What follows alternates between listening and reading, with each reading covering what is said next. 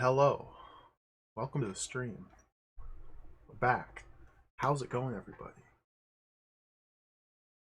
Happy Thursday. Welcome to the stream. We're gonna play some video games. We're going back to my old comfort zone.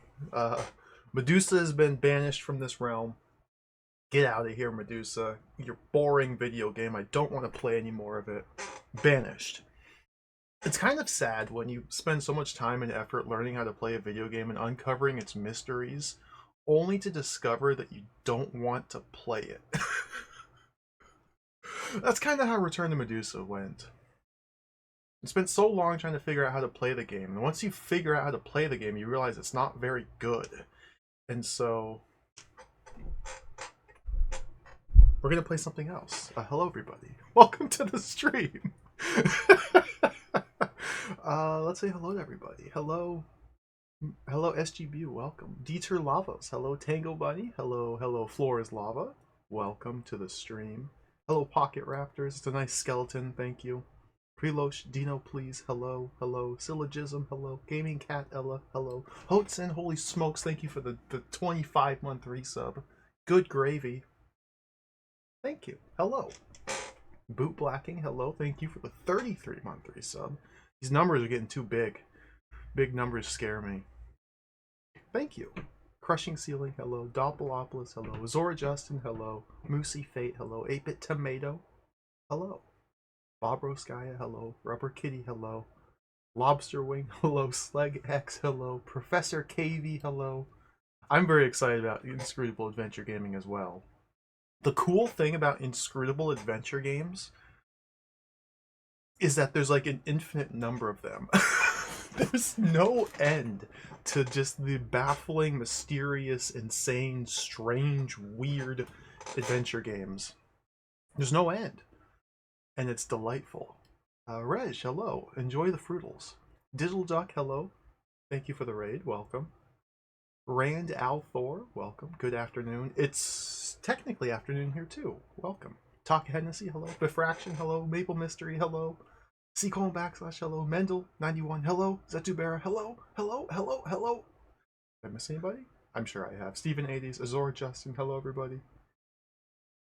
Z80 Guru, Pon Box, hello. Catharis, hello. Mudras, hello. Space Hopper Copter. Thank you for the poop butt, hello. Hello everybody. Almacia, hello. Sapphire, hello. Raxwin, Big Bad Beza, hello. Number, hello everybody. Daravan, hello.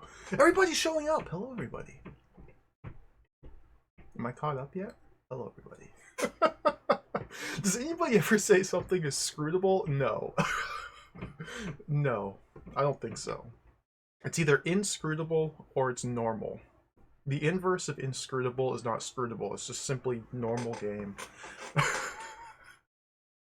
We're gonna play Kobayashi Naru. We're playing Kobayashi Naru. Has anybody played Kobayashi Naru? I think a couple people in chat have, because it was recommended to me when we were playing a bunch of Star Trek games to check out Kobayashi Naru. Damien Fox, thank you for the resub. Good thank you. Thank you for the 16 months. Welcome everybody. We're playing Kobayashi Naru. I think this is probably a typo. It's probably supposed to be Kobayashi Naru from the famous Star Trek Wrath of Khan reference. I think this is named after the Star Trek thing. Yeah. I think they just screwed up with the name of Kobayashi Naru. There's a giant golden dragon with a human finger pointing and zapping lightning. There's a strange godly avatar, a mystic figure wearing like space pilot clothes, with emerging from a passage of light with glowing eyes. Is that us? Are we gonna fight? Are we gonna fight the dragon with lightning finger? I don't know. What's gonna happen. This game looks incredible. I'm very excited to play this. Hello, Sakanaka. Amiga runs left empty Hoburg. Hello, everybody. It's too late, Amiga runs. I'm sorry. Game is, it's dripping wet, soaking in the toilet. We can't retrieve it. It would take too long to dry out the game. It's too late. You know, I kind of want to play through Return of Medusa with a guide, because there is a guide that has maps of all and locations of all the hidden bunkers and just straight up walkthrough cheat guide. And just secretly I kind of want to just grind through it. No fun, just grind through it and just see what happens at the end of the game, because I don't think there's any recordings of the full game on the internet. A little bit of me wants to just go through the game just to see what happens. But I can't be bothered. Sayara, thank you for the resub. Thank you for the 16 months. Welcome. Thank you. I appreciate it. We're playing Kobayashi Naru today. Kobayashi Naru for the Commodore 64. This game was also released for the ZX Spectrum, for the Amstrad CPC. I think there's a DOS version as well. We'll be playing the C64 release. If we turn the box over, we get a couple screenshots here. Can't really make anything out other than delightful nonsense. Hold on. How do I make this bigger? Where's the make bigger button? Is this the make bigger button? What is this? What is this? This is all I've seen of the game, are these pictures, by the way. What is this? That's a clam. There's some sort of tentacle demon urchin lord. Insane layout with like the icons. I think it's a point and click adventure, and those are like your verbs on the side and the top. There's like a tree. I don't know what I'm looking at here. Kobayashi Naru. Drew Stew, we were not able to defeat Medusa.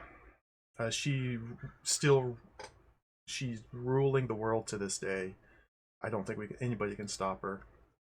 Kobayashi Naru. The final trial for those who would be one with the immortals. It wasn't even a tough game. I mean, it was pretty tough. It was pretty difficult. But the problem was, once we finally got something going and figured out how to play the game, it turned out to be really boring. It turned out to be really boring. And I don't want to spend another like 20 hours crawling through these dungeons that look identical to one another with no meaningful puzzles or navigational challenges or anything exciting other than finding a key to use in a door. And then that opens up, and then you find another key, and you take that to another door. And then you open that door, and you find a key. And you take that key, and you open a door. And then there might be one green or blue robot that shoots you. Yeah, boring. We're moving on. The final trial for those who be one with the immortals. You stand in a closed chamber on the world of Igor, a candidate to the order. Sent here by the overlord of all, you must complete the Naru in all its phases. Success will bring you the knowledge and power of those who have transcended the need for life itself. Failure results in extinction. That's meaningless nonsense. Ahead of you, there are 3 doors, and behind you, only a closed portal off the planet. It will not open again until you've completed 3 tasks of Kobayashi Naru and obtained the required objects from each. To help you, you have your wits and little else. The standard wrist terminal you're wearing may be able to analyze certain items and provide you with useful information, but its use is limited. The chime sounds, and the Naru has begun. Controlling the adventure, joystick or F1, blah, blah, blah. We'll use the joystick to play this. Playing the game, press fire on the title screen to start. Move around the verb icons and note that each one is highlighted in turn, with the meaning of the icon appearing in the verb window. The entire game's played using these icons. Okay. Message window will scroll across exits from any given location and the objects present. Keep an eye on it. So it seems like it might be pretty standard adventure game structure here. Choose an action, highlight the icon, and press fire. We can load and save. We've got arrows to move. Pretty straightforward stuff.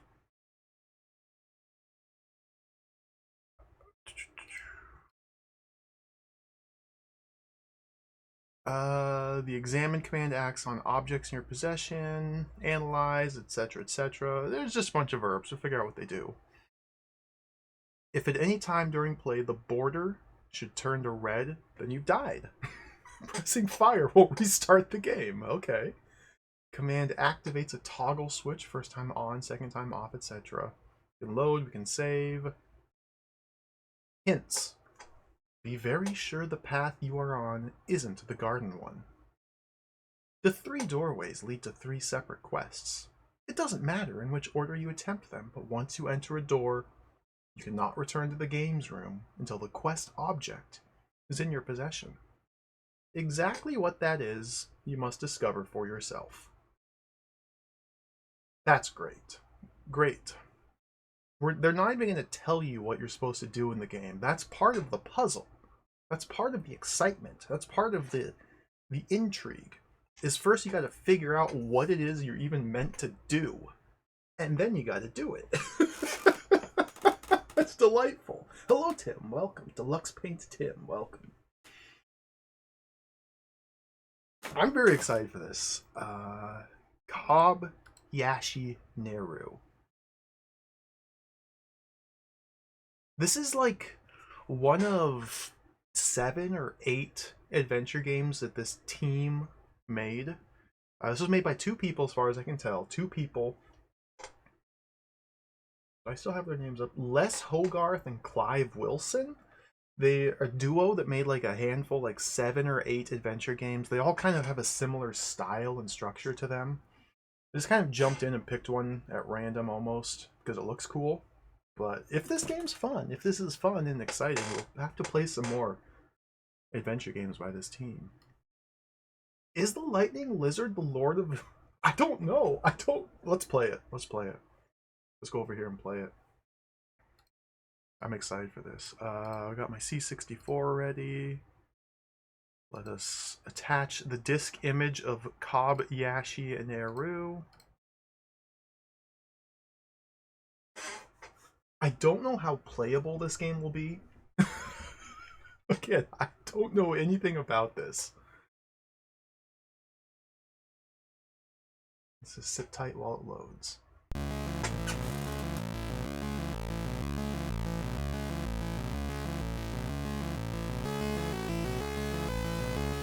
Whoa! We got a good crack tro. This is a good sign.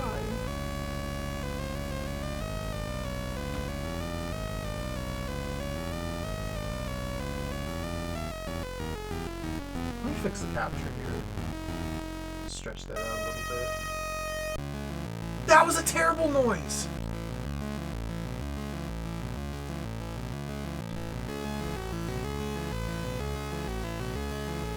Is this straight from the Forbidden Forest?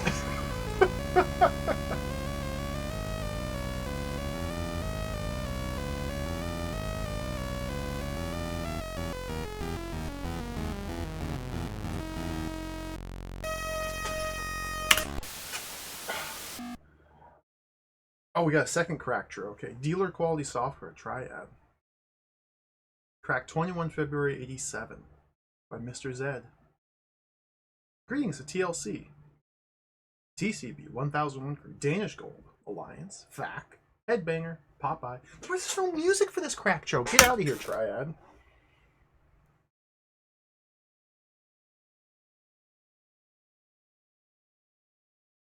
Triad. That's pretty cool.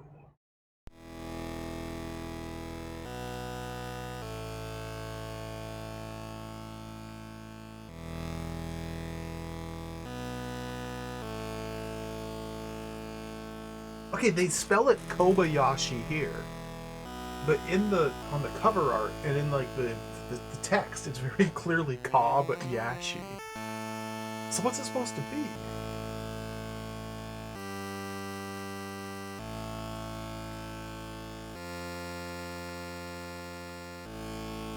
Dude, if we play as James T. Cake again, I'm gonna lose it. Walk around smashing people. Smashing doors and smashing doors and...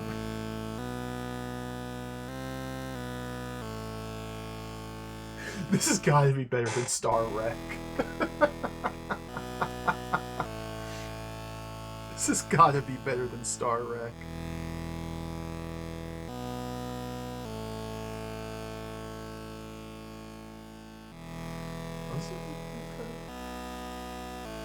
Yeah, Digital Duck, I was looking at a handful of their games. They made like 7 or 8 of them. And this is supposed to be like the first in a trilogy? Although I don't know if there's any relation between the games. I just kind of picked one of them. They all look interesting. Like, visually, they all look really interesting.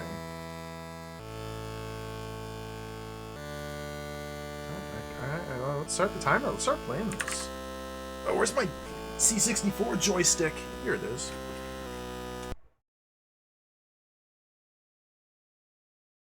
Written by Clive Wilson and Les Hogarth for Mastertronic. Scan reveals no apparent exits. Alright, what in the world is this? You stand within the small games room. 3 portals lead away. 1 marked knowledge, the 2nd marked wisdom, the 3rd understanding. Select the doorway of your desire, but beware. Once chosen, you cannot change your mind. So, it's joystick controlled. We got our joystick up here. We can select the different icons. Oh, dear lord. What's my inventory have? You have nothing. Okay. Good gravy. Okay, so let's go over these verbs. We have to become well acquainted with them. So we have select, swim, examine, ascend, go west, north, inventory, southeast, descend, analyze, dive, activate, drop, get, use, jump, load, save. Okay. And on the other side, push, pull, throw, cut, and quit. I like it. Yeah, use is just like a flexing arm. I like that. Throw is just zigzag. Pull. Okay.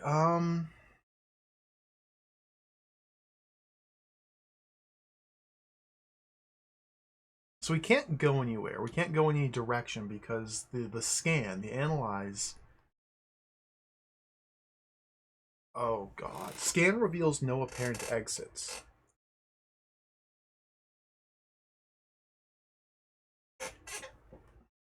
Oh my. Okay, so the analyze function seems to let us select one specific word from the text and analyze that. So if we want to look at the portals, studied analysis reveals nothing of relevance. Okay. We want to look at, say, knowledge.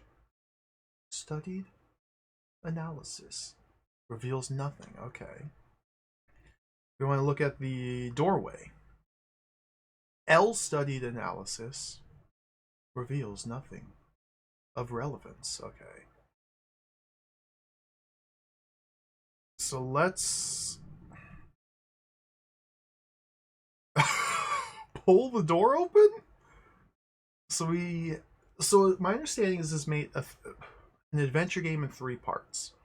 Each door leads to like a self-contained adventure, and then in that adventure we have to find our quest item and then take it back with us to the other adventures. Once we've finished all 3, we win. This might be completely impossible. Can we pull the knowledge door? The atmosphere here seems to sapping all your strength. You just can't move it. Okay. Maybe we push the door. The atmosphere here seems to sapping all your strength. You just can't move it. Maybe we just select a door. Oh, okay. You stand on a vast fertile plain. A myriad of tiny creatures scurry about their business, paying you no heed. The place seems to be teeming with life, and a sickly sweet smell hangs in the air. The Scimitax lies on a mossy plinth. What? Scan reveals positive identification of Scimitax. Exits lead east, south, north. Scan reveals positive identification of Scimitax. What is that? Am I supposed to know what that is? Let's analyze it. Scimitax. The divine Scimitax of Baal, etheric warlord of Gath. The jewel-encrusted shaft ends somewhat abruptly in twin blades honed to immaculate perfection. A strange runic inscription translates into "I will always return." Give me! Get. That's just an axe. You can't trick me. Did I get it? Did... What?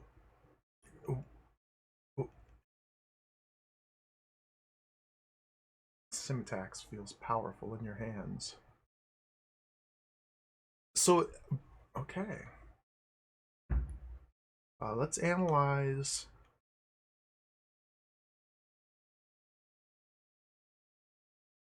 Tiny creatures.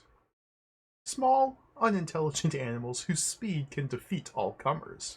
Whoa! Let's throw Scimitax at the creatures. Scimitax bounces off the surface, leaving barely a blemish for you to see. That's pathetic. Okay, do we still have it in our inventory? Carrying Scimitax, yes. Okay, so it always returns back to us. Can we use Scimitax? You swing wildly, but miss completely.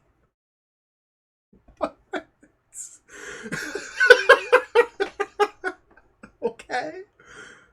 Cut. Oh, I've got to cut something.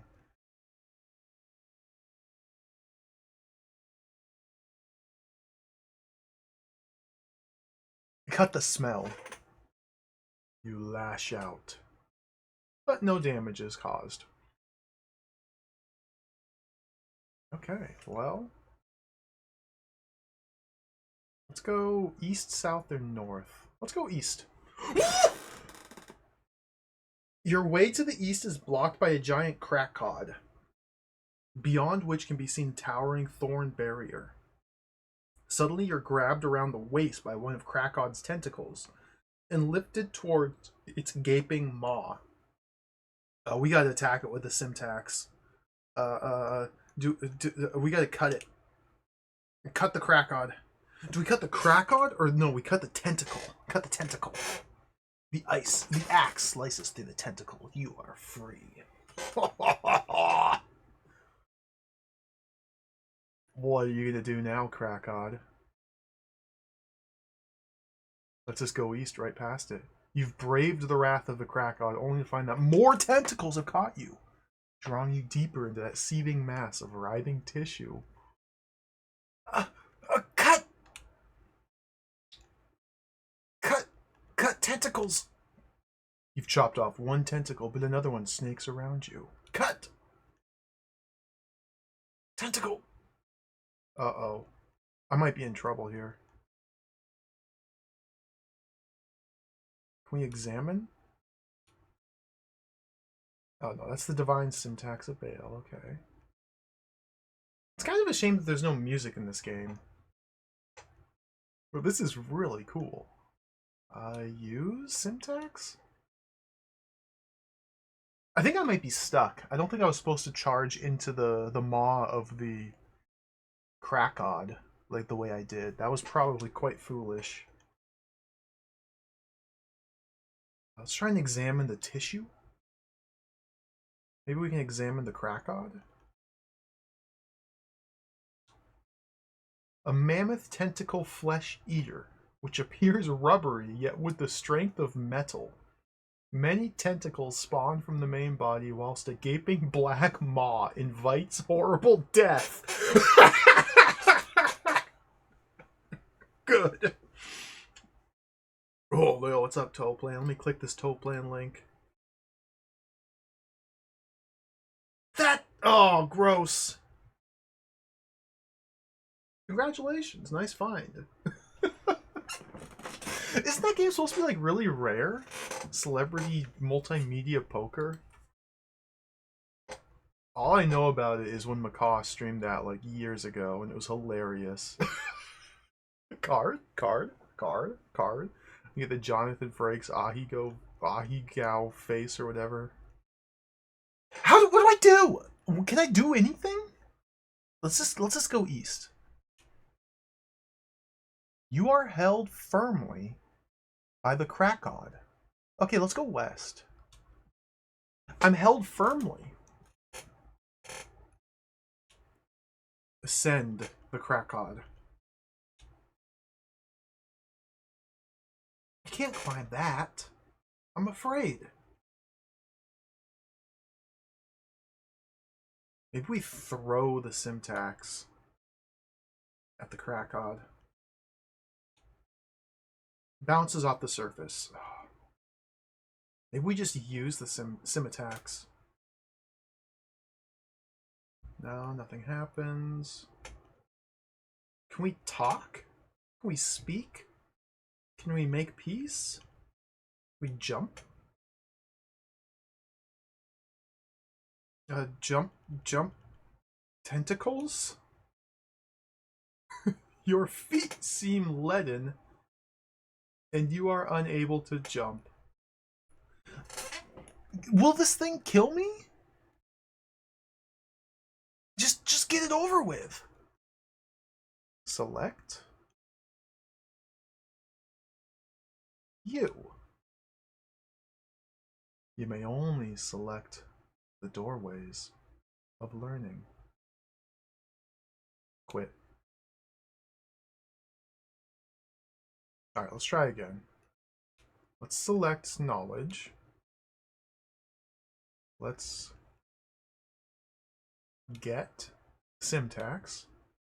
Okay, let's not go east. So we know that to the east is the Krakod. We may need to start drawing maps. East is to the Krakod. We'll see how big each of these regions is, if we need a map or not. Let's go south. A huge, imposing tree stands before you, its branches waving gently in the light wind. A large brown patch of dead earth surrounds the tree, but there, a tiny Nicor plant struggles to survive. We gotta help it.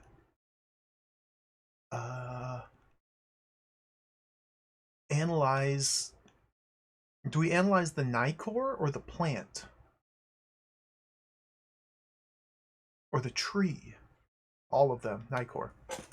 Tiny plants rumored to have great healing properties, but it is close to death. One single green leaf hangs forlornly by its stem. Take. Leaf. The plant can't be pulled from the earth, but you manage to pluck the solitary leaf. Okay, let's examine that now.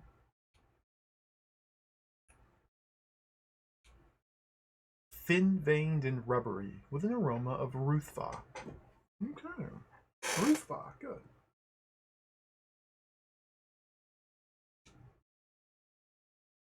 Let's look at the tree. Tree is ripe with pod-like fruit hanging by stems from the branches, which are thin and spindly. Oh, maybe we can climb the tree. Ascend tree. You're perched within the folds of the mighty tree. The thin branches spread out in all directions like fragile strands of perennial life. Can we get the fruit now? Detailed analysis reveals no advantage would be gained by that action. Oh, come on. Use the axe?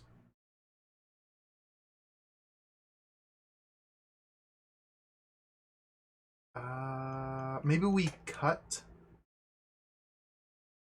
branches. Okay, this is very strange. Why would they let me climb the tree if there's nothing to do up here?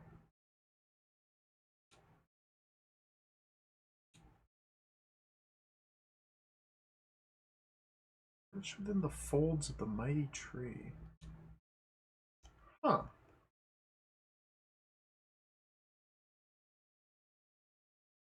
Can we ascend the tree even higher, maybe? Can't climb that. Okay. Fascinating. Jump?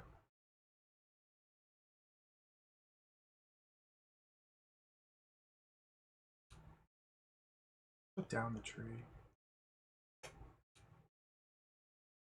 Huh. Okay, that's weird. So we got the plant leaf of healing. So that was to the south. East is the Krakow. Let's go north.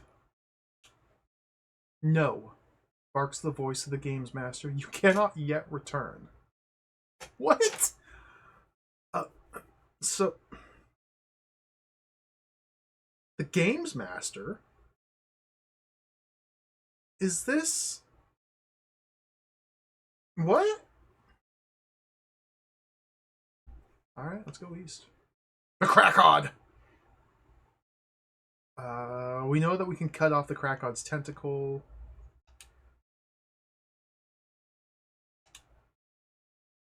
You are free.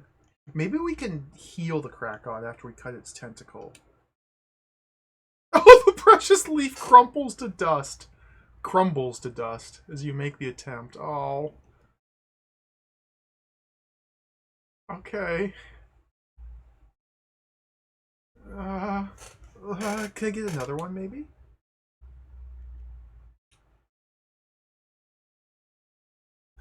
Small pods are attached to the tree by stems. See, I thought climbing the tree would let me pick those.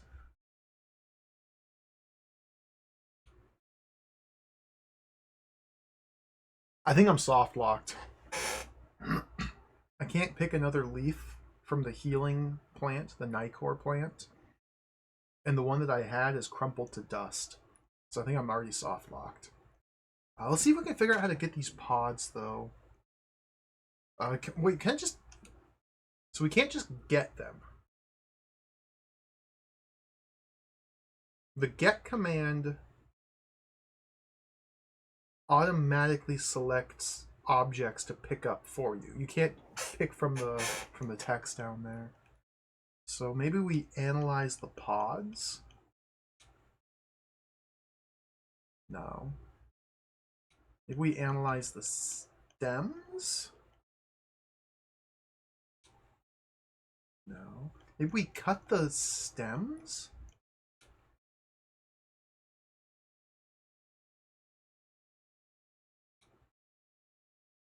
You lash out. No damage. We have a freaking syntax of the Divine Lord Baal. And we can't even cut a little stem. Maybe we pull them. Pull the pods.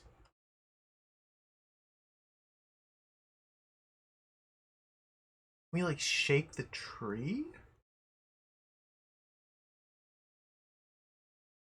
Did we cut the tree? Large brown patch of dead earth. A huge imposing tree. Cut it. It doesn't even work. This syntax sucks, man.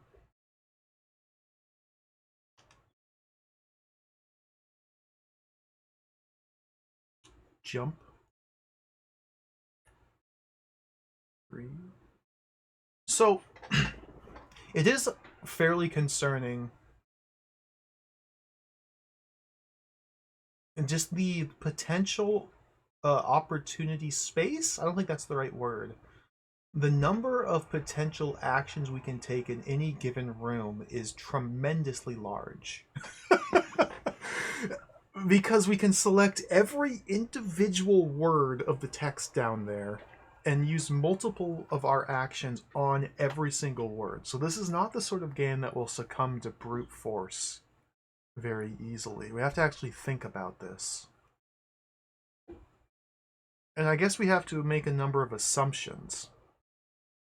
Like, the word tree shows up in this text 3 separate times, and we have to assume that they're all the same. But like, if we want to do something to the tree, it's possible that we can only select one of those 3 tree words for it to actually work. It definitely seems like we're supposed to get these pods somehow. But I'm not sure how. Let's climb the tree again.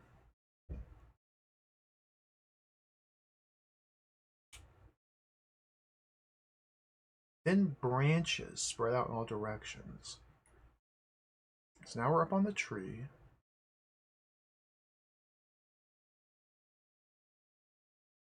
We can't cut the branches though.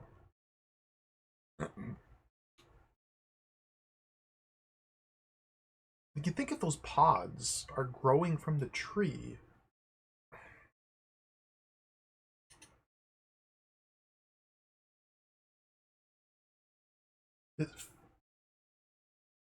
dive? Activate the axe. It is functional. It is functioning normally. Okay, good.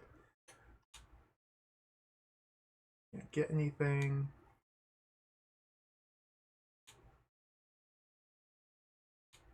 Swing wildly. Let's just jump.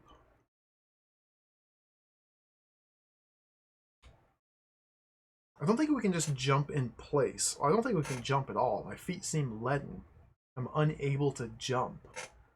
Is our guy just like... What? How are we able to climb a tree, but we're not able to simply jump in place? Maybe we push the tree? No. Maybe we push the branches? There's also the classic adventure game problem of... Look at the text here. Okay, so I tried to push the branch, and it says, the atmosphere here seems to sapping all your strength. You just can't move it. If we take that at face value, that seems to indicate that we cannot ever push anything because of the atmosphere here. But it's more likely that this actually means we can push things, but we have to find the right thing to push. And then the text will change, and we won't have our energy sapped, and we'll be able to push it. You seem to find the right thing to push. I don't know what to do. 20 minutes in and I'm stuck. Let's reset so I can get my leaf back. Okay, select knowledge again. This is we can also go straight to wisdom or understanding, but let's focus in on knowledge a little bit more. I believe this is British game, not French, Burzel. No Leon is here. We can't go pig mode, at least not yet.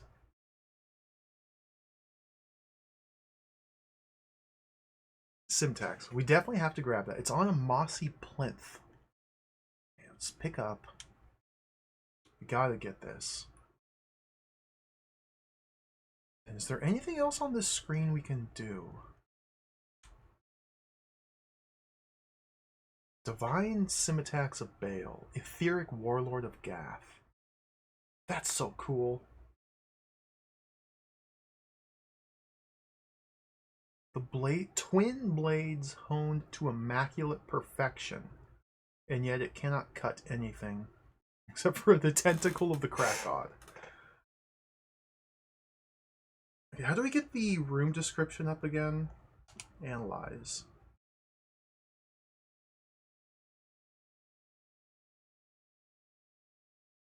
Plane. Okay, this is a vast fertile plain. But if we move to the south, then this has a large brown patch of dead earth surrounding the tree. Maybe we can like plant the Nicor plant elsewhere? Maybe we like move it to the fertile plain so it can grow? But the only thing we can get on this screen is nothing. Wait, how do we have to analyze the Nicor? Okay, yeah, we have to analyze the plant first. Tiny plants rumored to have great healing properties, but it's close to death. And now that we've seen the single green leaf, we can get it. Okay. We managed to pluck the solitary leaf. We can examine the solitary leaf. If I try to use this, it crumples to dust. Well, if I try to use this on the Krakod, it crumples to dust, but there's probably other places to use it.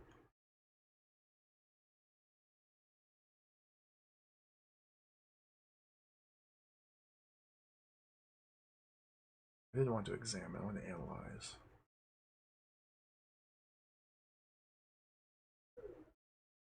Analyze the earth. Analyze the tree. Whoops, it had something. Analyze the... Okay, whoa. Okay, so analyze the tree tells you about it's ripe with pod-like fruit. Hanging by stems from the branches which are thin and spindly. That has now modified the text to add this line here at the end. Small pods are attached to the tree. Okay, can I just get them now? No.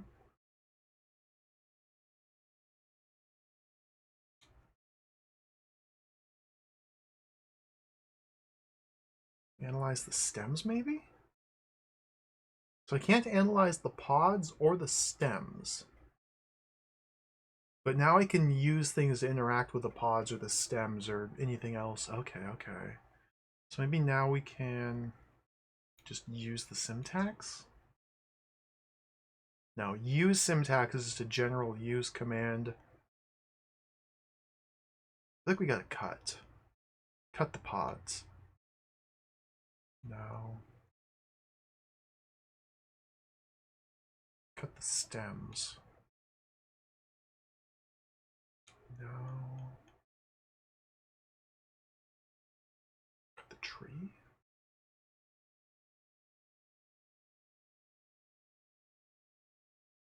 Okay, maybe we can pull the pods? We're not strong enough. Can we pull the stems?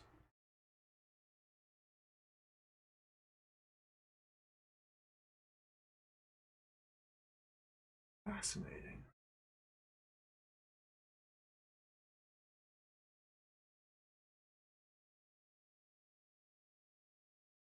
What?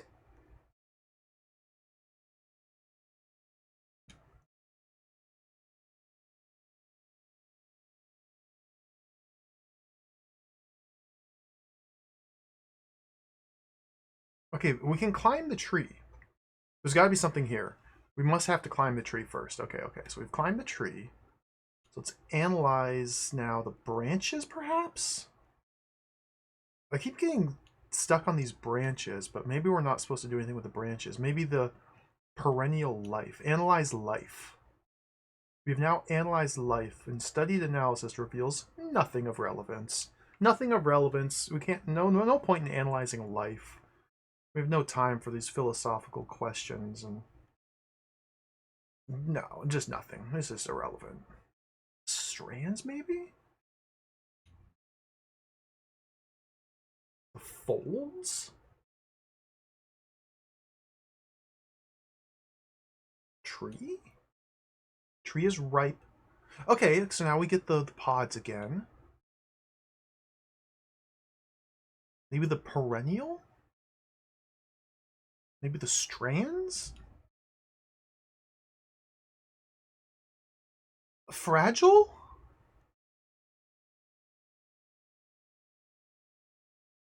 Can we get from up here? We can't get. Maybe from up here we can use our axe. Maybe from here we can cut the branches. No, maybe from here we can cut the strands. Maybe from here we can cut the tree. Maybe from here we can cut the folds.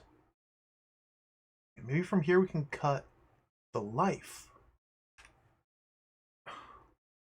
Pull? Why are we on the tree? What are we... This is mysterious.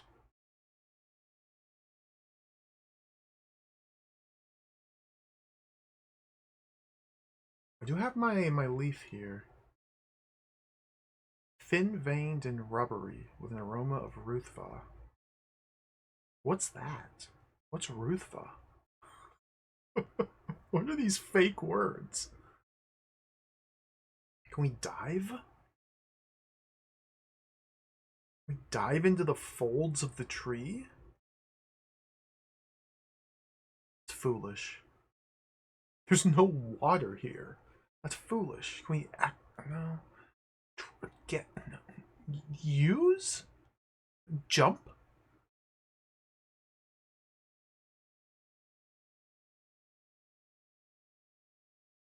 It doesn't seem like there's anything I can do here in the tree. We can throw our syntax at a number of different things here. But there's like so many nouns in these sentences here. Do we throw the syntax at the folds of, or at the tree, or at the branches, or the strands, or the life?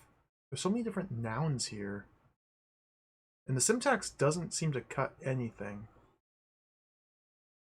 Bounces off the surface, leaving barely a blemish. This Simitax, has twin blades that were honed to immaculate perfection, yet it cannot even leave a blemish on a tree. I think we have different definitions of immaculate perfection, me and the game. I don't know what to do up here. Hello, Cadus, welcome. We're playing Kobayashi Naru.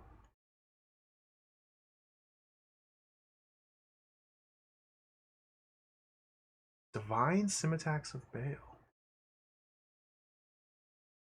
A very interesting parser. This is one of like 7 or 8 games that these developers made. They all use a very, very strange and distinct interface. I don't think any two of them are the same. They're all slightly different.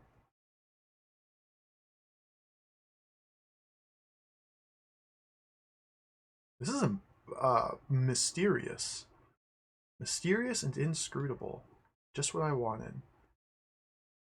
Oh, okay, so we have to pick something to descend. Like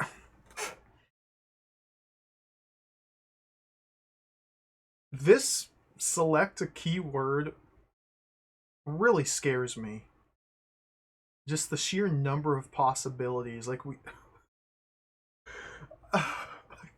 we just have to assume that everything's gonna be like played straight and normal, or we're gonna have to start like interacting with abstract concepts or like adjectives, or like do we have to life descend life?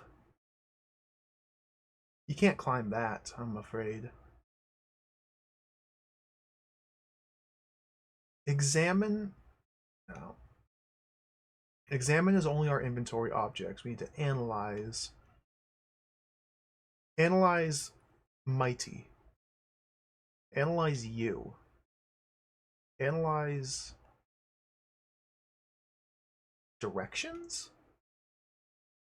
Analyze strands. Strand type game.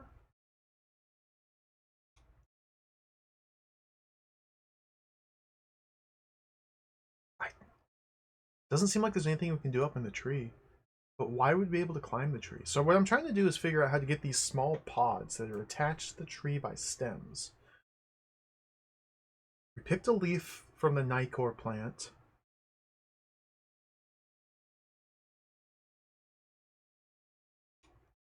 We analyze like the patch? No. Can we analyze earth?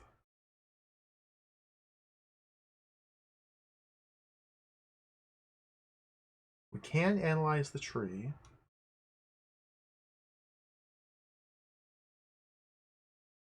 The Nicor is now bare to the uncaring world. Oh dear. What have I done? Can we analyze survive? No. So our total verbs are, we can select.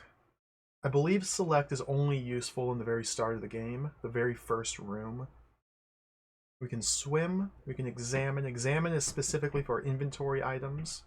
We can ascend or climb. These are directions, west, north. Check our inventory, south, east. Descend. We can analyze, which lets us analyze specific words from the text, from the room descriptions. We can dive.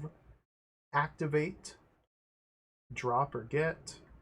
Use. Jump. Save and load. Use is use inventory item. We don't specify what we use the inventory item on. We just it's just a generic use that item in this room. Jump, we do have to specify what we're jumping. Presumably based on the icon, jump is to jump over and not like a standing hop in place. So I guess if we find like a chasm somewhere or a pit, we might need to jump over. And then on the left side over here, we also have push, pull, throw. Throw is, pick an item from your inventory to throw and then select a target. Throw it where? The pods? Oh, we did it! It hits the pod, which tears apart. You're showered in a black, sticky substance which sears hotly deep into your flesh. That seems bad. Oh, maybe that will prevent the Krakod from being interested in us.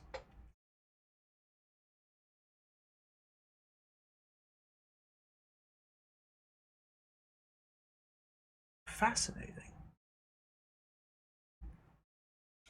Okay, maybe we can throw the Simitax at the stems. The axe slices through the stem and a pod falls to the ground. Get. Pod! Let's examine this.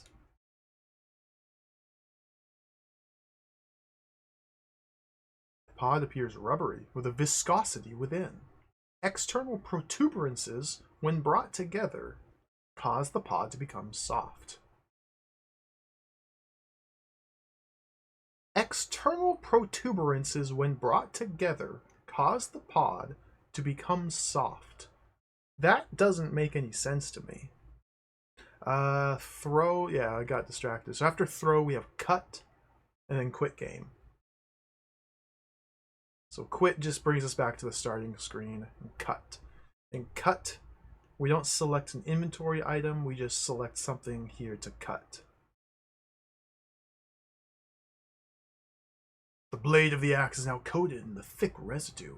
Is this good? Okay, I think we've done everything we can do here. So let's go back to the north now. Let's go to the east. And let's deal with the Krakod. Grabbed around the waist by one of Krakod's tentacles. So this is the first Krakod screen. Presumably we can...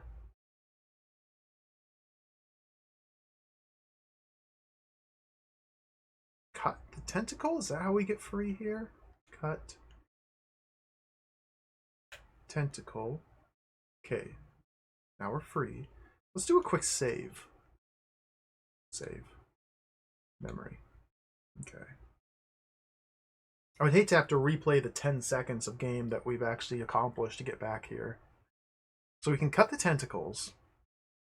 There's a towering thorn barrier. Oh dear. Let's go east again. We can't go east because we're held firmly. Did saving the game reset the state of the room to its initial state when we entered it? Because I already cut the tentacle. So let's do it again. I guess saving the game resets the room? Okay, yeah, now we're free. Let's go east. More tentacles. From this screen, I suspect we need to throw the pod.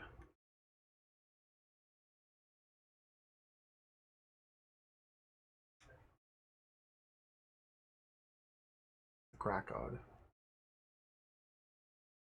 The pod drops at your feet. You complete imbecile. Okay, let's pick it back up. I might have needed to do this on the previous screen.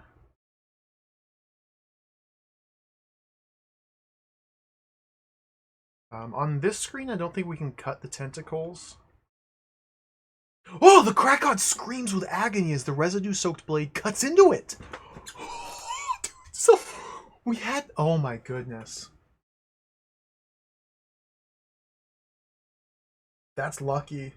So we have to use the axe to cut a pod, to coat the axe in residue. And then we also presumably had to cut the stem so we can collect a pod and take it with us. I don't know if we're still covered in residue. We can't I can't examine myself or analyze myself. I can, but it doesn't do anything. Let's move on. The thorn barrier towers before you, its huge spikes protruding outwards, as if warning of impending death for anyone who dares to attempt the climb. A pole stands on the other side.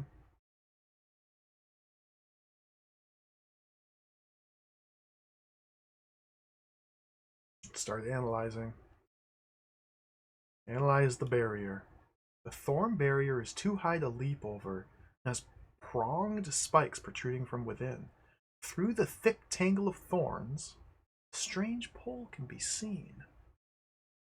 Fascinating. Check out these spikes. Appear to be formed of some hard metallic substance through the main body of the barrier, though the main body of the barrier is plant-like. Can we examine death?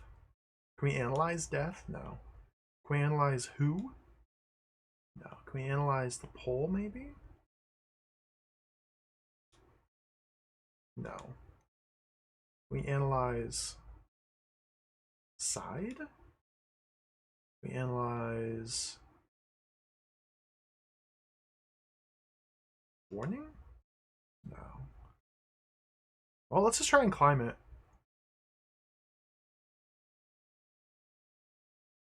I guess we'll start with climbing the pole. Can't do that. Climb the barrier. The thorns tear gaping wounds in your flesh as you begin the ascent. You are close to the top of the barrier when a spike rips your foot. You scream as you tumble back to the ground. Wow. That's brutal. Do we need to cut the thorns? Do we need to cut the spikes? Syntax bounces off. No, dude. Terrible syntax. We do have the healing plant.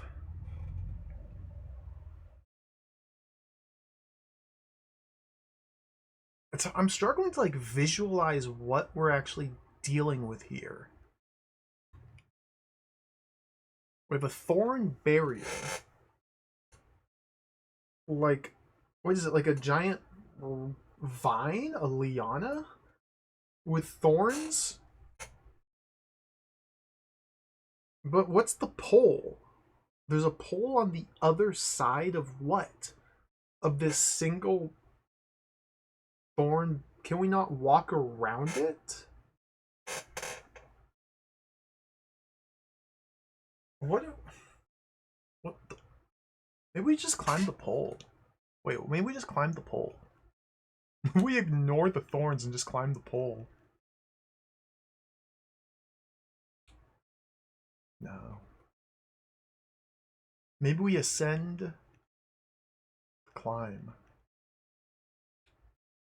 I can't ascend to climb. Hello, Kagarada. Welcome. MP83. Hello. Vino. Hello. Hello, everybody. More like offensive thorns. That would make sense. Yeah. Robinson's Requiem in text form. I don't know. This is a very strange, weird, mysterious game. I'm kind of into this, though. This is kind of sweet. It's actually kind of cool, and I think to the game's benefit that there's so many potential things to click on and choose. It discourages you from just trying to brute force these puzzles, and instead forces you to think about them.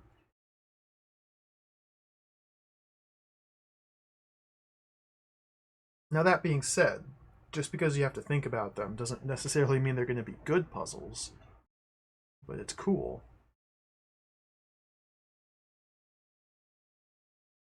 We can't cut the barrier, because the sim attack sucks. Okay. Can't cut the spikes. We can't cut death.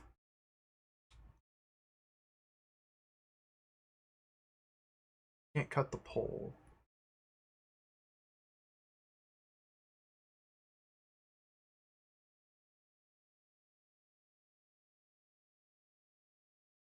What happens if we just try and climb again? Okay, we get the exact same response. I don't think we're actually like taking damage or anything like that. I don't think we have hit points or any health or meters of that sort. Can we get anything here? Just use the Simtax? Can we just use the pod?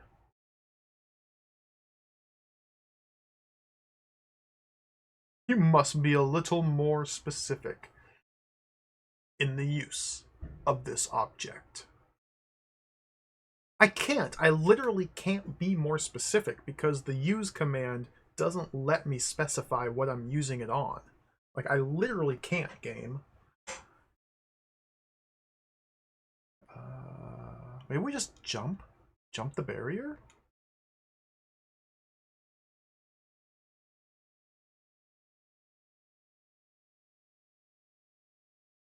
Fascinating.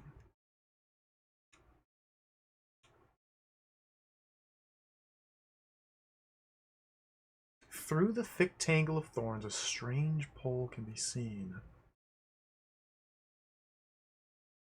I'm surprised we haven't died yet.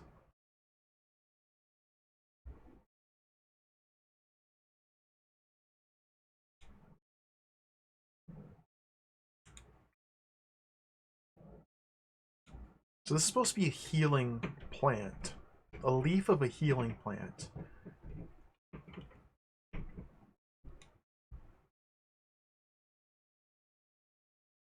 External?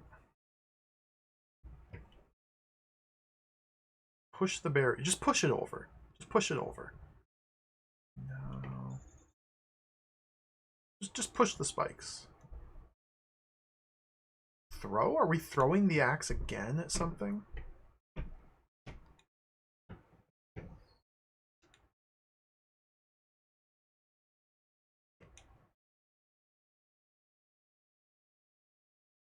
Interesting.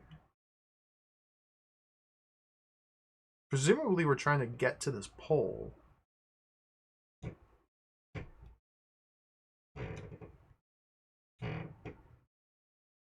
Maybe rather than climb up the thorn barrier, we're just trying to get rid of the thorn barrier so we can climb up the pole.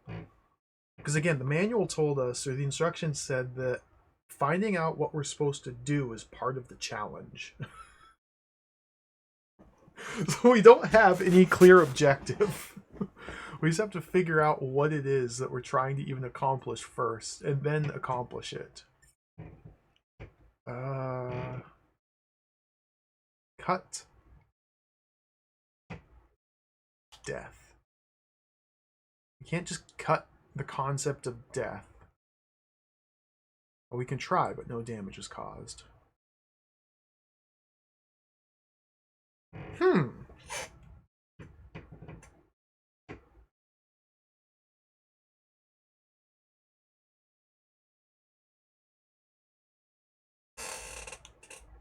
quick save again.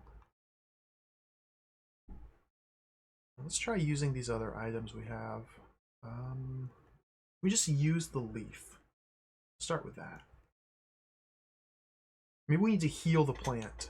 Or the precious leaf crumbles to dust. Okay, so it's gone. So let's restore.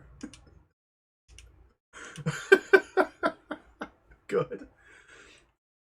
So using the leaf causes it to disintegrate, crumple into dust. So the other option, I guess, is to throw the leaf?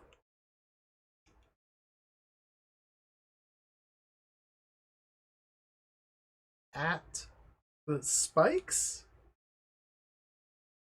As you make to throw it, something in your head advises you to change your mind.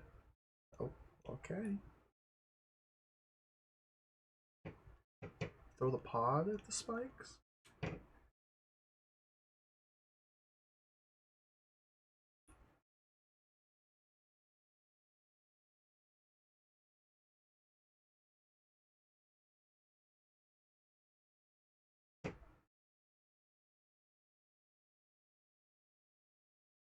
Krakod's still here.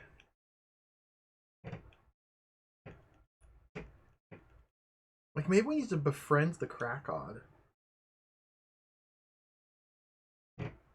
My axe is still soaked with the residue, so I can still just cut its tentacles and then mosey on by. There's 2 screens of Krakod, though.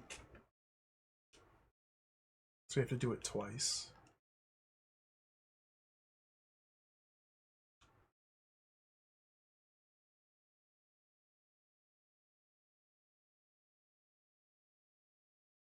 The place seems to be teeming with life. A sickly sweet smell hangs in the air. So we're in a vast fertile plain. Okay, so maybe now we can plant the pod here and have it grow. Let's try using the pod. Let's be a little more specific. It's a vast fertile plain.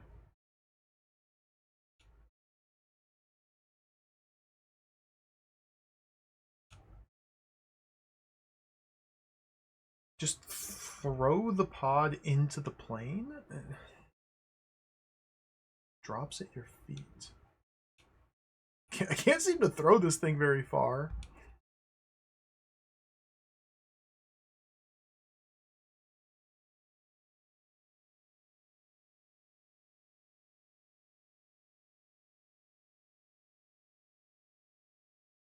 Analyze the smell?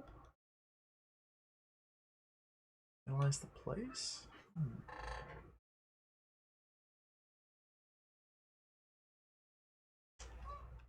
Can't go west. We can't go north because the Games Master doesn't allow us to return to the north. Go back here to the pod room. I still don't know why we're able to climb the tree. I wasn't able to do anything by climbing the tree. It does explicitly say that the earth here is dead. Whereas in the other room it's fertile. It doesn't seem to make any difference.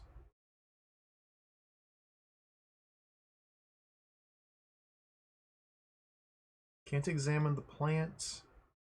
The Nicor plant. We can't get it. We already took a leaf from it, but trying to use the leaf causes it to crumple into dust straight away.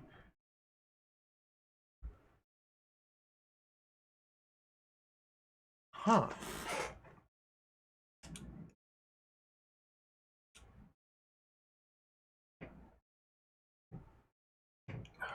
We always have to cut this thing every time we want to go back and forth. Cut. Tentacle. Go east. The second one. Like, what if we were supposed to befriend the Krakod here by healing its wounds that we are inflicting on it? It doesn't make any sense. It doesn't make any sense. Let's cut it again.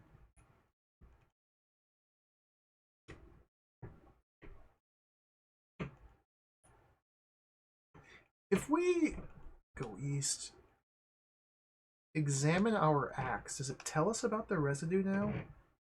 No. Divine Scimitar of Bale, Etheric Warlord of Gath. Cool.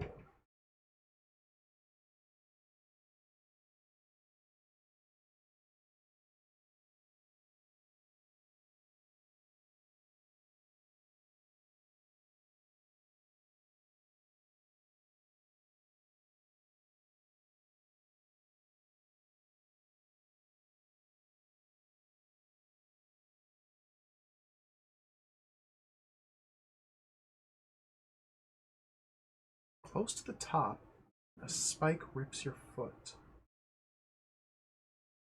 That's fine, though. Huh!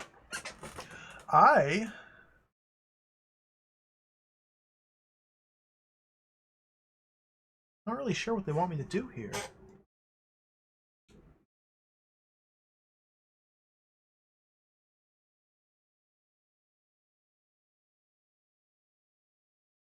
Thick tangle. Through the thick tangle of thorns, a strange pole.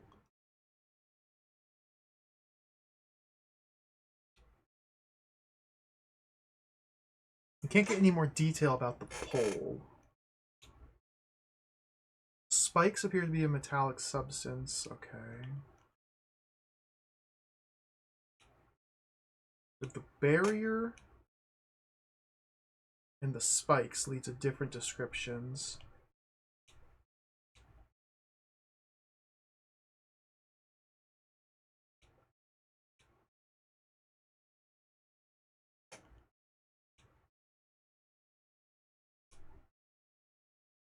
Activate the syntax? Wait, maybe we can activate the pod. You touch the 2 points together and the pod cracks open. A black liquid seeps out. And then use it?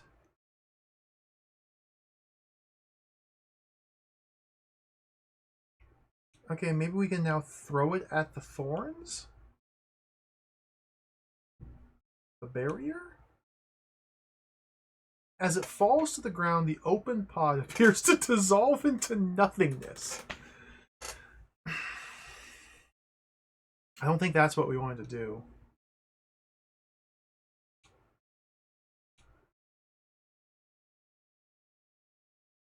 You assume correct, Reg. We have a load and a save here. Let's restore our save to get back here. Okay. So this is something meaningfully different. We can activate the pod. Can we activate the leaf? No. We are able to activate the pod. That causes the black liquid, the corrosive, disgusting liquid to seep out. From here, though, if I try to throw it, it drops to the floor and dissolves into nothing. I can't use it, that's too generic. So...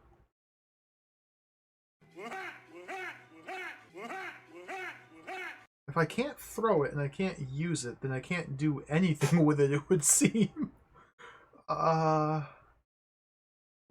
DMX87. Thank you for the raid. Welcome. Hello. Welcome, raiders. How is it going? Welcome to the stream. We're playing Kobayashi Naru on the Commodore 64 today. Thank you for the raid. Hope you had a great stream. How's it going? This is a very mysterious adventure game. It's a point-and-click interface.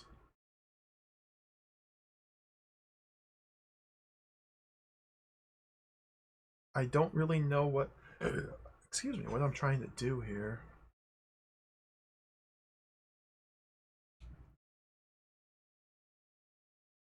It feels like this pod is the answer. Maybe we throw it at the thorn? Oh, it's gone. Okay, let's restore.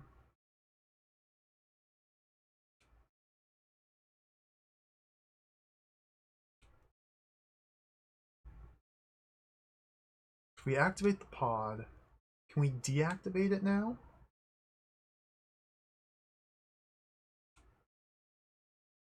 It is functioning normally, okay. Do we just drop it now?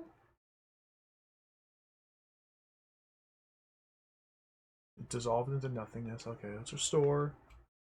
I guess I'm assuming that that's a fail state when it dissolves into nothingness. Hmm. Oh, sleep well. Thank you again for the raid, DMX. Streamed random C64 games. Oh, that's always exciting. There's so many Commodore 64 games. I kind of do something similar in a sense. I like to play random games, but I try to, every game I play here on stream, I try to make an earnest effort to play through from start to finish. Even if I get stumped like this, I'll sit here and bang my head against it for a while.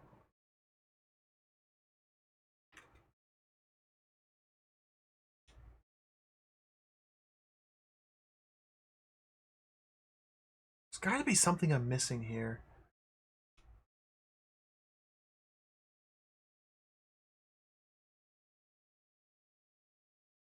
I can't... If we go west to the Krakod, I guess we should, yeah, probably see what else we can do here. After we cut the tentacles, screams with agony as the blade cuts through it. All the tentacles are withdrawn. What happens now if we, like, analyze stuff? Analyze Krakod. Mammoth tentacle flesh eater which appears rubbery, yet with the strength of metal. So everything seems to be like a combination of metal and plant. Many tentacles spawn from the main body, whilst a gaping black maw invites a horrible death. I still haven't died yet. Then we can pick up the tentacles? Huge round sucking teats adorn the trunk-like tentacles. Oh, give me those teats. I can't get them.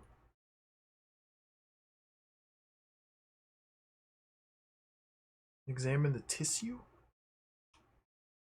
Examine the mass? Examine the seething? No.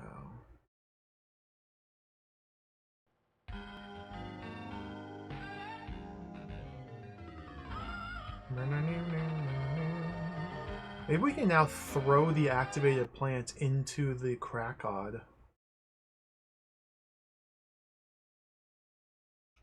Have I already activated it yet? Okay, so now it's active. So let's throw it now.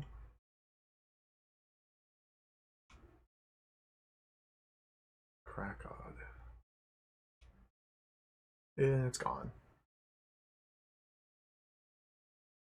It just disappears.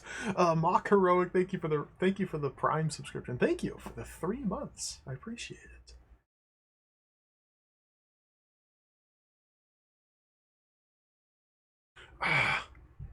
Load.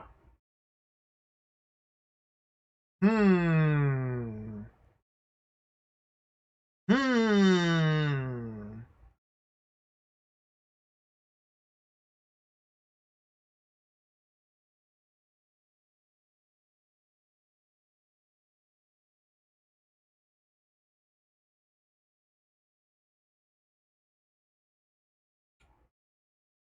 Maybe now we just throw the syntax at the Krakod, just finish it off. It bounces. It just bounces off, okay. God.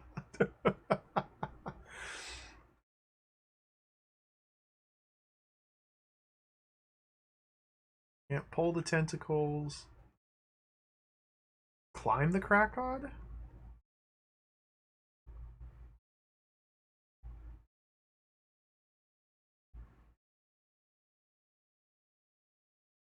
Can't get anything here.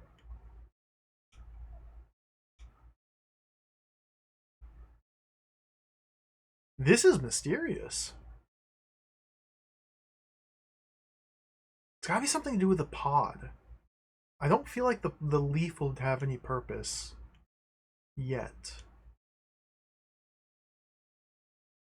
But who's to say? I haven't been able to do anything with this leaf yet, other than have it crumple into dust. The items I have which work on my inventory objects are quite limited here. I can throw inventory objects. I can examine inventory objects. I can use inventory objects. So I have 3 different actions. I can activate them. I have 4 different actions I can take on my inventory objects, 2 of which don't apply to anything in the room, 1 of which is just a generic. So if I'm going to be using items, I either need to just use it and hope the game understands it, or I need to throw it at something. Like, those seem to be the only ways in which I can use my inventory items. And trying to just use something just hasn't worked yet.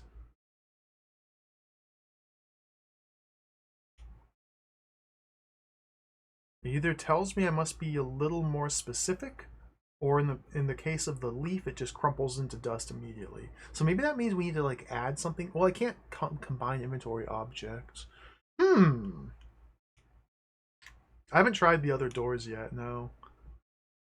The instructions told us that each door is like a self-contained adventure. So I don't think we get any like help or hints playing through a different area to help me with this one, but it might be worth checking out.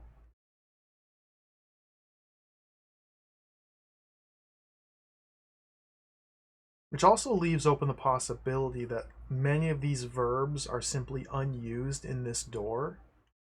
Like the push-pull doesn't seem to be doing anything at all, but maybe these are saved for one of the other paths.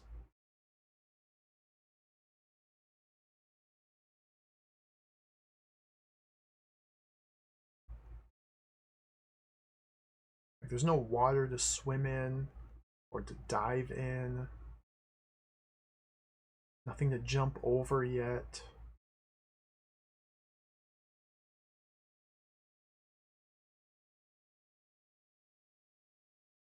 If I activate the pod and then use it, does it still give me the generic?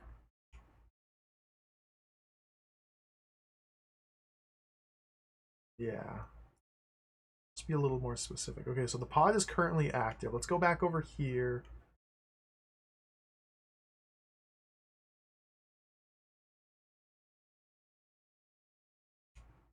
It seems like we have to cut the tentacles. Well, not necessarily. And now try using the pod. Nothing happens. Maybe we can throw the leaf. The Krakod? Like, cut its tentacles off and then heal it to make friends with it? Something in my head advised me to change my mind. Interesting.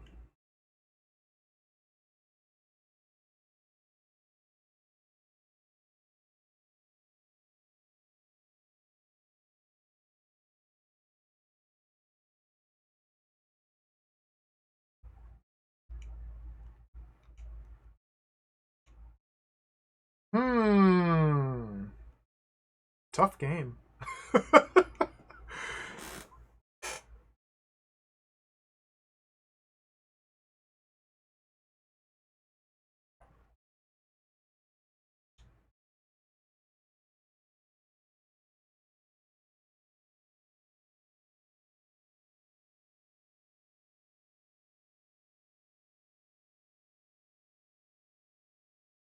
Just push it over. Just push the thorns. Push the barrier down.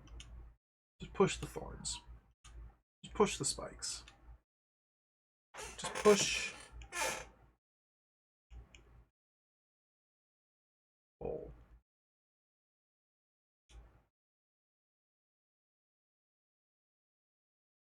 Just get. Nothing to get in this room. Just dive.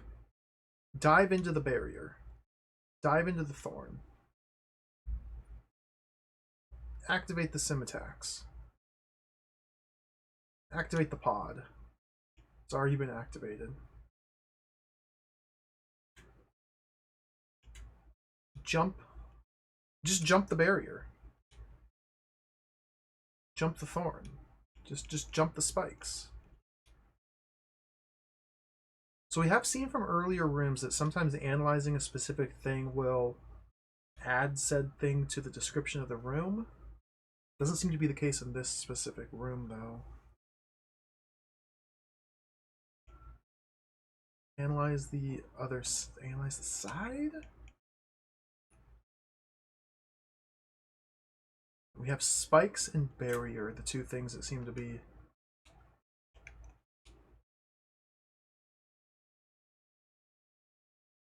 The main body of the barrier is plant-like.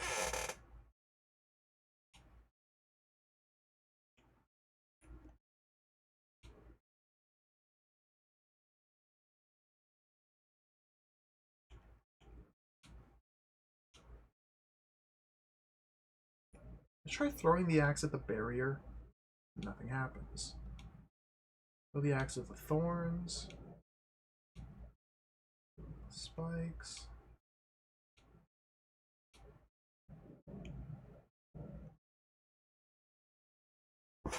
Whew. I don't know what to do. Inscrutable adventure gaming. This is what happens. Sometimes you play it and you get completely stuck. Hold on, Dana. I'll get the lore. We'll get the lore. It's very interesting. I did not comprehend one single sentence of the lore. Would be this one? Oops. The final trial for those who would be one with the immortals. You stand in a closed chamber on the world of Igor, a candidate to the Order. Sent here by the Overlord of all, you must complete the Naru in all its phases. Success will bring you the knowledge and power of those who have transcended the need for life itself. Failure results in extinction. Ahead of you there are 3 doors. Behind you, only a closed portal off the planet. It will not open again until you've completed the 3 tasks of the Kobayashi Naru and obtained the required object from each. To help you, you have your wits and little else. A standard wrist terminal you're wearing may be able to analyze certain items and provide you with useful information. A chime sounds, the Naru has begun. So,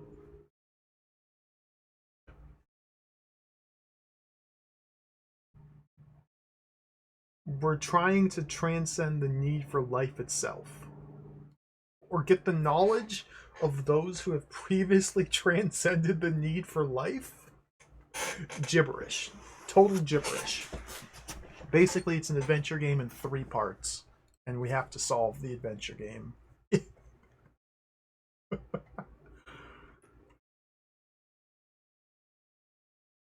Huh. Let's throw an attempt. No. This is still the first part, yeah. Still in the first part.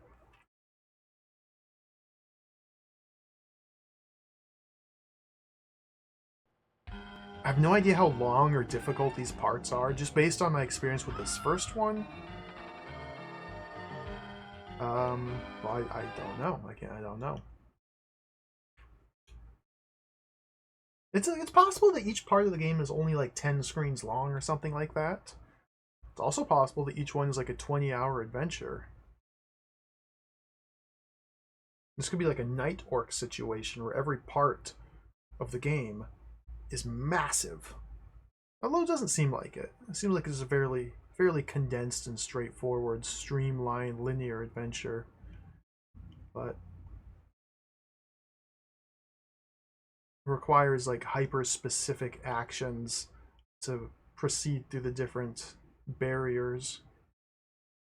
And the way the parser works, where I have to select the correct word from the sentences, means I could have the right idea, I could have tried the right idea, but selected the wrong word, and then decided that I had the wrong idea and moved on.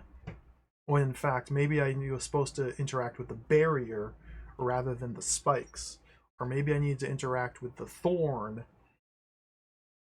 Or maybe I needed to interact with the climb.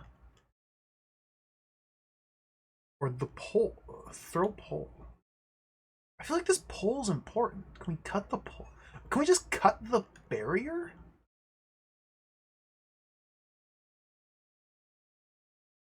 Can't cut the thorn. Can't cut the spikes.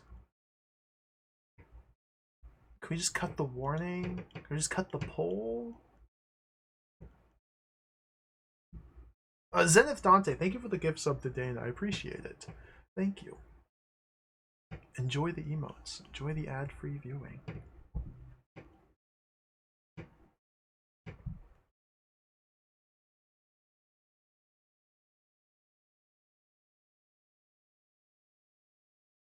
This is jacked. I don't know what to do.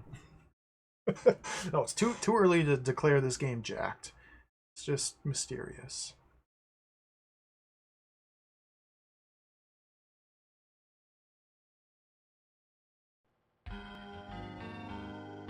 It's jacked.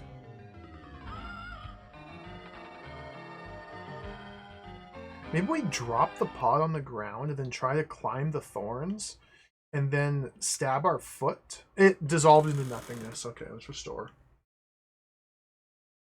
Dissolved into nothingness. Okay, so don't activate the pod and then drop it on the ground.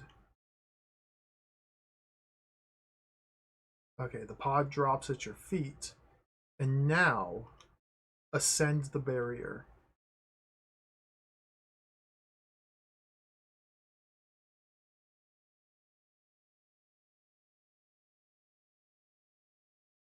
Bobby Coops, thank you for the Prime subscription. Thank you. 11 months. I appreciate it.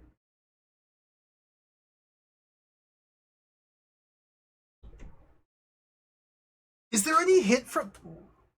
Wait, exits west. Scan reveals positive identification of pod. Oh, because I dropped on the ground. Okay. Thorns tear gaping wounds in your flesh as you begin the ascent. You're close to the top of the barrier when a spike rips your foot. You scream as you tumble back to the ground. It definitely seems like we're supposed to climb this. But we need to either remove the spikes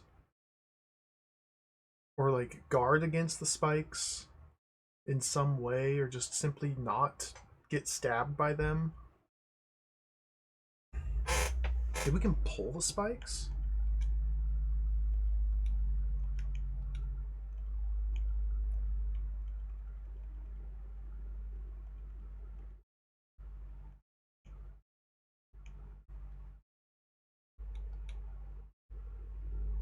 You swing wildly, but miss completely. Oh, what a doofus.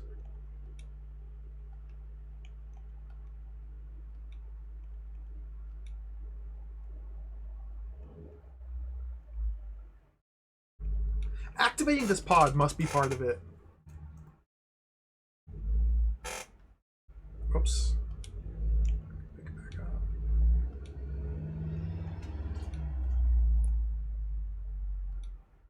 Pod active. But whenever I try to throw it now, it just falls to the ground. But maybe we can throw it specifically at the spikes. Dissolved into nothingness. Okay, restore.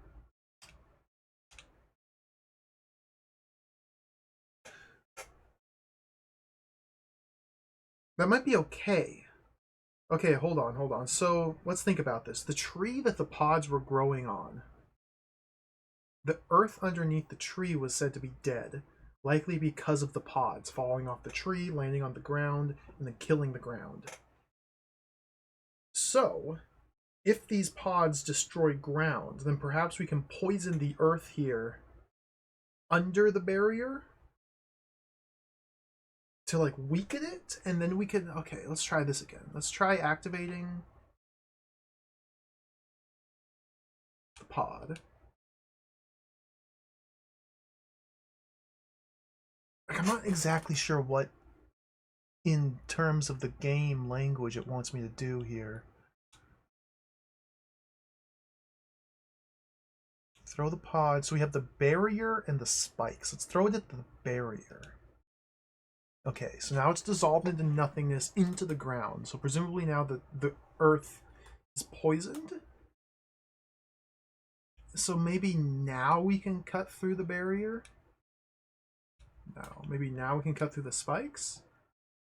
Maybe now we can pull the barrier down? Maybe we push it over?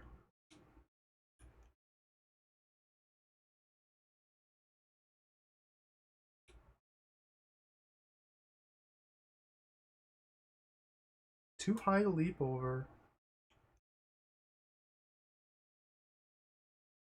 The main body of the barrier is plant-like. Okay, is there... Barrier spikes... Those are the only two things I can do, I can analyze, right? I can't analyze pole. No.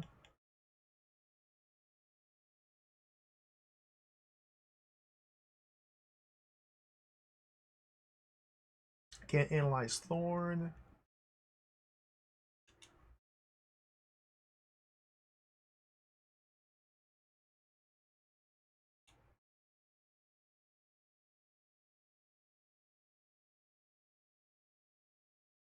Can't analyze climb. No. Seems like I can only analyze the barrier and the spikes.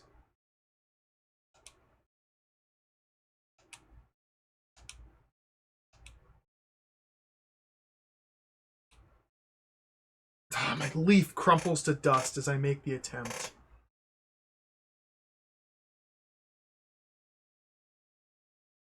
I have no idea what to do.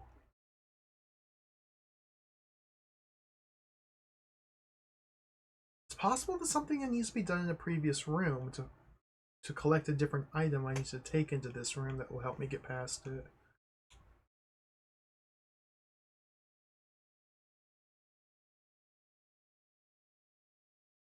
It's interesting how there's two separate Krakod screens.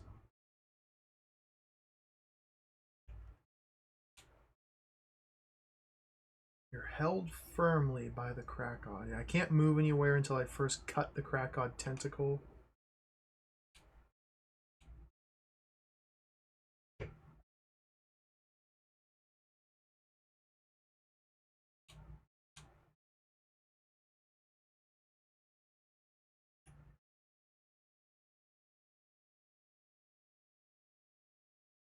It's very funny how the syntax bounces off everything. Even the tentacles, it just bounces off them. But if I choose to cut them, it works just fine.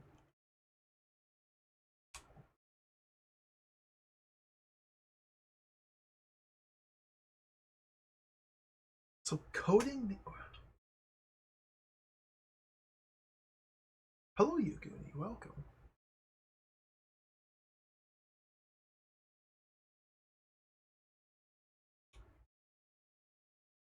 You can't, like, take the tentacles? Huge, round, sucking teats. Like, we can't just take a tentacle?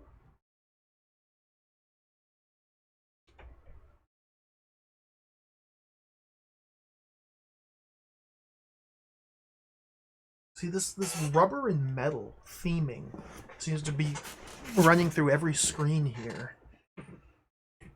It doesn't really give me any hints, though.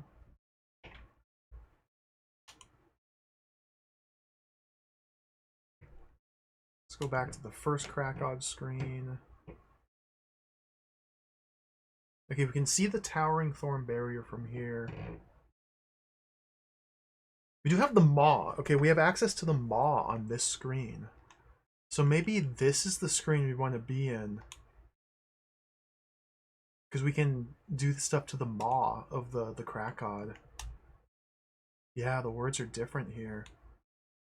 So, okay, so let's try activating our pod and throwing this into the maw.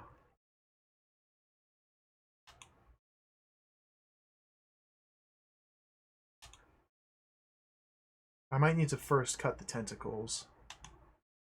You toss the pod into the gaping maw, dying slowly. The Krakod throws you bodily...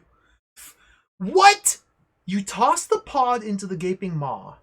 Dying slowly, the Krakod throws you bodily over the thorn barrier. Mushroom! Okay, we did it. You land gently in a bed of giant fungi on the far side of the thorn barrier. To the south, a dried up riverbed can be seen, while just to one side, a smooth circular obelisk rears into the sky.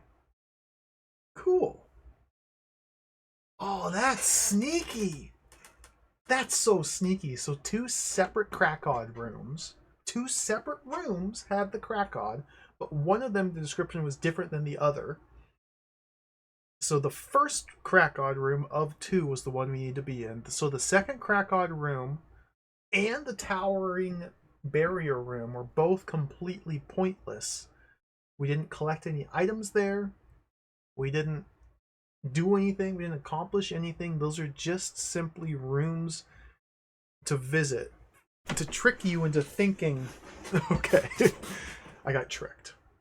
This is going to be a sneaky little game here. A sneaky game. Sneaky game. I'm into this. Let's start analyzing. Knee deep in the giant fungi. Look at that fungi.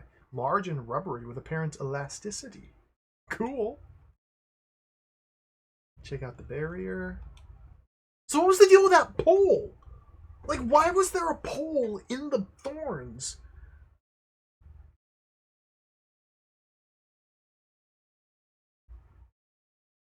Where's the pole? Look at the riverbed.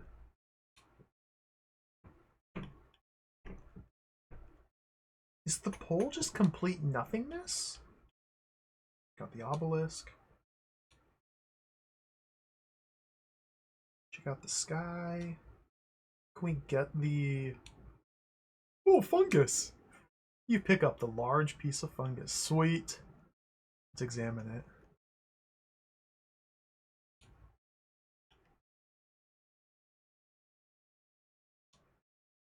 Large and rubbery, with apparent elasticity. Okay. Go south. The dry bed of the river disappears eastward into a mysterious red mist. A solitary blue flower is growing on the riverbank. What about that obelisk? Wait. Go back. You're telling me there's a circular obelisk rearing into the sky that I can't... Can we just climb it, maybe?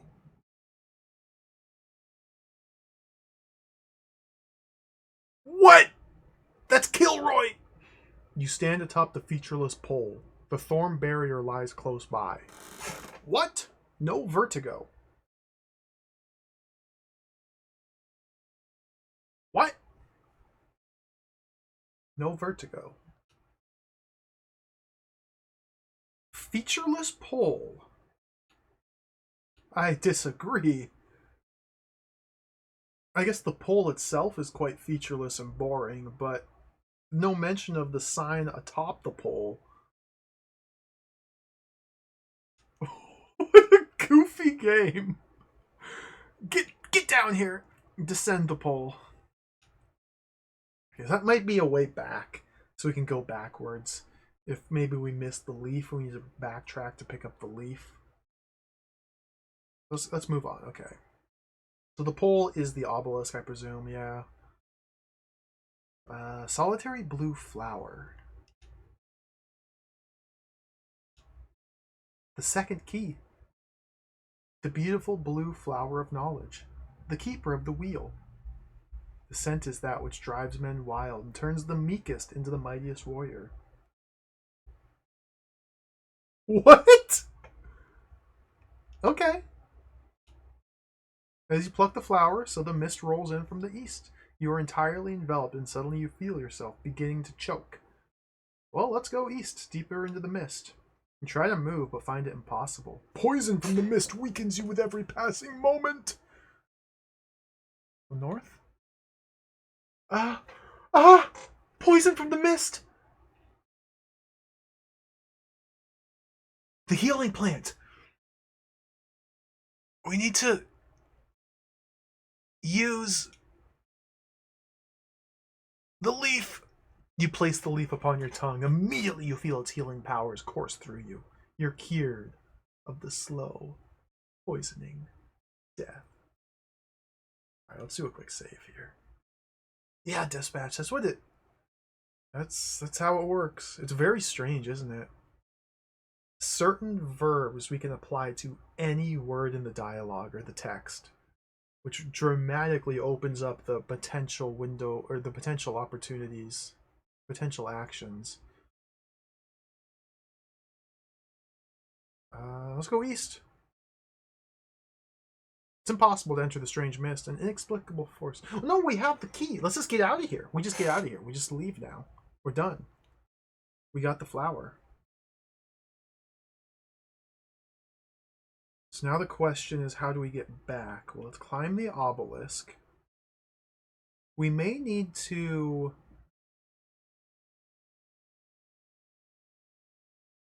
Oh, we just saved. Okay. So let's now descend the barrier rather than the pole. Can't do that.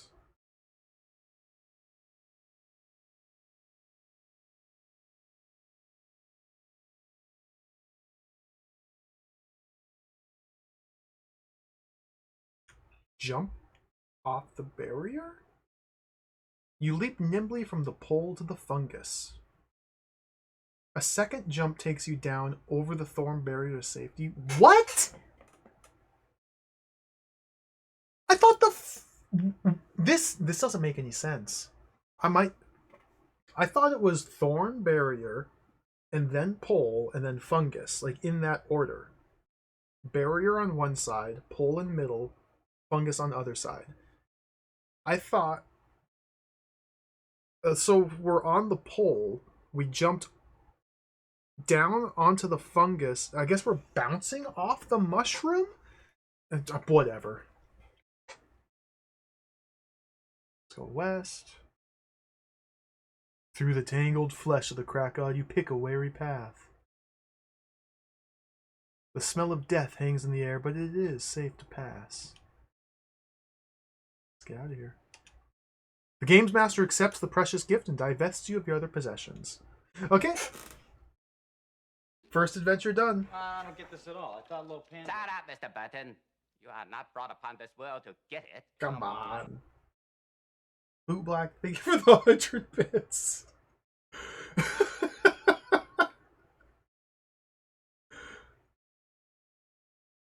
We did it.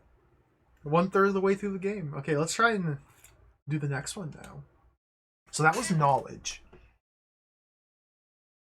Let's head to wisdom. A crisp, tingling air washes over you. A little to the north, you can make out a dark tunnel entrance. To the east and west, an impenetrable force barrier bars your way. And, embedded in a metal block, is the Soul Lance.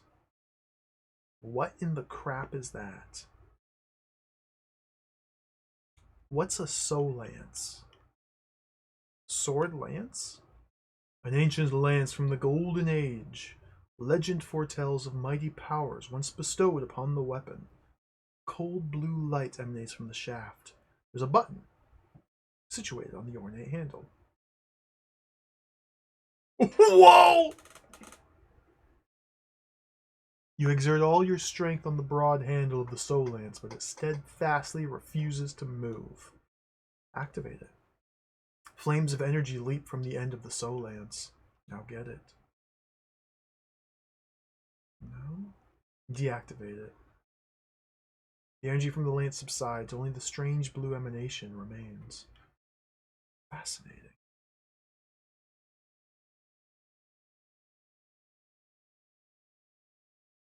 We have nothing. So yeah, we have nothing. We lose all of our items between levels.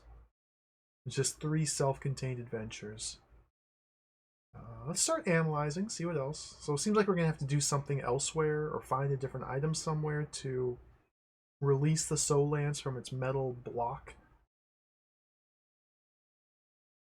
A little to the north, you make out a dark tunnel entrance. Analyze the tunnel.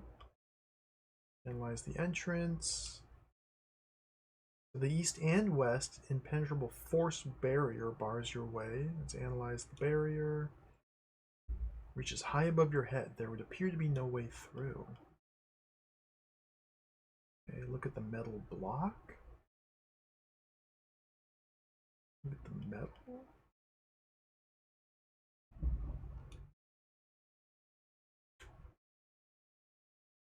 Maybe we just pull the Soul Lance? Steadfastly refusing. Hello, Kalindo. Welcome. Okay, what directions can I take here? Exits east, north. Okay, let's explore a little bit. Probably save. Save. Memory. Alright, let's go east. No! Barks the voice of the game's master. You cannot yet return. Okay, so that's the way out once we find the treasure. Let's go north. Stand before the entrance to a dank tunnel. The ground at your feet appears damp, and a trickle of icy water runs out of the darkness. You hear a faint sound, which inexplicably troubles you. Oh dear. Look at the tunnel. The tunnel appears damp and dark, and there's some evidence of odd footprints in the damp earth. A sheer rock face towers above you, with a small recess to one side. Okay, the cliff face is recessed. So examining the tunnel, or analyzing the tunnel rather, has now added this line to the end of the description here. So now we can interact with the cliff face. We probably can climb the cliff, I would imagine. Within the dark recess can be seen the strange-looking mask. Huh? What? Let's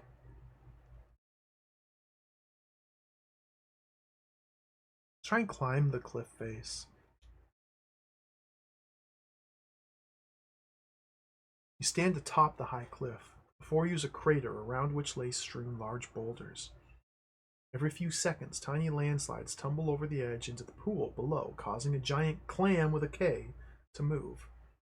Strong vines trail over the edge. What about the Omas? It's like, what's happening? Crater? Boulders? Landslides? Pool? Oh, we might be able to go swimming here. Clam?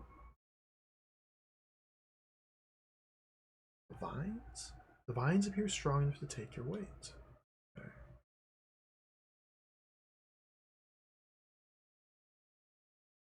Cliff?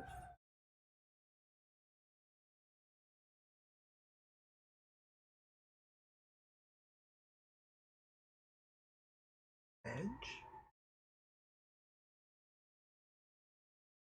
Let's dive.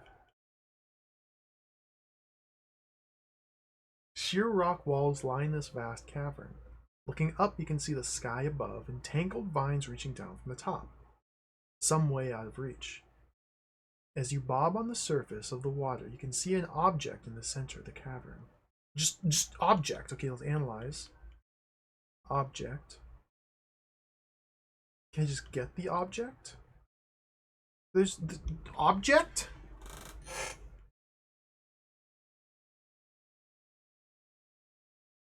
Cavern?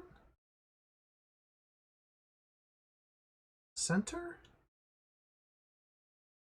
Oh, dive. Maybe we have to dive. Maybe it's underwater.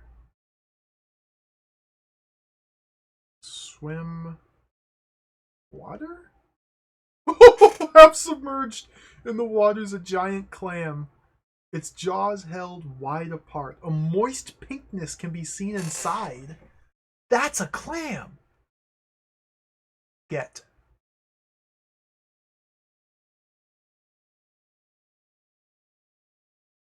Analyze that clam.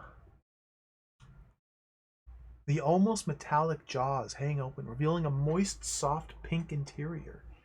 In the center, an object shines brightly. It's just out of reach! Examine the jaws. The pinkness? Analyze the pinkness? Analyze the inside?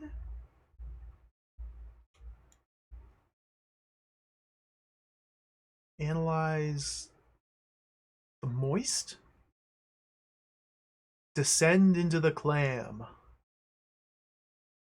Dive into the clam. You dip under the surface, but the water's too murky to be able to see clearly. Dive inside. Aw, come on. I thought we were underwater. I'm very confused.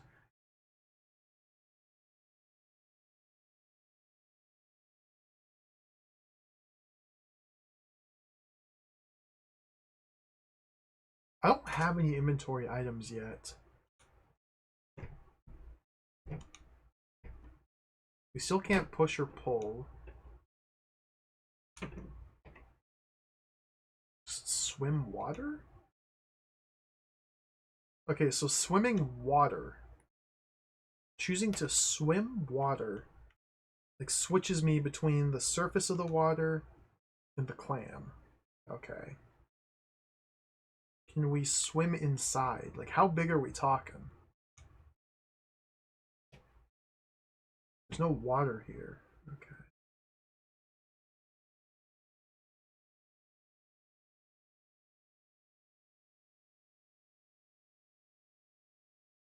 I feel like I probably need an inventory item. Like maybe the soul lance is necessary to get past this. Considering I haven't found any items yet, I don't think I can do much here. Let's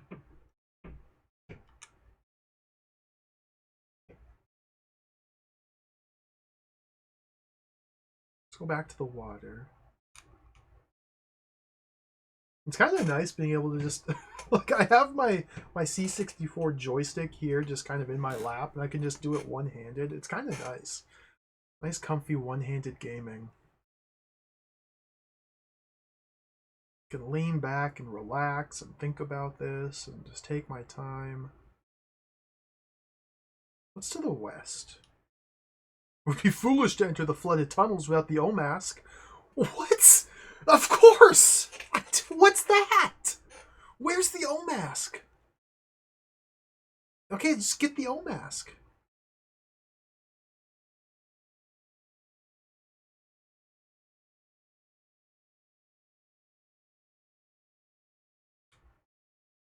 Ascend the walls. The sides of the crater are too steep to gain a foothold. Ascend the vines.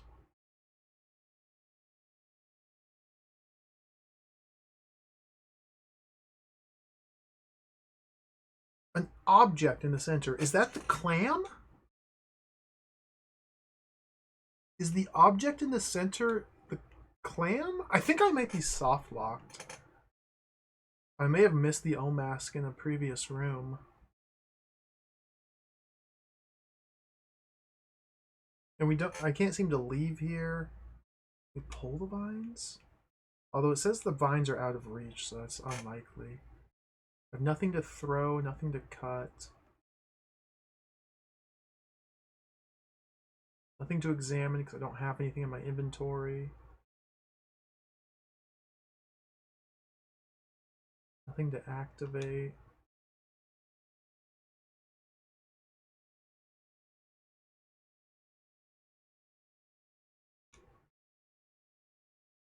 Water's too murky. I think we're stuck. So let's restore back to the start of this section. Back here, okay.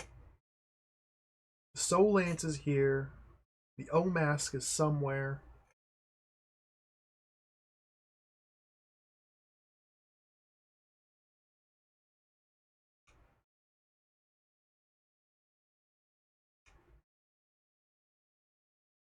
Ancient lance from the Golden Age. Legend foretells of mighty powers once bestowed upon the weapon. We gotta get that. Gimme. It steadfastly refuses to move. Because it's embedded in a metal block.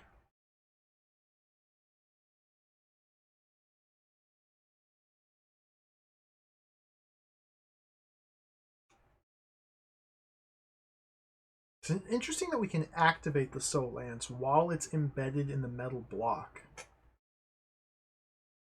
It doesn't seem to like do anything. It doesn't allow us to get it. It doesn't melt the block away.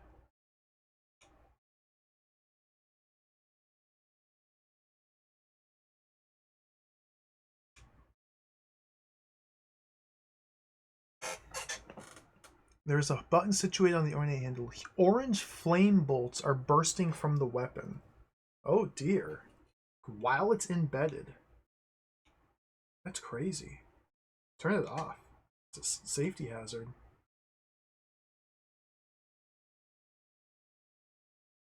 But yeah, Clark, we got past the barrier. The trick was to go back to the Krakod, the first Krakod screen, and take our fruit or our pod, activate the pod, and throw it into the maw of the Krakod. And then the Krakod freaked out and flung us over the barrier entirely. Yeah, only the first of the 2 Krakod screens had maw available to interact with. It's a very sneaky little puzzle. Can we push this metal block?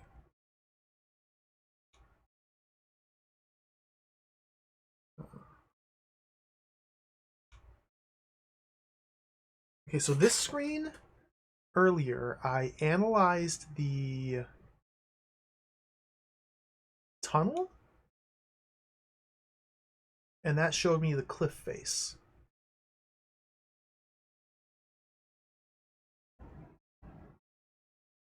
And now I can climb the cliff.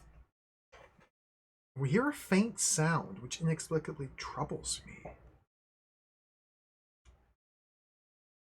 We go in? Which direction's in the cliff?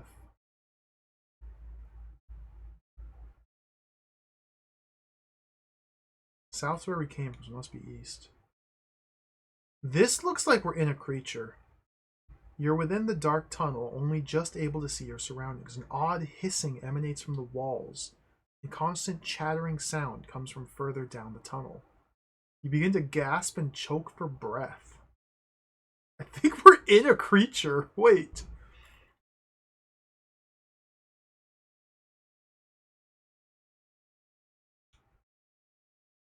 Hissing? Walls? There appears to be gaseous substance emanating from the walls. The further you progress down the tunnel, the worse it seems to get. This is just some giant mouth of a demon lord. Tunnel? Well, let's go deeper in. Oh, I died. You're encompassed in damp darkness. The floor is rocky and uneven. Clouds of noxious gas swirl about you, and the incessant chattering sounds have reached crescendo level. The evil gas is drawn into your lungs. Life drifts away. He died. So this is the wisdom door, by the way. We're in the wisdom area. So you need to use wisdom to solve these puzzles. Let's load. We gotta think about this and use wisdom. So having a soul lance, which we could activate to cause a bright orange flame to emit from the tip, seems like it might help us inside this evil demon creature. Like maybe it'll light our way, maybe it'll like burn the gas, the evil gas. Maybe we just need the O mask though. Perhaps we just simply need to find the O mask, and that will like filter the evil gas, so we can go deeper into the creature. So where's the? I don't know if I. I haven't found anything to pick up.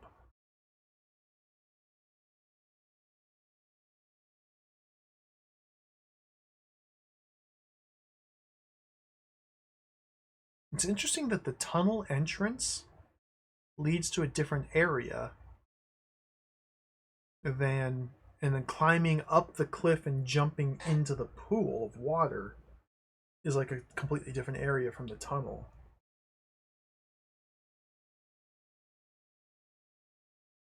We'll see. Let's try a little bit more to figure out how to get this soul lance.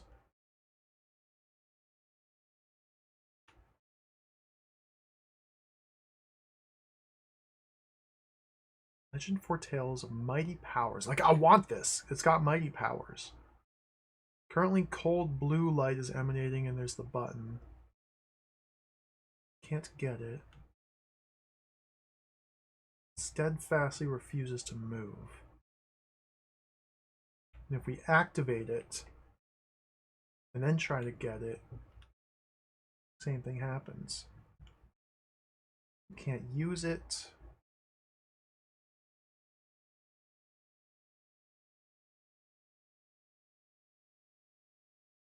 Oh! The soul lance flames and slices easily through the metal. You grasp it tightly in your hand, feeling the power coursing through you. Okay. So we had to activate the soul lance, then pull it.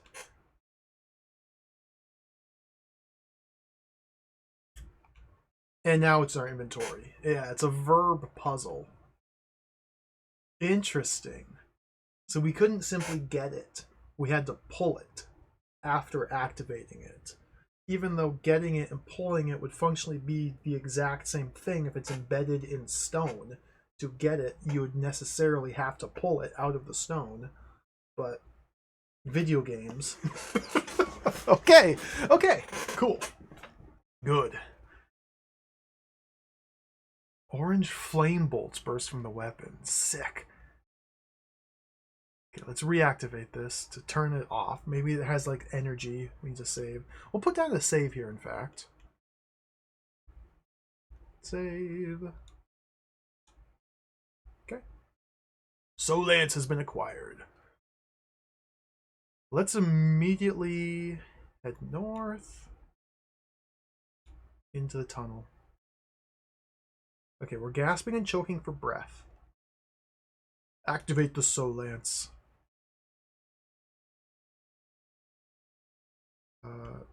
Cut. Tunnel. Use the Soul Lance. Now. Dead. Okay, simply having the Soul Lance in our possession does not prevent death here. That's what I was curious about. Load. I'm going to guess that going in the tunnel is a red herring. And we are, in fact, meant to go up and over.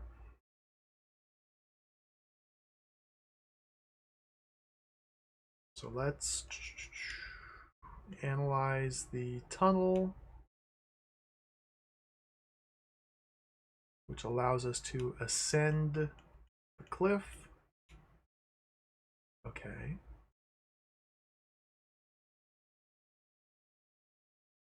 So the clan, okay. High atop the cliff, or atop the high cliff, there's a crater with large boulders, tiny landslides. Check out these boulders. Check out the crater. Landslides. Pool. Liana.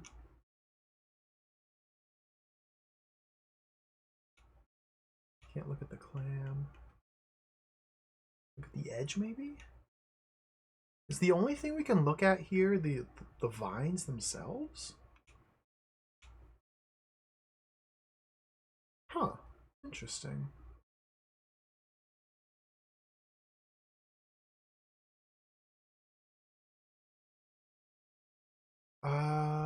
So last time when I was up here, I dove into the pool. Let's try and descend the vines. Okay, that does the same thing. No, we're hanging from the vines, looking down to the icy pool below. Okay. So now we're hanging. We're not in the water yet. We're hanging from the vines. I descended on accident. Oh well. There might have been something we need to do while hanging. We could be soft locked now.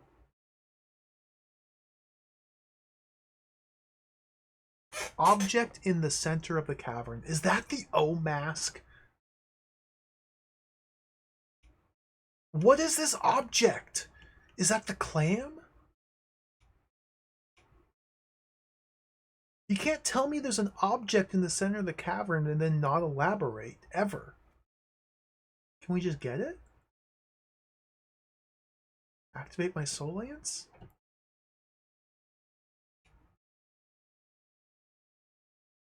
We can't dive. Let's go visit the clam. Swim. Water. Moist pinkness can be seen inside. Okay, let's use the soul lance here. Stab this bad boy. The jaws of the clam are held apart by the power of the soul lance. Oh! Okay, we're propping it. We're propping the jaws open. What about like the fiery orange glow emitting from the tip of the soul lance? Is that like hurting the clam? Does it not care?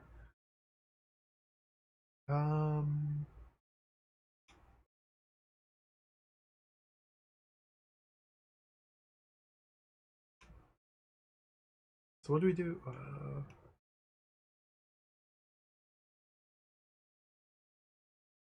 Just out of reach. So if the jaws are currently held open, we should be safe to go clam? To reach in? I don't have like a go clam button. Swim inside?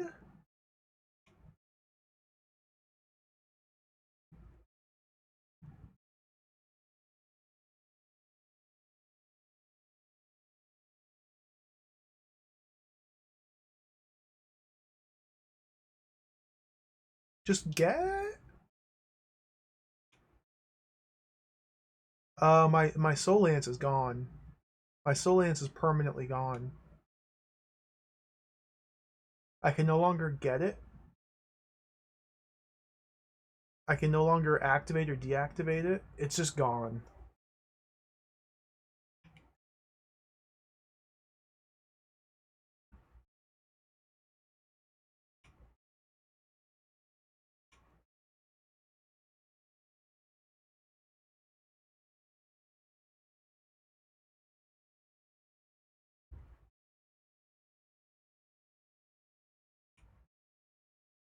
How do I reach in? Jump inside.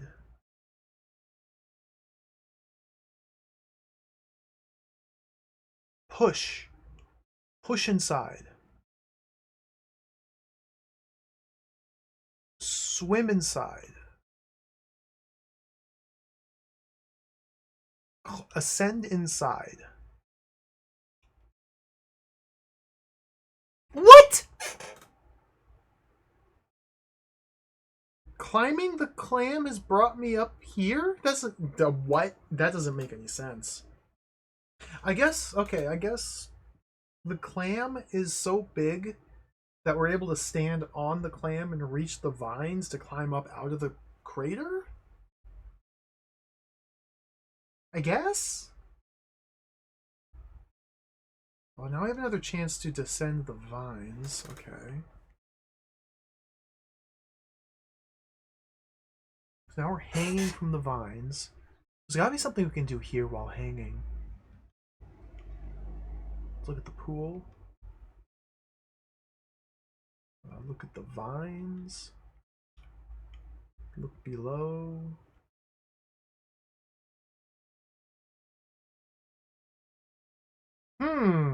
This is very mysterious.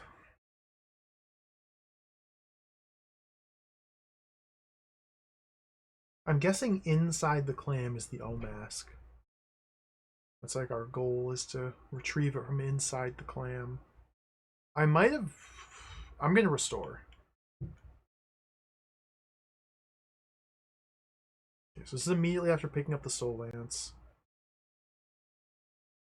Back to the north. Analyze the tunnel.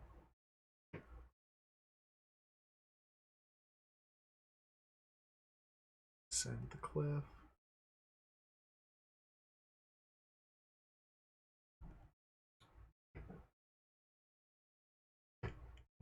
Descend the vines. It's weird that there's like this intermediary state you can be in here where you're hanging from the vines. But there doesn't seem to be any meaningful difference. Hanging on the vines versus just swimming in the pool.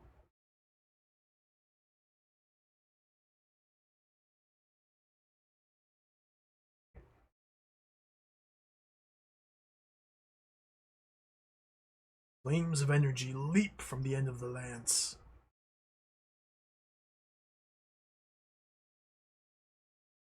Orange flame bolts burst from the weapon. That's so cool. Swim pool?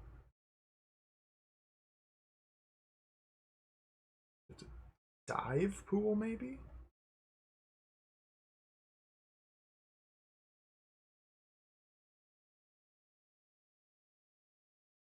It's foolish to enter the flooded tunnels without the O mask. Where the freak is it?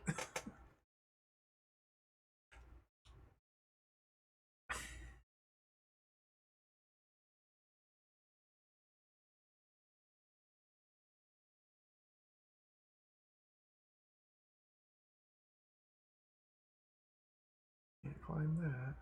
Did I see it earlier? I'm guessing it's the object in the center of the cavern here.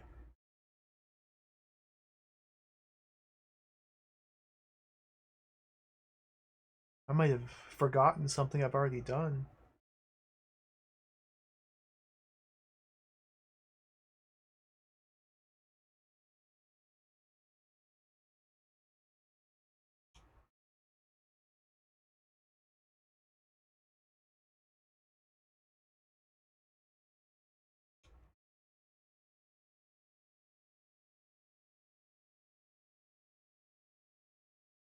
Fascinating.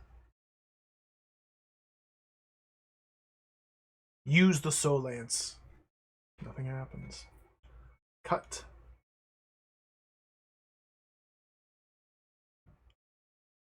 Vines.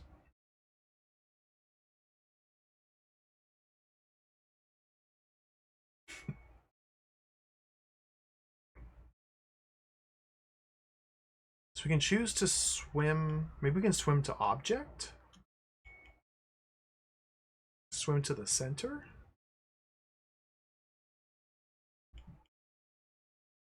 Swim cavern?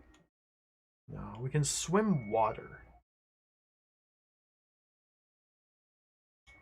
That brings me to clam.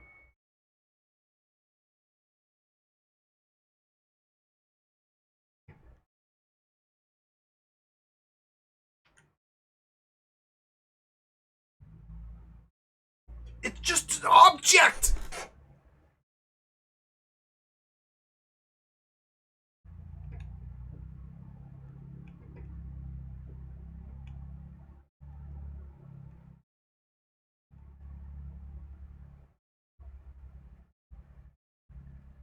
What's our O-Lance looking like? Soul Lance. It's currently active with orange flame bolts bursting from the weapon. Let's deactivate it real quick. Only strange blue emanation, then use it here. The jaws of the clam are held apart by the power of the Soul Lance. The Soul Lance is now permanently gone. But that doesn't change the text description here. When we first find the clam, it already says the jaws are held wide apart. I guess because it's just like waiting like that. And the presumption is when the jaws are just waiting apart, it'll snap down on you and get you once you climb inside. And now that we've propped them open with the Soul Lance, it's safe to climb inside, but I don't know how to get in the clam. Where's my Go Clam button? Maybe it's just East Clam, South Clam, North Clam, West Clam. Go Clam. I want to select Clam. Select inside. Select Clam. No, it says you can only select the doorways. Yeah. Select only functions on the first screen to pick a adventure.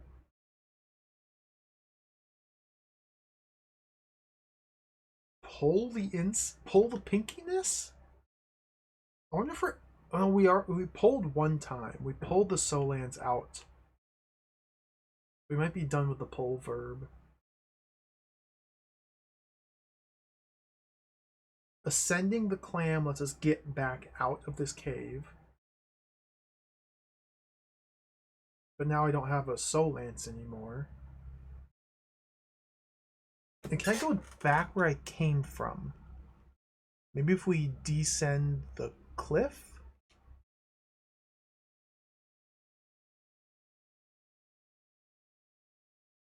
They analyze the recess? Oh, mask! Got it. It was in the dark recess of the cliff face. Okay. Can I activate the O mask? It is functioning. Does that let me go into the death? Death. Does not let me go into the death. Oh, it's for the water. For the water. Okay. Load, load, load, load, load. Okay, here we go. North. We have the soul lance. We analyze the tunnel to reveal the cliff face. We analyze the recess to reveal the O mask. We grab the O mask. Boom, we're in business. Now, ascend the cliff. Let's put down a save up here. One save slot. If I saved a cassette / disc, I would get a second one, or I could use save states, but we'll just, this seems to be fine. Okay, now, dive into the pool. And let's just go west straight away. It would be foolish. Okay, let's use the O mask.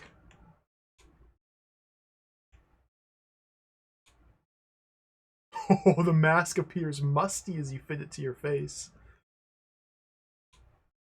Oh, water fills the tunnel as it narrows toward the east. A bright light filters through from that direction.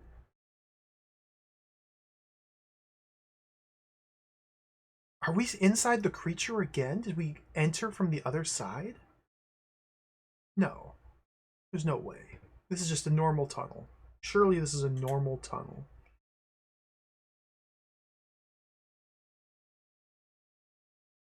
Okay, let's go east.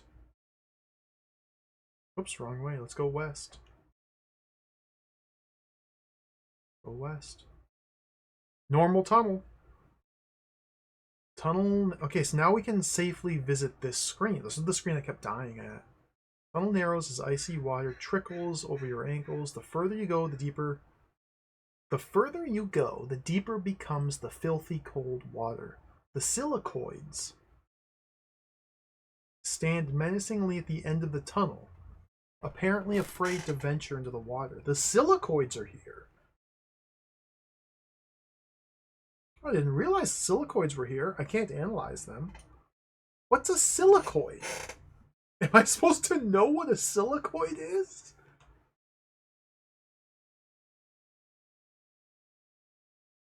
They're scared of the water.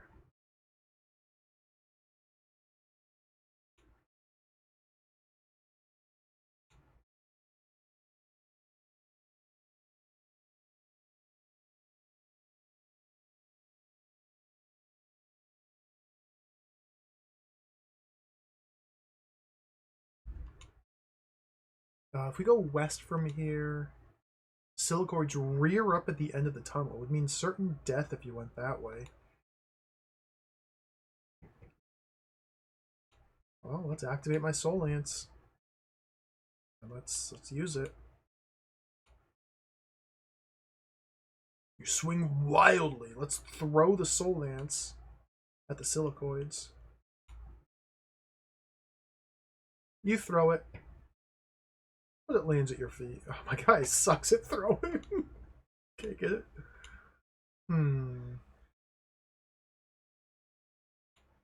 Cut the silicoids. No. Let's go back to the clam. Seems like our path ends here.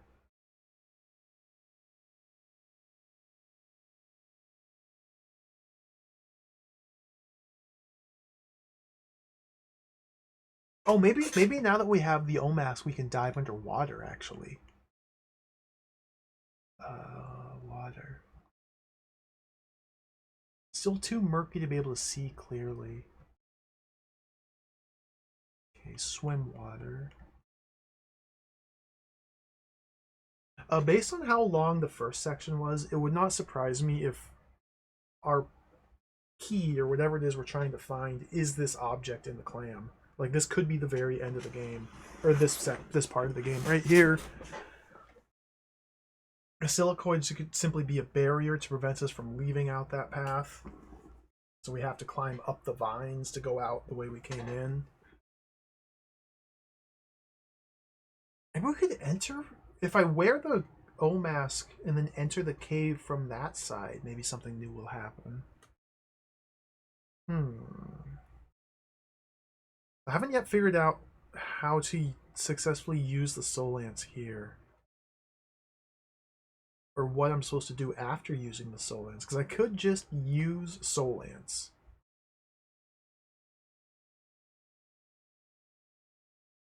I'm not sure if that's correct. Did you ever examine the mask? The elaborate O mask of Apothodon, once owned by the cruel Vaxel, master of Gath. It's fitted with special air filtering and breathing devices. Okay. I love these just made up names that they are throwing at you to just give a hint of like a greater world here that we're just visiting. We're unaware of like the secrets going on behind the scenes. I gotta get in the clam! Where's the... How do I go clam? That's gotta be the answer. Go clam.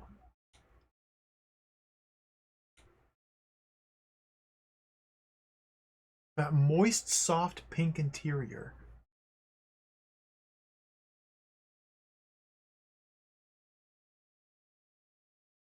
Hello, Arrogant Magician. Hello, Eerie Gray. Welcome, everybody. Hello, Lobat. Hello, No Lifer. Hello, everybody. So I missed a lot of people. Welcome to the stream. We're playing some obscure, inscrutable adventure game, as I like to do. Unfortunately, there's no sound. We're just playing it in silence. But that's okay. If we finish this game, I do have another game lined up. I don't know if we'll have time for it, though. Although we're making good time here.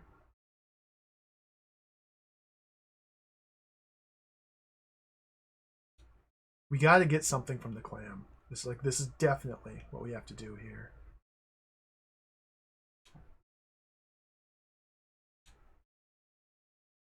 We can analyze the clam. Do I have seafood fork or wire? Well, I'm currently carrying... I have the soul lance and the O mask. See, the soul lance. I have the soul lance. That's the soul lance. It's that. And the O mask. Maybe the Omusk. Maybe Solence. We have fantasy nonsense items. Ancient lance from the Golden Age, legend foretells of mighty powers once bestowed upon the weapon. A cold blue light emanates from the shaft. There's a button situated on the ornate handle. Orange flame bolts burst from the weapon.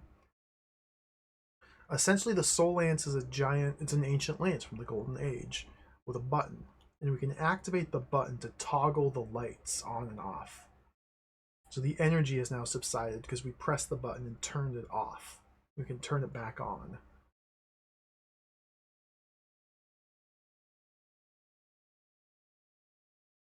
We're wearing the O mask. Now, again, the game does let me use the soul lance in this room here.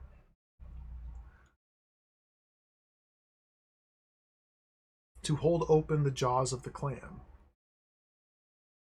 Even though they were already described as being held open.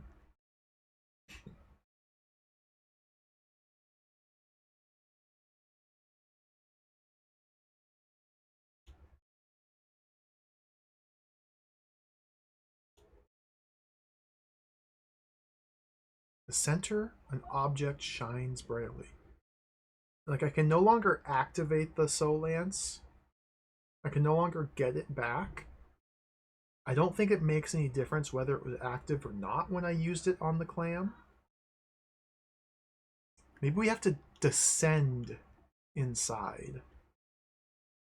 Maybe we have to descend the clam. Maybe we have to descend the pinkiness. Maybe we have to descend jaws. Maybe we have to descend water. Maybe we have to descend the submerged. Maybe we have to dive the water. Dip under the surface, but the water is too murky to be able to see clearly. Maybe we have to dive clam. Maybe we have to dive jaws. Maybe we have to dive inside. Maybe we have to dive pinkness. Maybe we have to dive submerged. Maybe we have to descend the pinkness. Maybe we have to descend the jaws. Maybe we have to descend inside. Maybe we have to... If we ascend the clam, that takes us out of the cave entirely. Maybe we ascend the jaws? Same thing, okay. Oh, landslides tumble over the edge of the pool below, causing a giant clam to move. There's large boulders. Okay, let's shove some boulders over the cliff here. Push boulders. Not pull, push boulders. Push boulders. The boulder creates a landslide which crashes down to the pool below. You hear a rushing of water, and so glancing back down the cliff, you see the water pouring from the tunnel entrance, but it soon subsides. Okay, let's dive back in.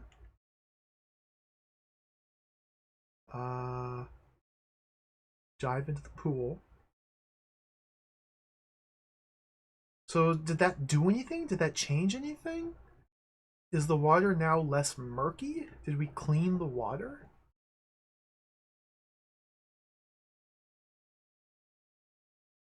Still too murky, okay. We can now swim water to go back to the clam. It seems like nothing has changed here at the clam. Yo, Karen's welcome. This game is weird. It's bonkers, isn't it? We finished the first part. We're in part 2. This is an adventure game in 3 parts. There's 3 self-contained adventures to go on. Once you finished all 3, I guess we win? I don't know. We're on part 2 right now. Trying to figure out how to deal with a bloody clam. I don't think I want to throw my O mask.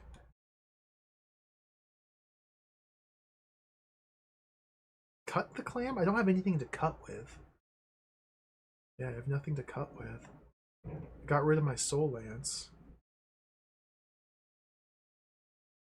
We cannot simply swim inside.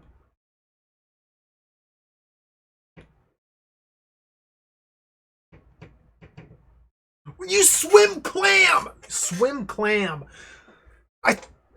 The lance props open the jaws of the clam. Through the murky water, a light can be seen.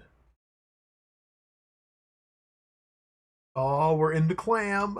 We're in the pinkness. Analyze the light. Analyze clam. Analyze jaws. Analyze water. Analyze the lance. Analyze through. Go. Get. Oh, we can pick up the soul lance again. Oh, excuse me. Oh, apologies. Okay, now we have the soul lance? Can we dive deeper? As you swim into the gaping jaws of the clam, you can sense the mighty shells beginning to close.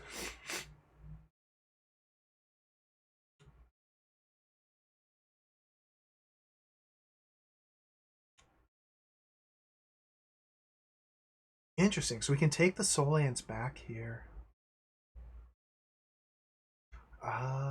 Let's try and just swim light. Swim water? Take me back out. Okay. Swim clam goes in.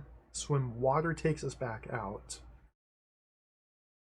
Did I try swimming to the light? I think I did. Let's just swim clam again. No. Swim jaws, maybe? A lot of just guess the verb, guess the noun here.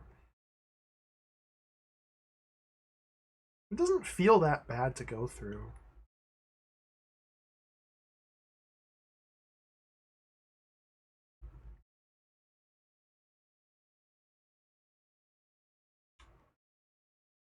Dive. Water's still too murky. What's this light? Get? Oh! Pearl. The pearl is yours. Oh. You just had to get it. The ancient pearl of wisdom from the time that went before. The first key to the game. That which is eternal. All this and more now in your possession. We got the pearl. Okay, let's get out of here. So we swim water to get back out. From here we ascend clam. From here we descend cliff. Then we go south. And we go east. The game master accepts the precious gift and divests you of your other possessions. Okay. It's a little confusing, yeah, Cadis. Because it says the first portal is marked knowledge, but in the first portal of knowledge, we found the second key of flower. And then the second portal marked wisdom, we found the first key, which was the pearl. So now we're going to the third portal of understanding, where we'll probably find the fifth key or the third key. I don't know. Let's go to the third portal.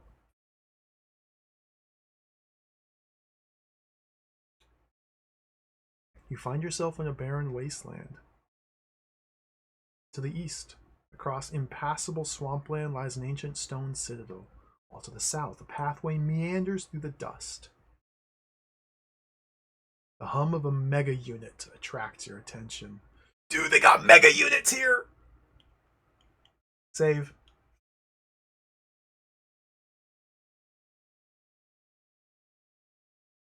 Analyze mega unit.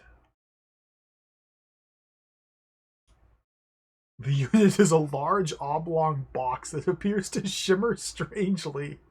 Analysis perceives a state of magnetic flux round the casing. Attached to one side of the unit is the lazulite, while on the other is a button. Give me that mega unit. What? Okay, so we got mega unit and lazulite. Give me the lazulite first.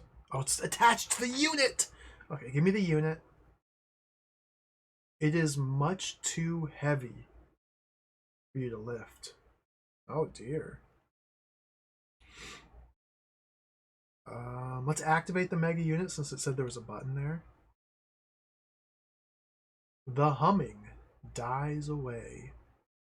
To reactivate the mega unit to turn the humming back on, the unit surges into life. And now it's trying to activate the laser light. It's gone.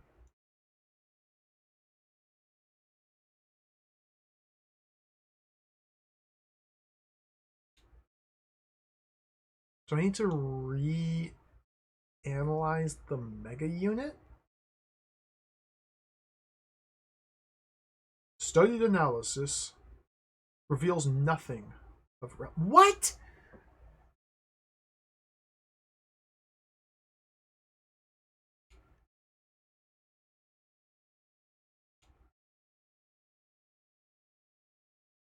Where'd the laser light go?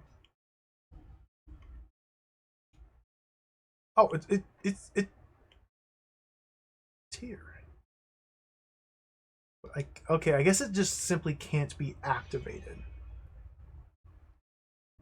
Okay, I'm just getting myself confused because the activate verb only allows me to use it on the mega unit. We cannot activate the laser light. The laser light's still there. Maybe we can just no. Okay. Well, I guess we'll come back to this. What are my directions here? South and north. Let's go south. And by south I mean west. Let's go south. Pathway branches. One leading north, the other heads east towards a strange place of concentric circles emanating out from a small yellow area? That's weird.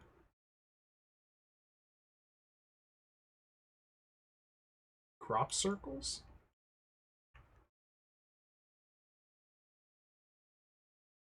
Check it out. You stand at the edge of a pit, some 7 meters deep by 2 across. On the opposite side, you can see the first of the circles colored green. Beyond is a red, then yellow area. What? Let's jump the pit.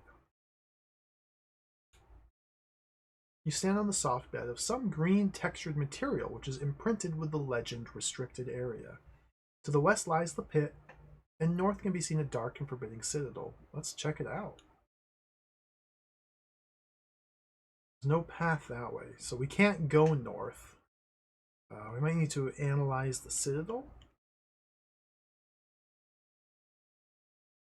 From this distance, it's impossible to make any clear analysis. Okay, check out the bed. Texture. Material?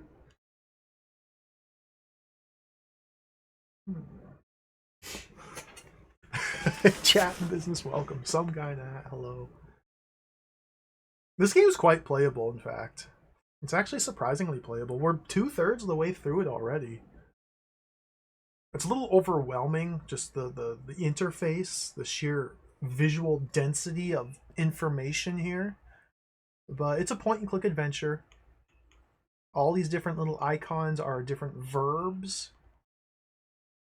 And some verbs get automatically used to the room that we're in. Some verbs we have to select and then choose a word from the text to use the verb on that word. And that's basically it. Just pointing and clicking.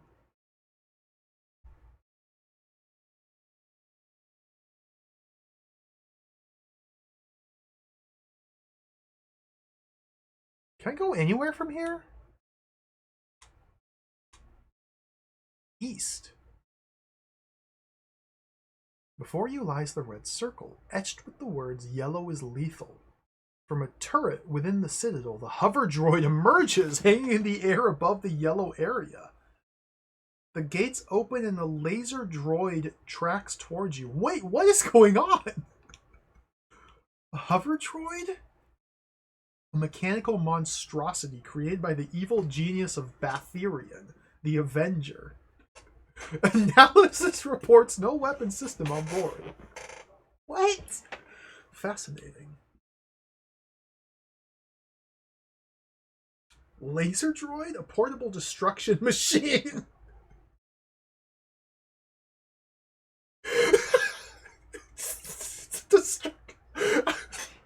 A portable destruction machine. Capable of causing severe damage. I want a destruction machine.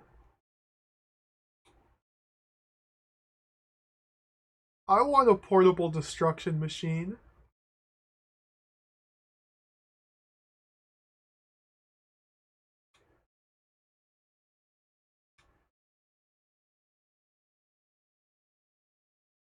Keep going east. Oh, I died. The dangerous yellow area. The ground here is almost swamp-like, tending to drag you into the bowels of the earth. In the center lies the strange wheel. The laser droid has found you, and a huge burst of energy hits you in the chest.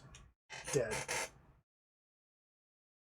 The numbers, Eerie Gray, the numbers up here they only allow us to select which of the 3 doors we go through here at the start of the game.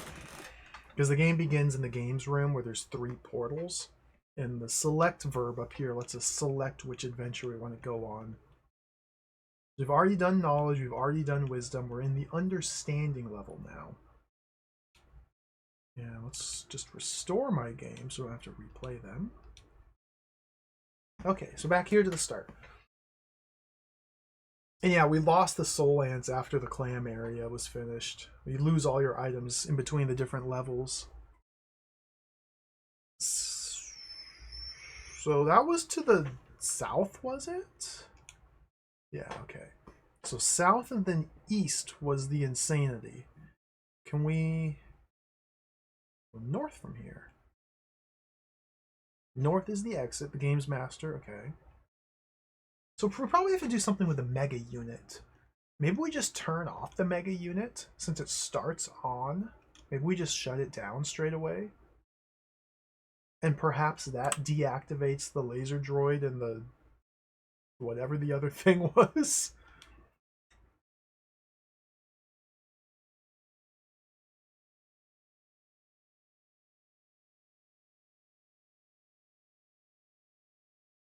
The mega unit wait. Interesting. So this last sentence here, the hum of the mega unit attracts your attention. This is the only way we can interact with the mega unit, is if it's currently on. When we turn it off, that line disappears. We can no longer do anything with it. It's a large oblong box, shimmers strangely, magnetic flux around the casing, with the lazulite and the button. We can't examine the lazulite or the button. Again, if we deactivate the mega unit, then the text changes and we can no longer do anything with it. Or rather, we can't examine or analyze it anymore. Interesting. But we can still reactivate it. So if we turn it off and then open the get menu, can I pick up the lazulite? Okay, yeah. As you grasp the lazulite, a strange vibration washes over the mega unit. Suddenly it's gone. I don't understand what's happening, but we have the lazulite now. Powerful light rifle capable of causing severe disruption at distances of up to 50 meters. It's believed that Sika of the Wise once crafted this exquisite weapon many eons ago. I don't believe that, personally. I don't subscribe to that theory. Where's the evidence that Sika the Wise crafted this? That sounds like hearsay to me.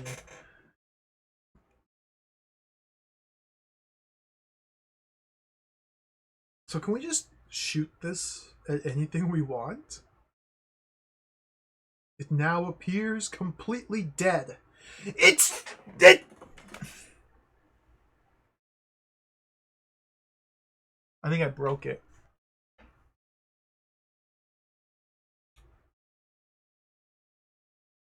Or rather, I believe the lazulite has precisely 1 charge. And I think I just blasted it. And now it's spent. Or maybe not. It's giving me the same message every time I try to use it.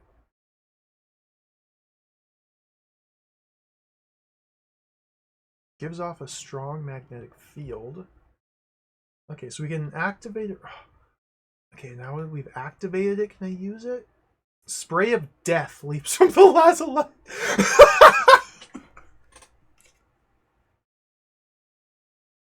A spray of death. Can I do that over and over again? Yeah, okay. So we have to activate it first. And now we can spray out some death. Let's go.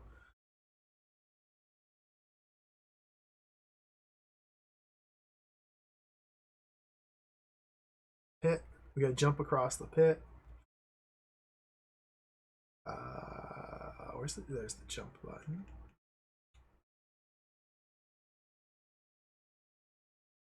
This game is awesome. Alright, so we're on the green material. So this is like a target, a bullseye or something. Green, red, yellow. The green is says restricted area. To the north is the citadel. But we can't go north. We have to cross over all three of them. I think I'm going to put a save here. It's scary. Can we jump back over the pit? We can still. Okay, let's put a save here. I only get the one, excuse me, the one save slot. It would be very quick to replay other sections if I need to. Let's jump across the pit. I probably just need to use the laser light to blow up these droids here. Okay. So now we're in the yellow. No, we're in the red. The red tells us that yellow is lethal. The hover droid emerges from the citadel. And then the gates of the citadel open and the laser droid tracks towards me. So we gotta take care of these. We gotta blow these bad boys up. So let's just spray death everywhere. Nothing appears to be damaged. Okay.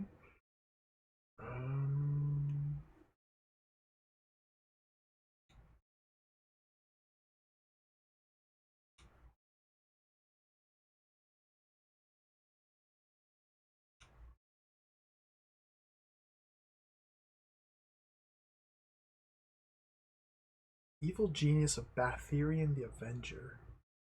No weapon system on board.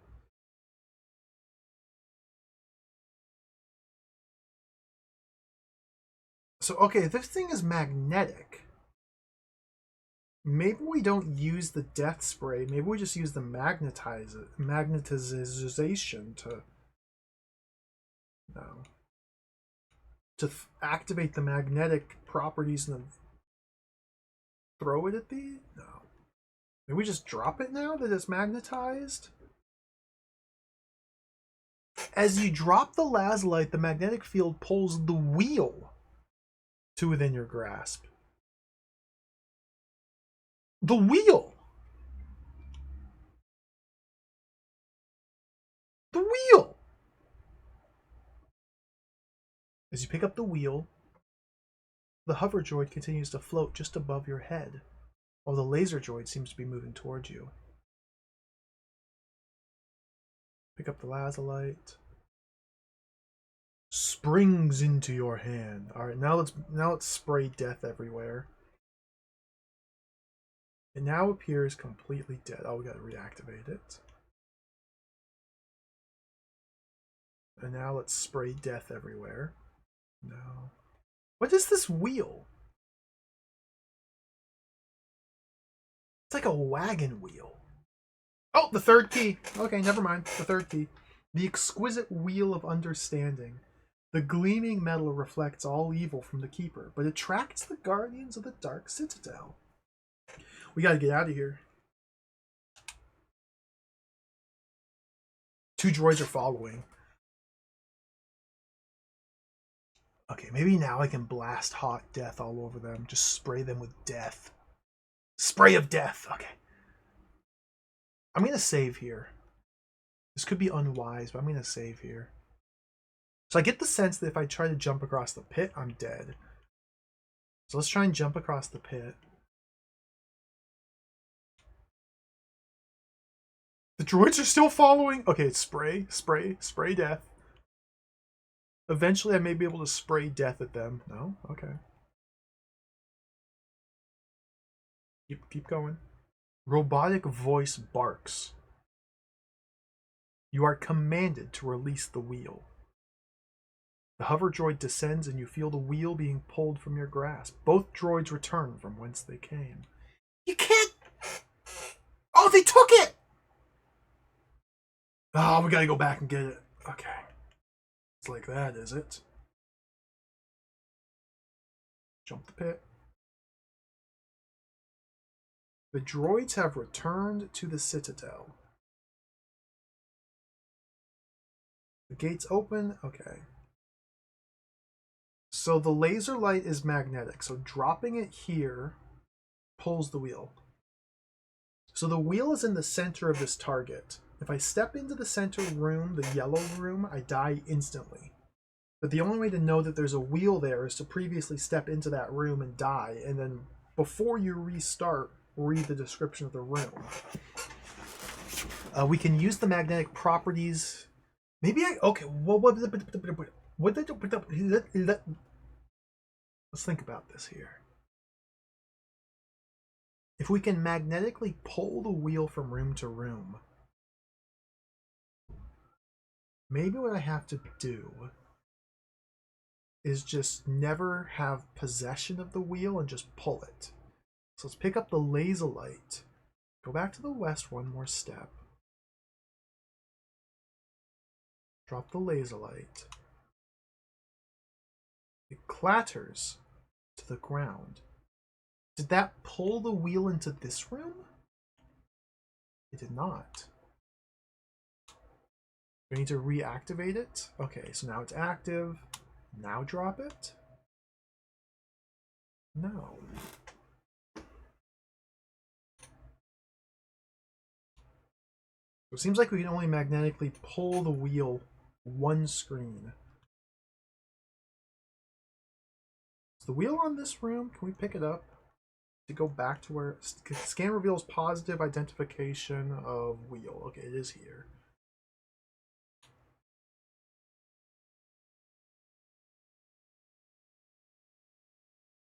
Laser droids moving towards you. I just want to spray hot death at them. That's all I want to do is spray death at these droids.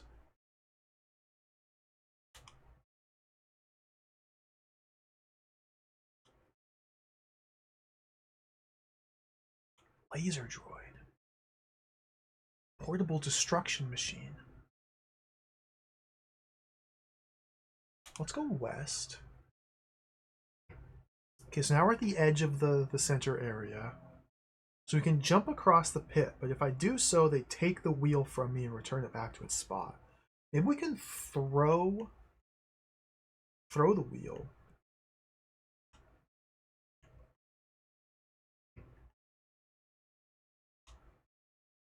What? What? What? What is this? Why did the picture change but the text didn't? What is this? Why is there a big orb? What? What? What? What? I lost the wheel.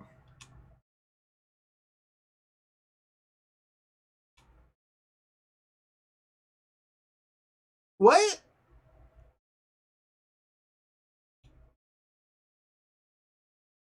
What?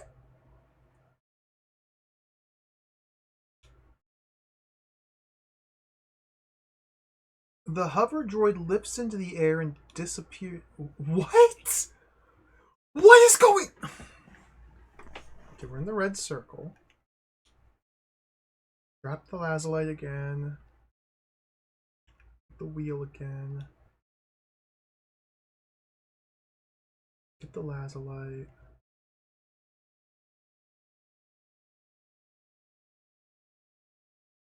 So this screen here, throwing wheel at the pit, caused the picture to change, but nothing else. Maybe we just cut the droids? Throw the lazulite at the droids?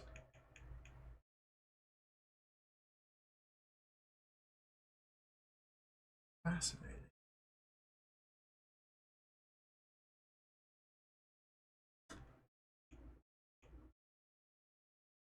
I feel like I just need to find the correct screen, or the correct state to use the laser light in.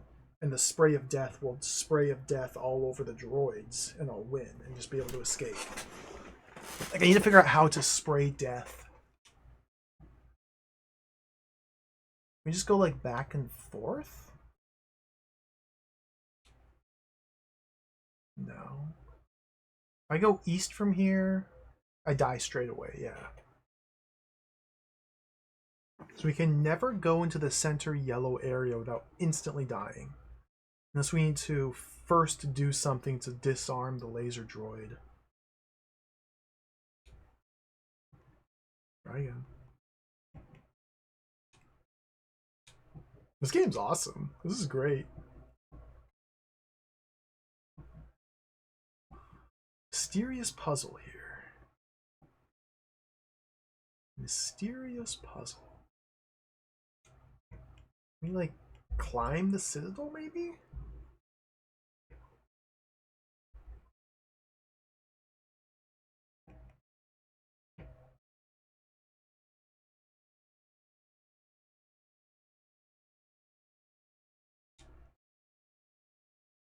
Analyze the droids? These are not the droids you're looking for.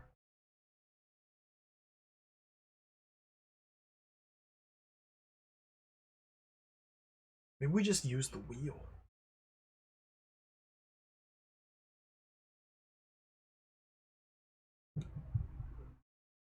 Drop the wheel.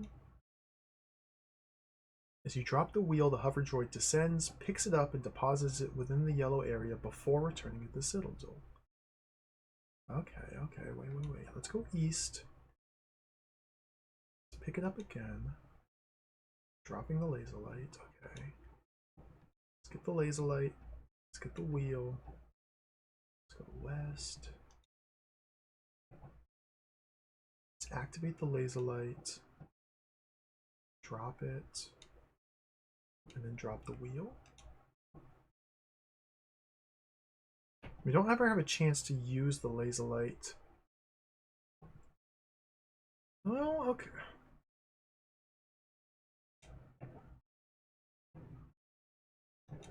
I forgot to pick up the laser light.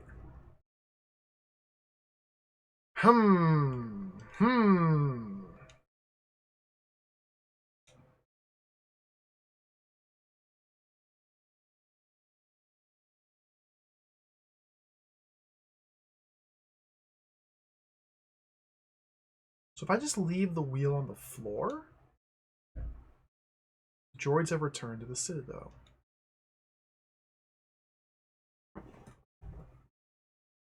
Scan reveals positive. So the wheel does stay in this room.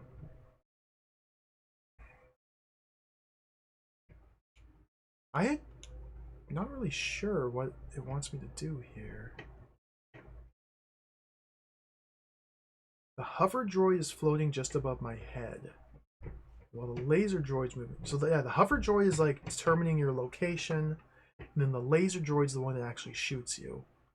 So if we could disable either one of those two, it seems like we'd be in the clear here.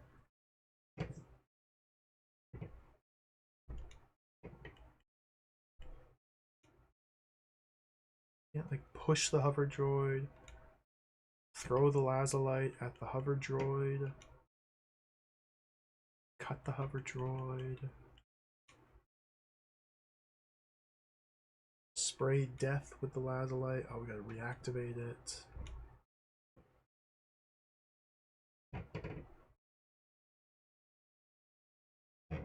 I can't like aim this at anything. Let's go west. Okay. I think this is where I saved before, but I'm going to save again here.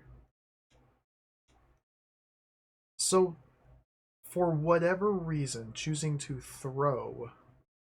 I'm going to try this again. Throw, wheel.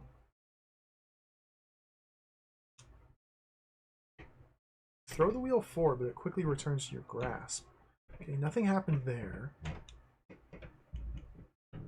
If I throw the wheel at the pit, boom, this happens. But what is this? Like, what is this supposed to mean?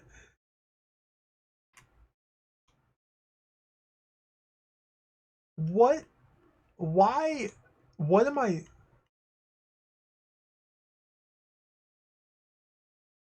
The hover droid's level with you in the pit.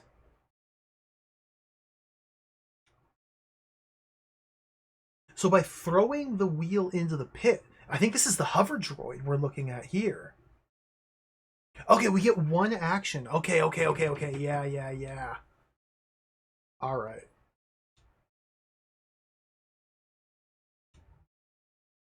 I think what's happening is we're just yeeting the wheel into the pit.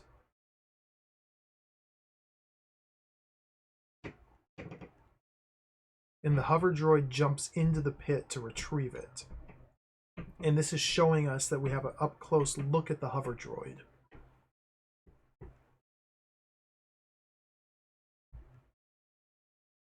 So this really seems like where we use our gun to just explode, incinerate it, but it doesn't do anything. Maybe we can just activate it?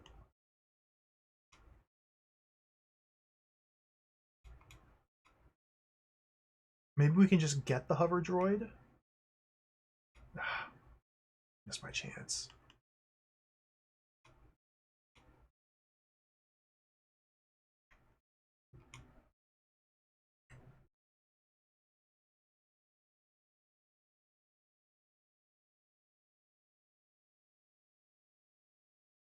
Throw it into the pit. Maybe we just drop the laser light here and have the magnetic properties do to its thing. Clatters to the ground. And pick it back up.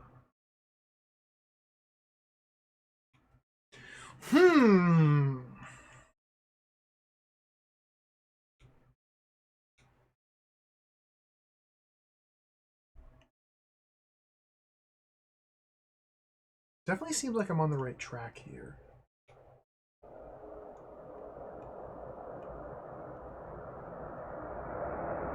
Can you hear that? That's an airplane outside. That is so loud. It's so loud. It's getting louder.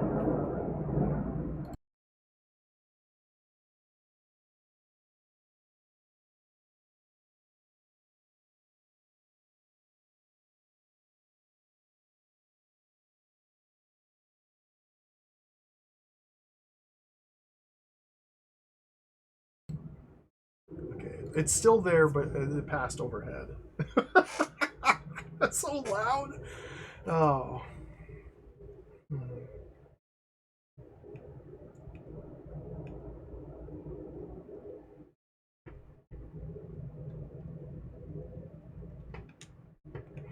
Can we descend?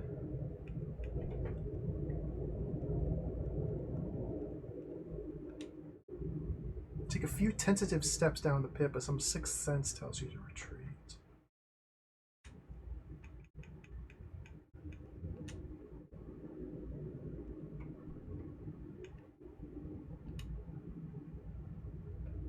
It's very odd that we have like 2 turns we can do something. 1 or 2 turns. And then after a set number of turns have passed, the hover droid lifts into the air and disappears with the wheel. Like, there's got to be something we're supposed to do while the hover droid's down in the pit like that.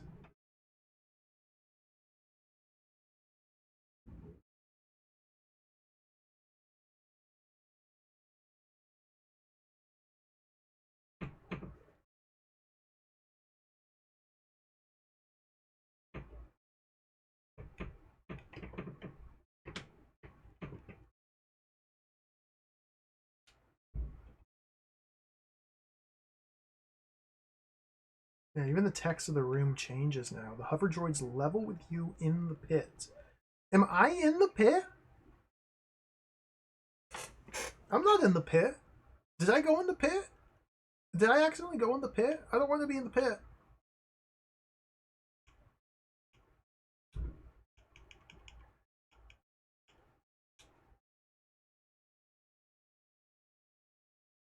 Am I in the pit? I think I might be in the pit. Oh, dude! What?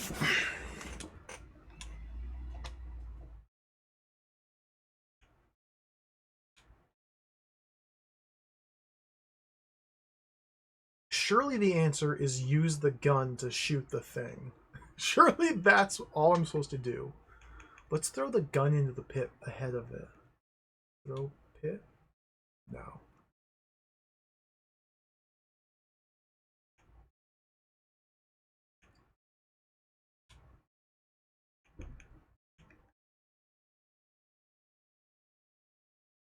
That's the hover droid. Like, this is my chance to do something to the hover droid. The only item I have is the laser light.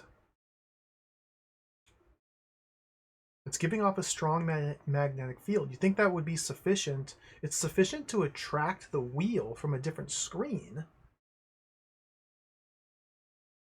But it doesn't seem to be sufficient. If we drop it... We're out of time.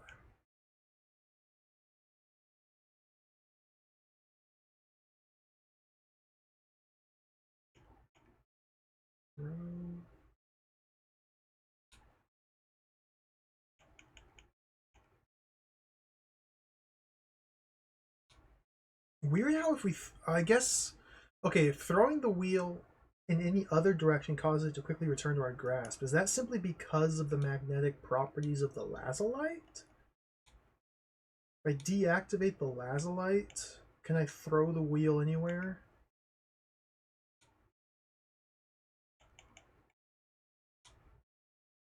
It still quickly returns to my grasp, okay.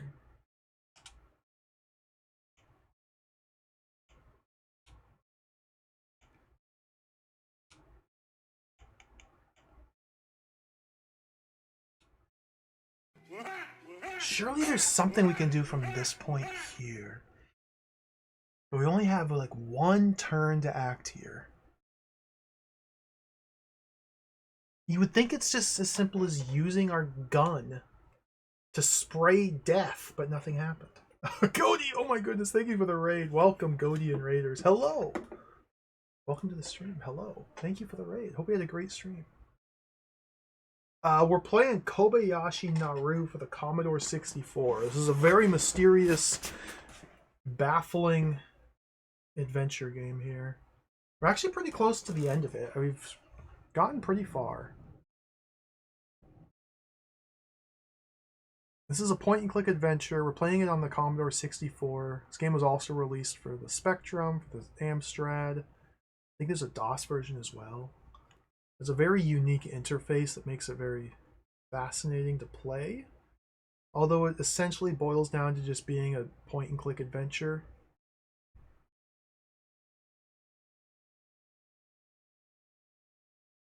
We have some weird puzzle here I'm trying to work out.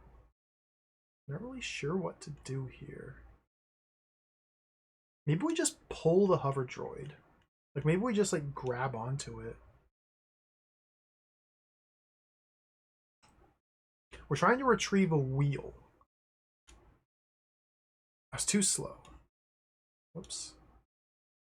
We have infinite attempts here, so I can go back to the east and drop my laser light to magnetically pull the wheel onto this screen. I can then pick up the laser light. I can pick up the wheel again. And there's these two defense droids that activate once I have possession of the wheel. We can reactivate our laser light because it turns off when we drop it. Now it's on again and it's giving off magnetic field. Can't shoot this. Can we maybe... Okay, let's try throwing the wheel from this screen to different... Throw it at the turret? No.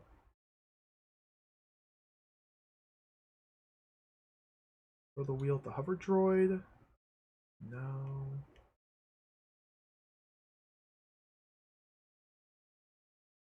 Throw the wheel at the gates? No. It's definitely seems relevant that the only reaction we get for throwing the wheel is to throw it into the pit.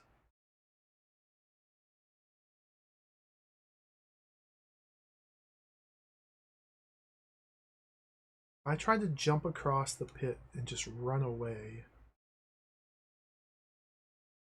We don't even have a chance to react. Oh, no, we do have a chance to react. Okay. You stand at the edge of a pit some 7 meters deep by 2 across. The opposite side, you see the first of the circles colored green. Beyond is a red then yellow area. 2 droids are following. So we do get a chance to do something here. Okay. This could be huge. Can we spray them with our death? No. Can we drop the wheel here? As you drop the wheel, the hover droid descends, picks it up, and deposits it. Dude! It's a freaking droid.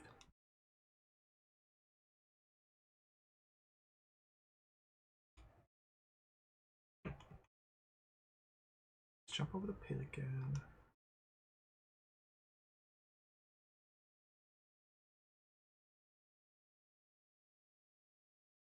Commanded to release the wheel.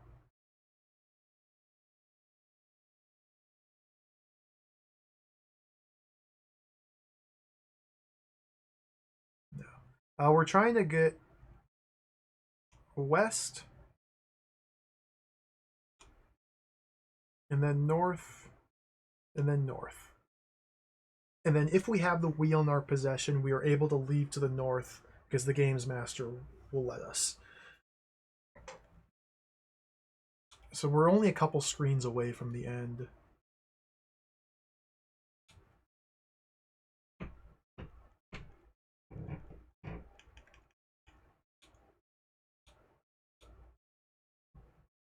Store back here.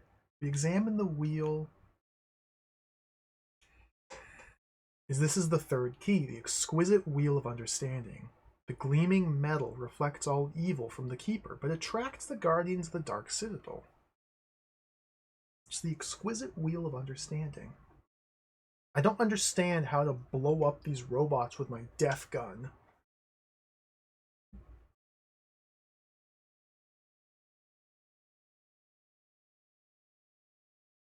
Reflects all evil.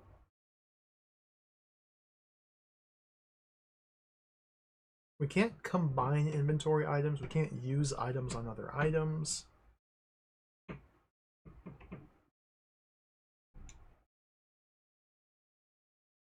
Activate the wheel? No, we can't activate the wheel. Can we just use the wheel, maybe? Nothing would be gained from using this precious object. Oh, interesting.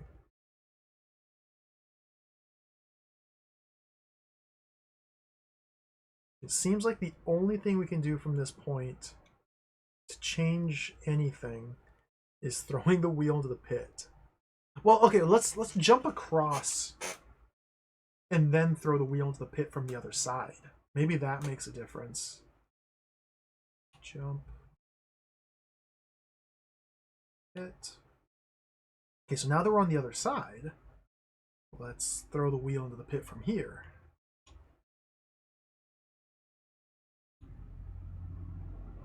Two droids are following. Throw the wheel into the pit.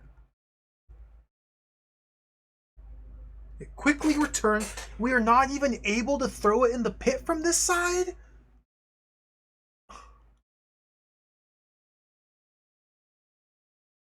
What? I dropped the wheel. Hello, Rakewood. Welcome.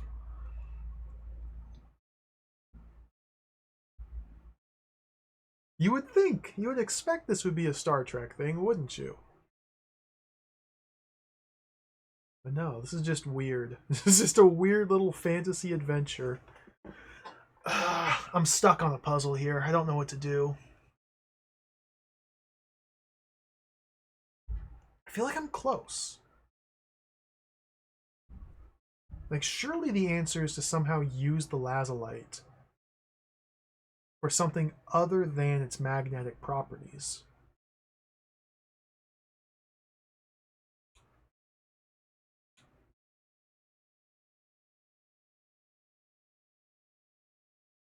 Its magnetic properties.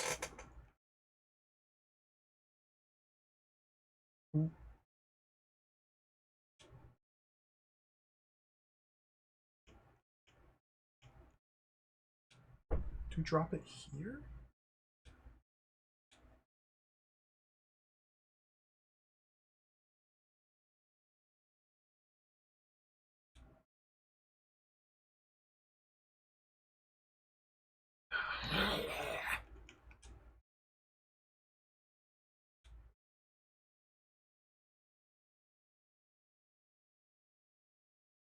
Strong magnetic field.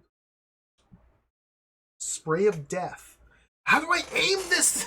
I just want to spray death. Oh, okay.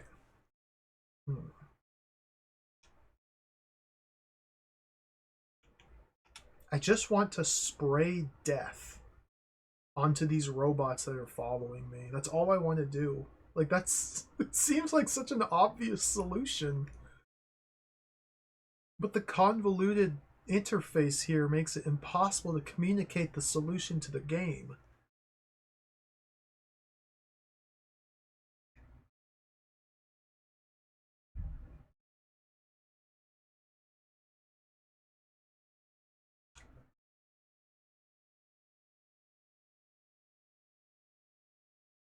It's believed that Sika of the Wise crafted this weapon. It's a light rifle capable of causing severe disruption. Disruption is very different from death, by the way. Severe disruption, I guess death could be a severe disruption. But I feel like these are different things here. Distances of up to 50 meters. Death would be a pretty severe disruption. I guess it falls under that category. There's many different possible disruptions. Death is just one of them. I mean, this could make you thirsty. That would be a disruption. This gun could cause you to have an itch on your back that you can't reach. That would be a pretty severe disruption. Could do any number of things.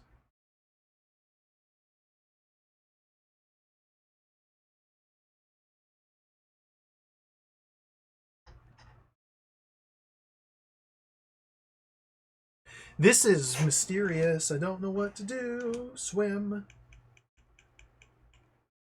Droids. Swim. Citadel. Throw. Wheel. Pit. So we can throw the wheel into the pit, and this happens.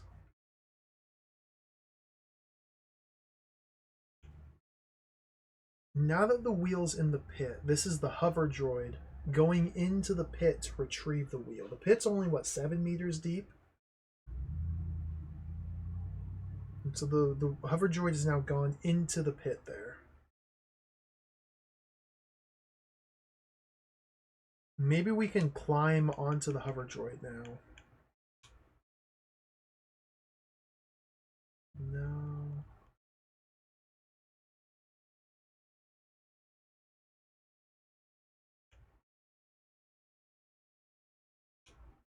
Maybe we jump the hover droid now.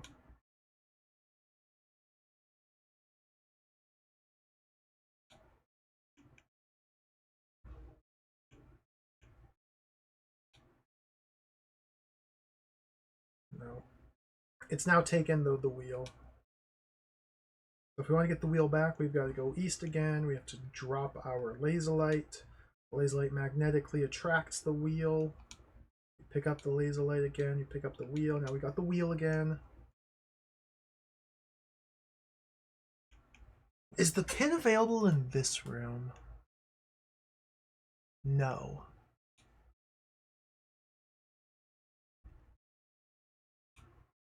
We throw the wheel from this room maybe into the gates?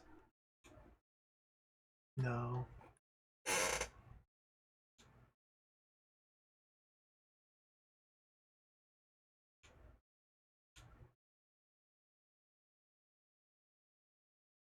We activate the laser light and examine it. Do we get a different message? No.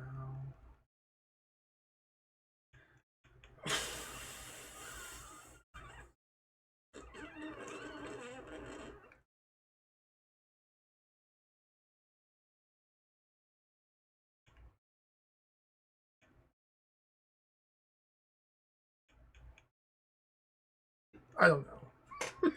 Man, I don't know what to do here. This is tricky. Maybe we just push the hover droid now that it's level with me. I couldn't pull it. We can't push it. We can't jump on top of it. We can't ascend it.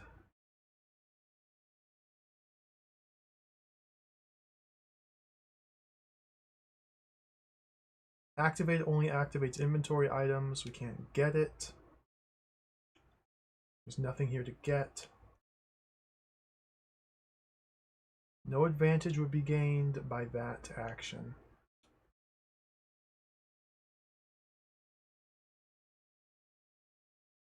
This is very mysterious. I really don't know what it wants me to do here.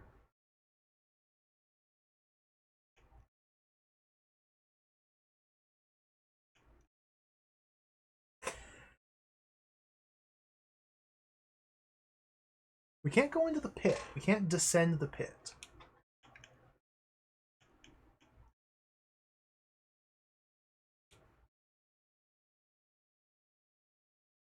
We can jump over the pit.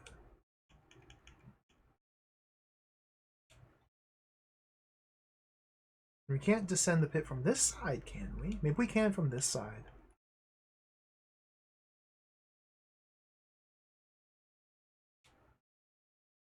Look at the edge. Let's look at the pit.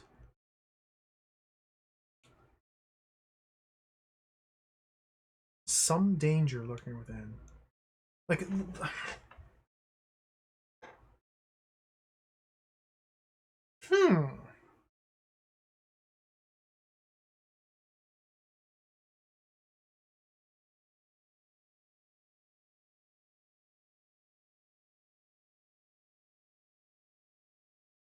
I get the feeling that we just need to find the correct screen or like game state to use this gun.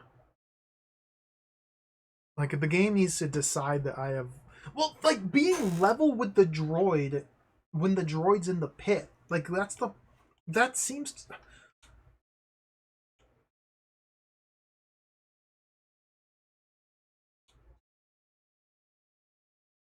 that's got to be it.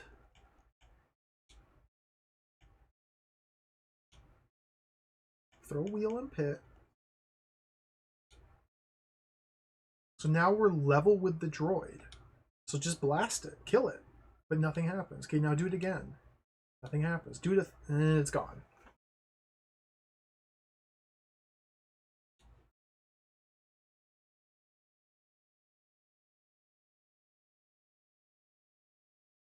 Fascinating.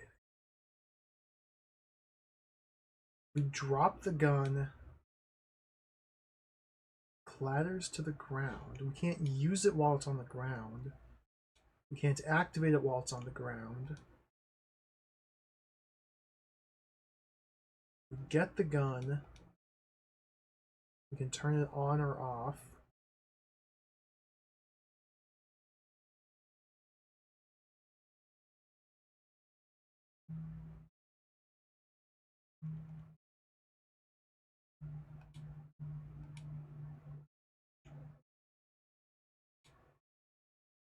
Pulse the wheel to within your grasp. Okay, with the wheel in this screen, can I go east? No, we just die instantly.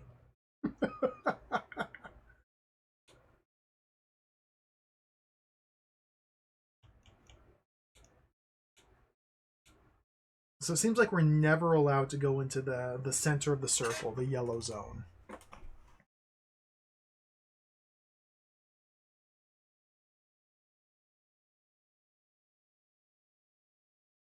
Goodness.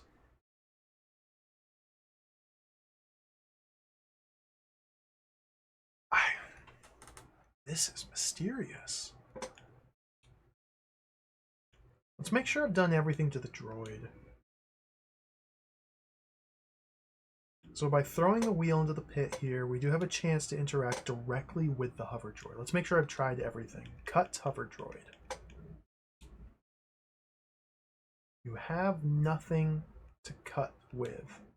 Throw lazulite hover droid. As you make to throw it, something in your head advises you to change your mind. Okay, so we get 2 actions we can take. Let's restore.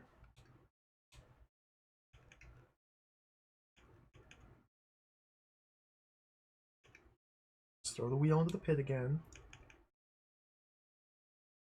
We're going to try and brute force all verbs on hover droid. Let's pull the hover droid. The atmosphere here seems to be sapping all your strength. You just can't move it. Well, let's try pushing it. Okay, and there's our 2 actions. Let's restore. It'd be so cool if we could ride the droid. That would be sick. Throw. Wheel. Pit. Okay, so we tried pushing and pulling. Select only functions in the very first room of the game. Swim hover droid. Most illogical. There is no water here. Examine only lets us examine inventory items, which took one of our actions, and now it's gone. Okay.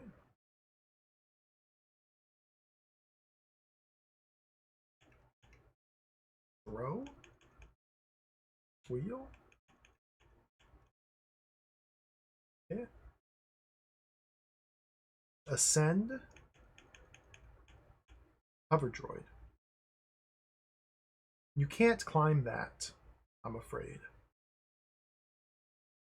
Go west, go north, go south, go east. Descend. Hover droid. The hover droid is level with you in the pit. Am I in the pit? Did I go in the pit? Descend the hover droid.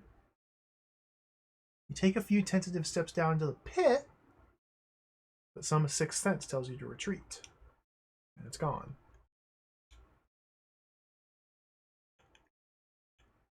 Okay, restore. This is really baffling.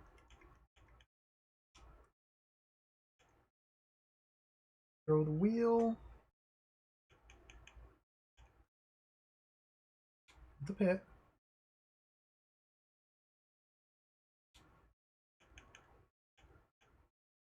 Yeah, that would make sense. Like, the hover droid is in the pit. We're not in the pit. It's level with us, meaning it's like foot level.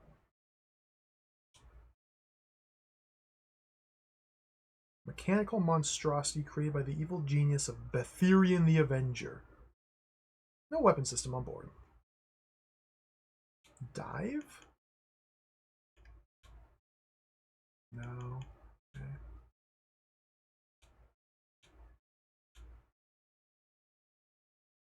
There's gotta be something here. So I'm wondering if I need to like set up the laser light before doing this.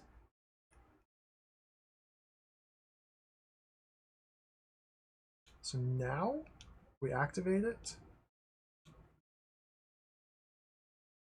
I just turned it off and turned it back on. And there's no meaningful difference here.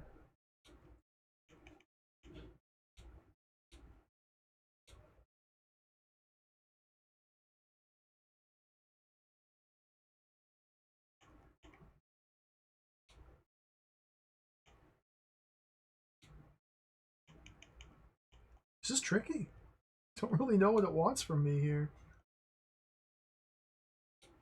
We can't get anything. I can drop the laser light and nothing happens. It clatters to the ground. It doesn't have magnetic attraction when it's on the ground in this screen. Only on the other screen does it magnetically attract the wheel.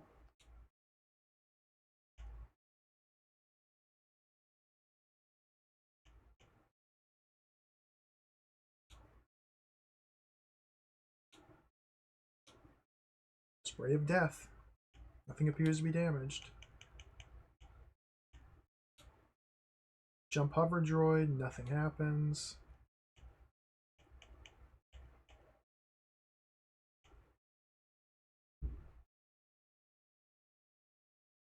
It really seems like using the laser light gun to shoot the droid is the solution, but it doesn't do anything.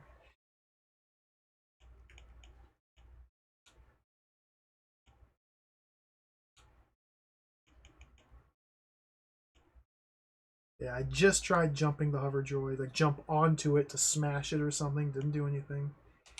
We jump over the pit here.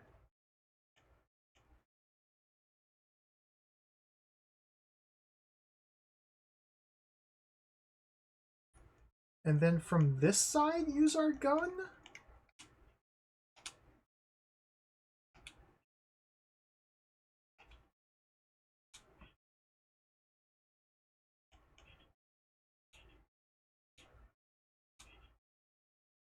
Okay, let's try this. Let's try this.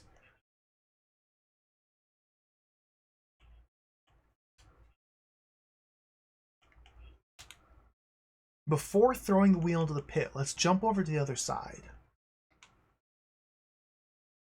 And then while we're over here, let's set down the laser light. And then jump back over the pit. And now throw the wheel in.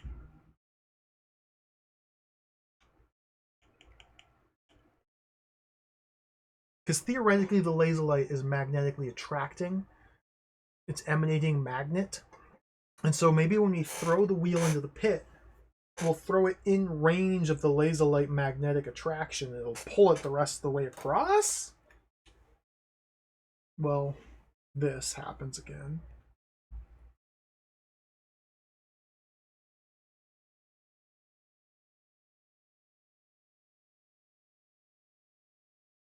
I can't do anything from this screen.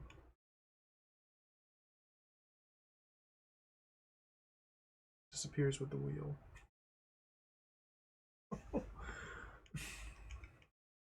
There's no way to stand on the wheel.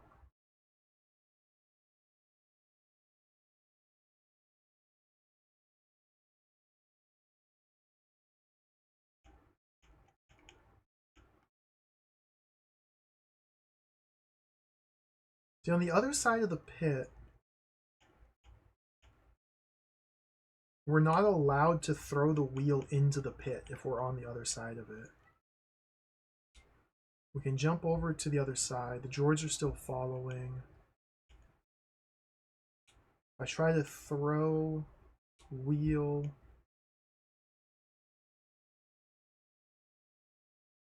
It just doesn't. It just simply doesn't. Which is really funny. If we drop the wheel, does it immediately get snatched? It immediately gets snatched, okay.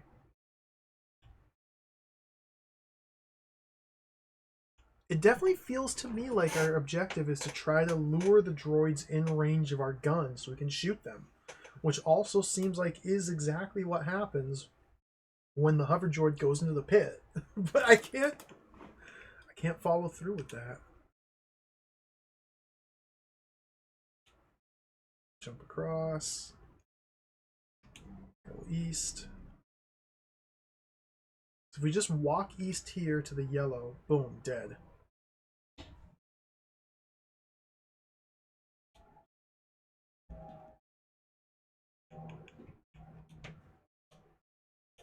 Let's step back and go over the previous screens one more time. Make sure I'm not missing an item somewhere. Might be missing an item somewhere. Jump the pit. Okay, if we try to go west, they take the wheel away from me. We can't just walk west from here. But now that we don't have the wheel anymore, we can walk west. From here, we can only go east or north. Check the pathway. Check the branch.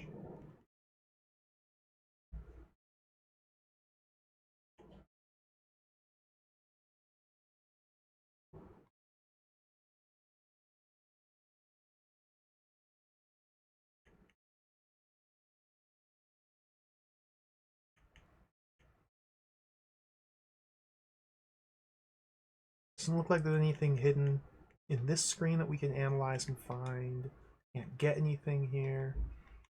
Can't spray death on this screen. From here, if we go north, this is the starting room. The mega unit's gone. I wonder if we can re-summon the mega unit. Doesn't seem like we can ever bring the mega unit back to existence.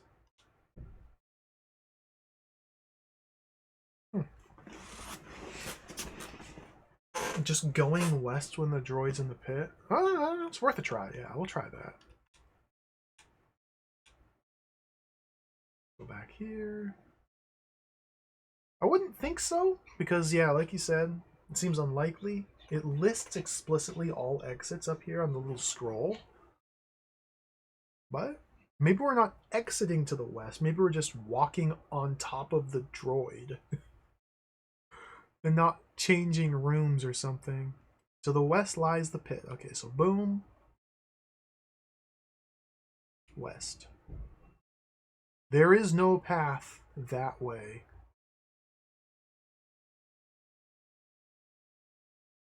East. East. Dead.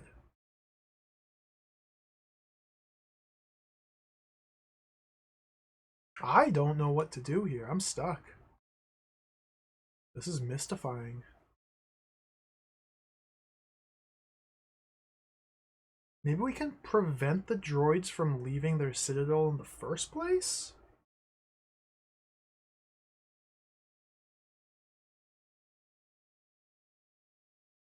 Dark and forbidding citadel. Examine north. Examine dark. Citadel. Wait, what was that? From this distance, it's impossible to make any clear analysis. Okay, let's go a little bit east. A little bit more east.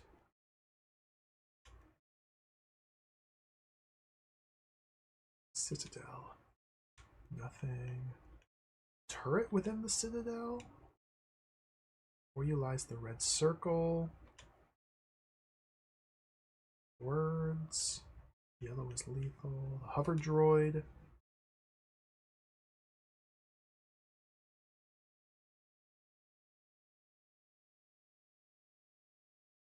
Look at the gates. Laser droid. Portable destruction machine. I just want to shoot it myself.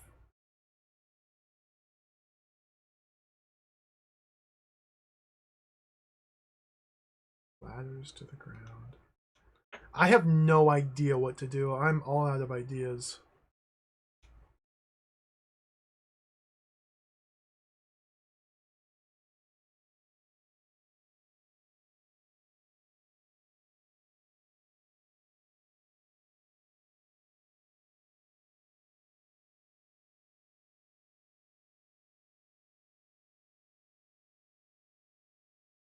Maybe we turn off the lazulite.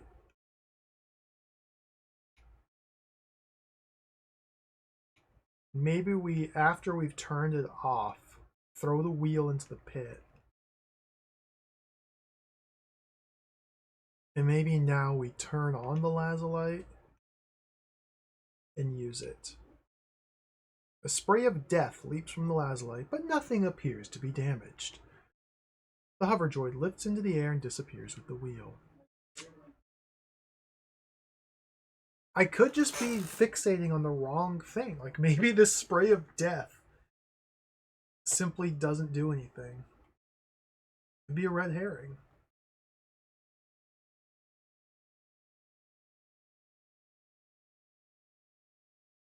I can't use the magnetic properties of the lazulite to help me out here.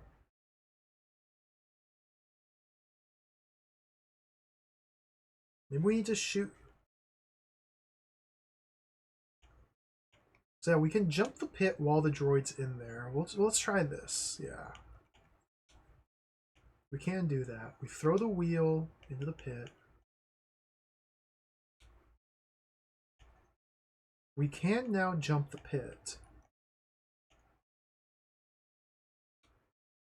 And that brings us over here to the other side. And even though the hover droid's not in the text, maybe we can shoot it from this side? Nothing happens.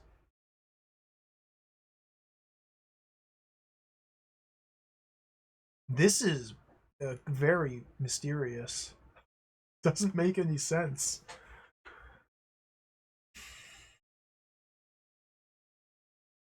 If anybody has any ideas in chat, feel free to share. Otherwise, I may have to look this up because I don't know what to do.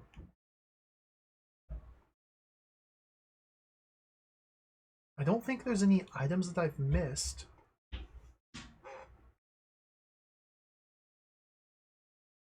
We only have 4 screens, 5 screens we can even visit, 3 of which are completely empty.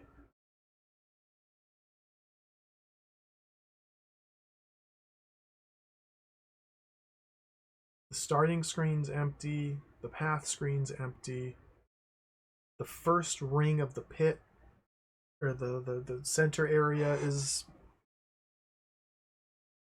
empty. Oh no, there's the path and the other side of the pit. And the 2 screens, green and then red.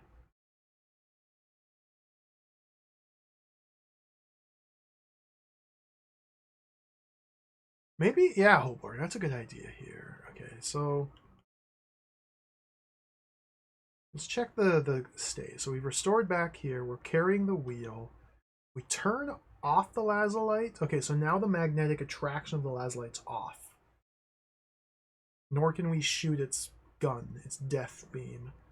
So from here, maybe we can just simply throw the wheel west? It still has the same message. Even after we turn off the magnet, it still gives me the same message. Weird.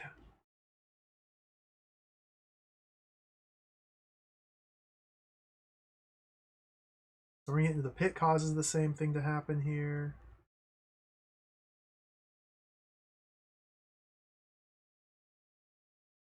We can't get anything. Can't use the gun because it's off.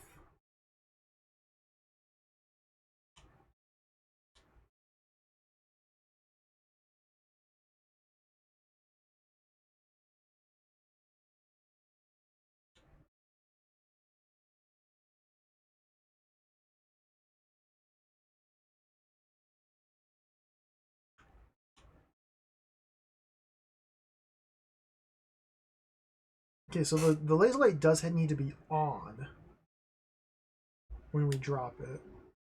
So we do need to turn it on. And then drop it to magnetically pull the wheel onto this screen. If we leave the wheel on the ground on this screen, and then step west once. I tried this earlier and it didn't work. Turn on the lazulite again, drop it here. We can only pull the wheel from the center, the yellow ring, to the red one. We cannot continually pull it further and further. We can only pull it out of that one room into the adjacent room.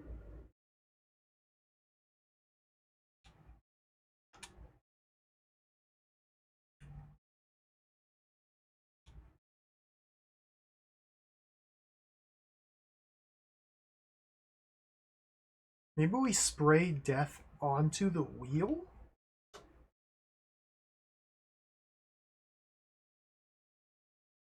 I wasn't able to ascend the droid, no, when it's in the pit. That'd be really cool if you could climb the pit.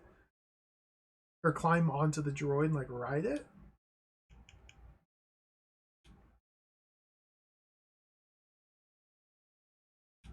Maybe we do it from a different screen. Maybe we do it from this screen.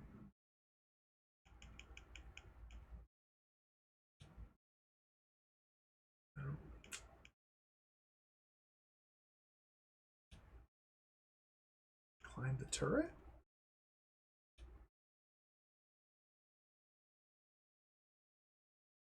Two droids are following you. Me from this screen?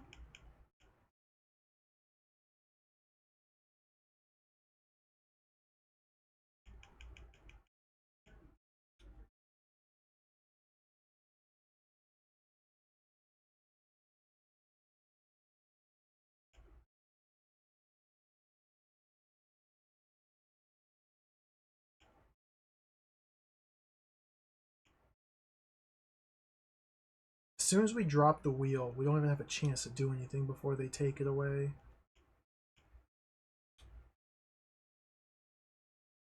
We can easily get it back. I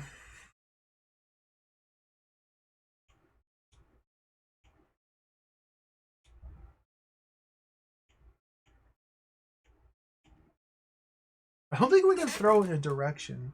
We'll try it though. It seems like when any direction I try to throw the wheel in, it quickly returns to my hand. Unless I throw it into the pit. But we'll try west.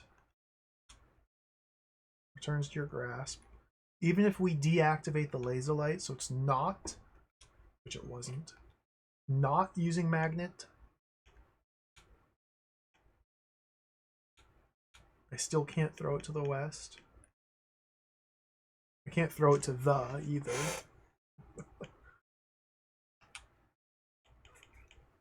West.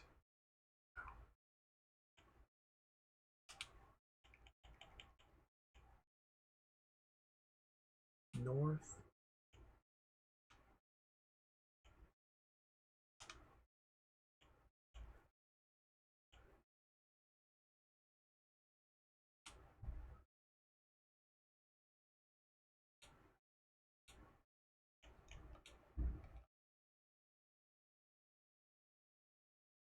I don't know. I'm looking it up.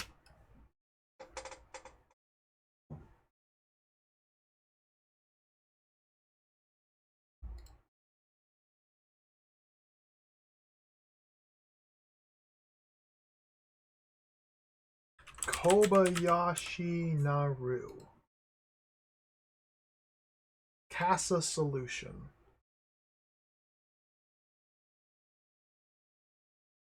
Where's the solution?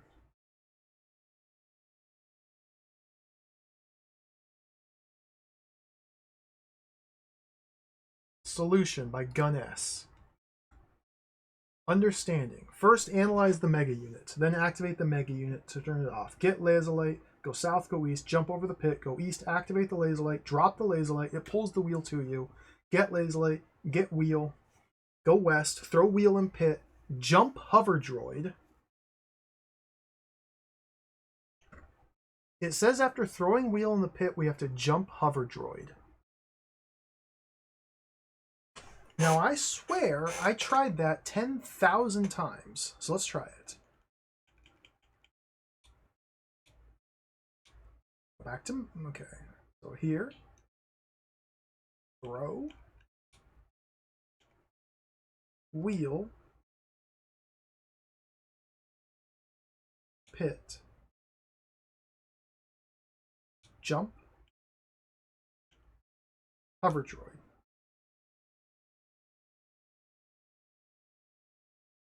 Literally nothing happened.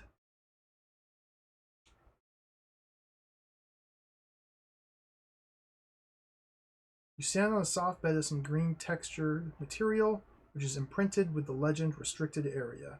To the west lies the pit, and north can be seen a dark and forbidding citadel. I jumped across the pit.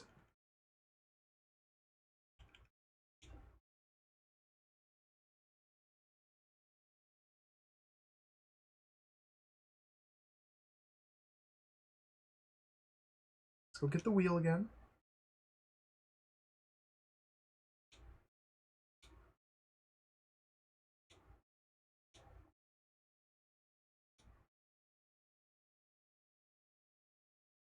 Go west.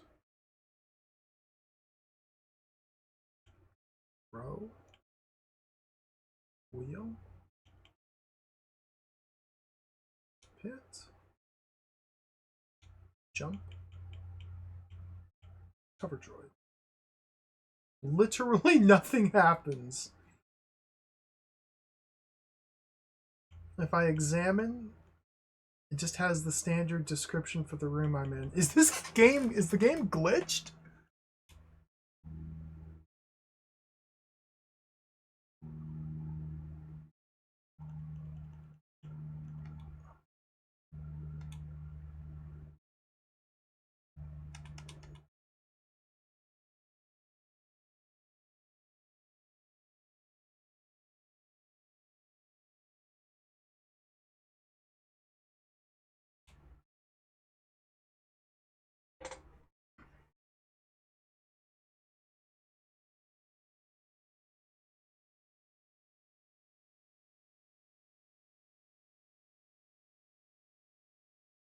It just says, okay, get laser light, get wheel, go west.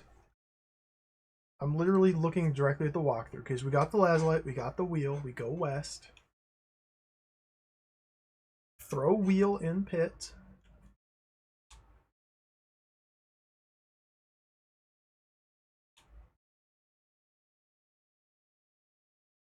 This is the only pit in the text here. Boom. And then it says jump hover droid. In brackets, it flies you across the yellow area. So we are supposed to ride the hover droid to where it's returning from.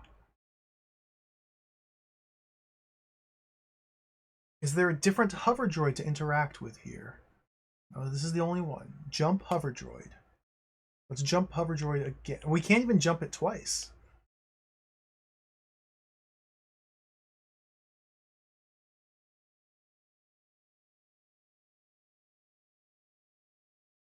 We can't even jump over it twice.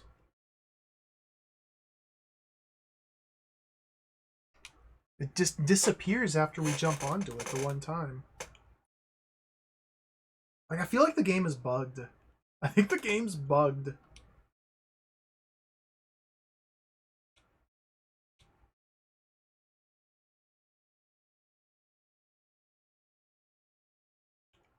We'll try that impending disaster. Yeah, it's a good idea. Grab these. The west. Because we do have 2 turns to act. That's true.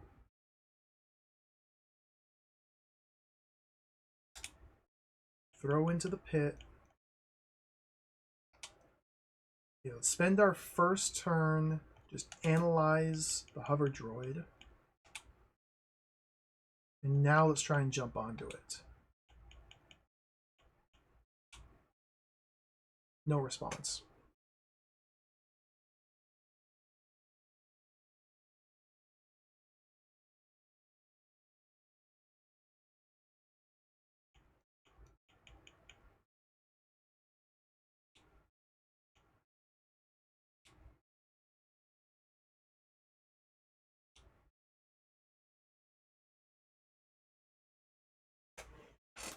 Hello, First Evil. Welcome. How's it going?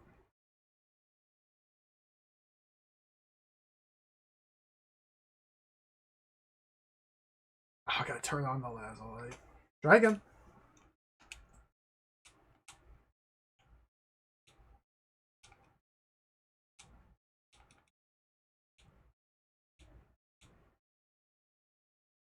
We may need to try a different version of the game.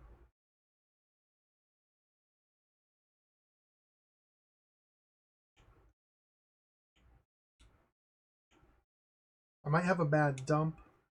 Maybe the C64 version is just kind of broken.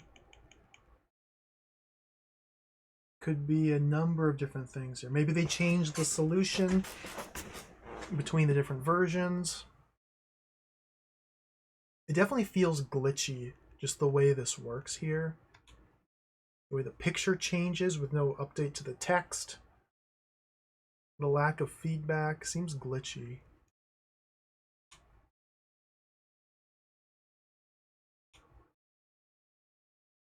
Jump level did nothing. Jump hover droid.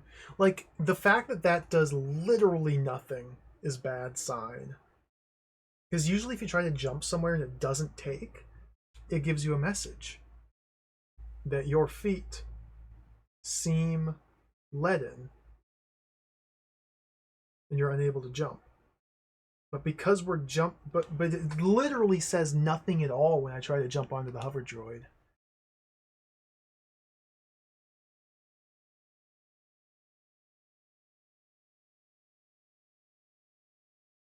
Okay, well let's just do a quick restart here. Boom. And head straight to understanding. So from a fresh, might need to like reload the entire game here.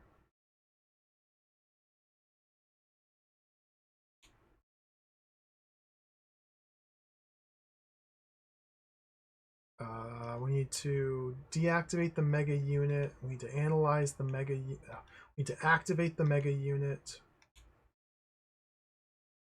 And then we need to analyze the mega unit. Just find the laser light.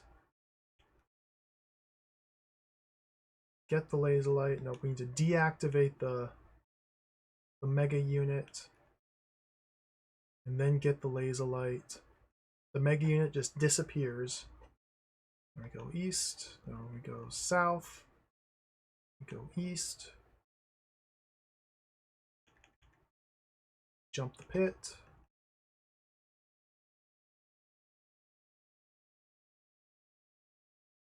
We go east. Make sure the laser light's on.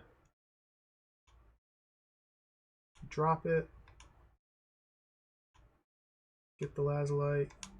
Get the wheel. Go west. Throw the wheel into the pit.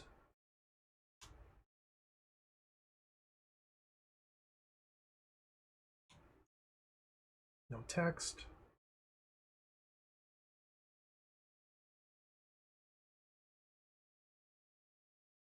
Nothing.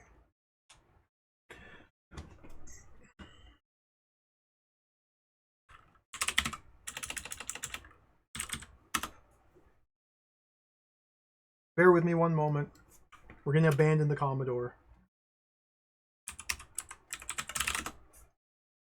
The Commodore 64 has failed me. We must abandon.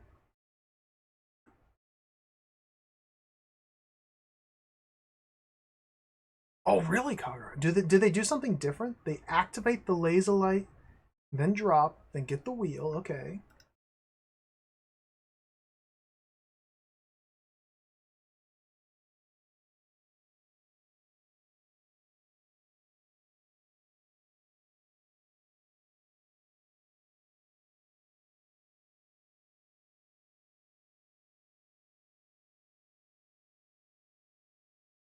One moment here. Yoink. Let's check out the Amstrad version.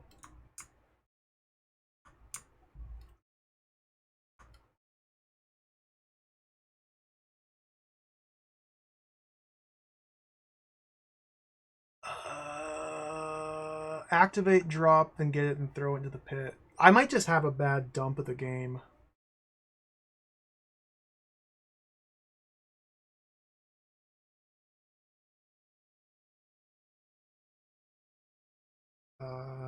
Cat?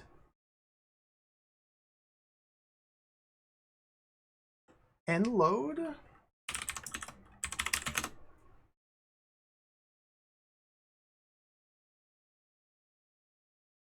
Whoa, cool title screen!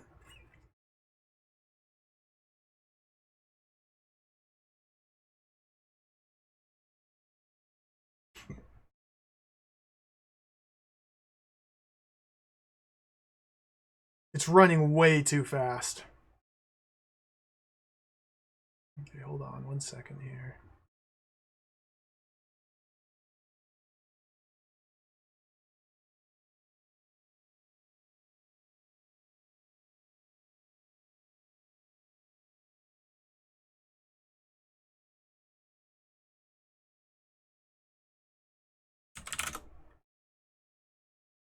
Oh, whoops.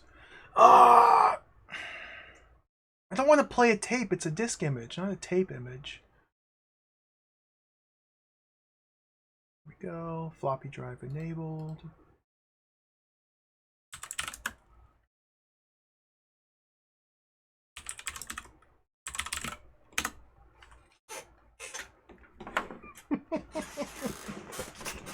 Kobayashi Naru. Memory full. Oh, God. I need more memory. Okay, let's get a memory expansion. Try again.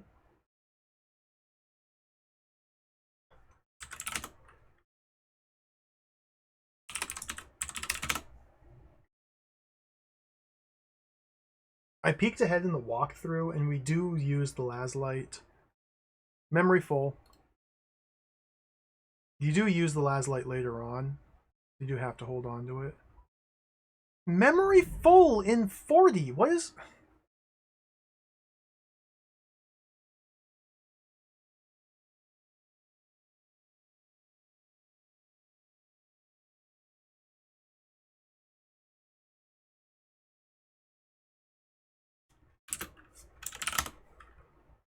Do we just need to load like one single part? No, that wouldn't make sense.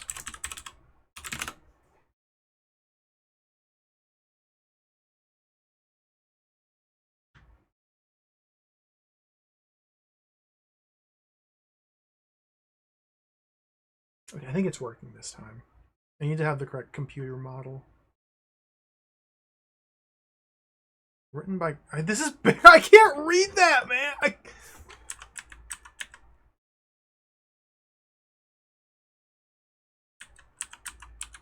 This is so jacked. Oh, God. This is...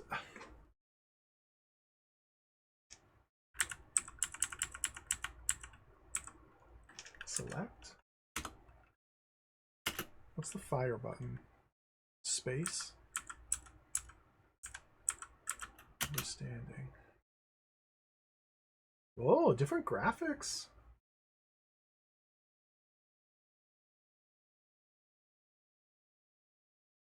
How about the mega unit? This is... No, there's got to be a way to make this run correctly.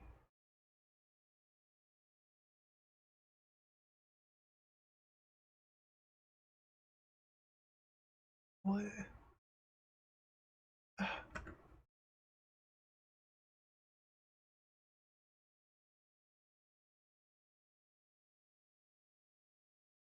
Maybe we could just do a different version of the C64. Hold on, let's go back. Let's try that. We're improvising here. We're going off book. There are 8 separate dumps of Kobayashi Naru for the Commodore 64 to pick from. 8 separate dumps.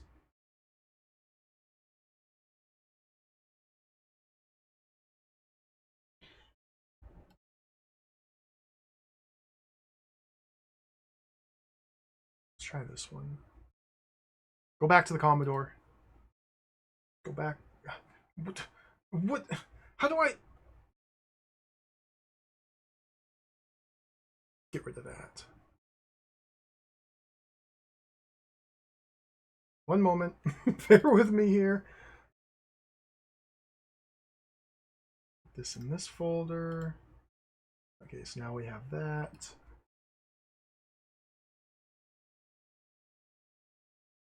Bring this back. Gotta fix the cropping again. One of these days I'll figure out how to stream. Like have different sources for these different emulators instead of reusing the exact same capture for everything and just cropping it slightly different every time. Maybe like set up bounding boxes to make this stuff automated. That's fine. Okay. Change the disk. It's so much work, I know. I don't want to do all that. I just want to play video games.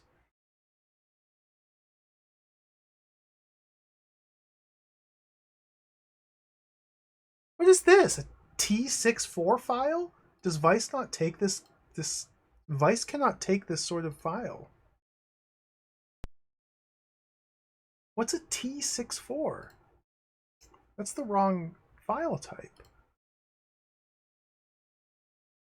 Okay, we found it. It's a tape!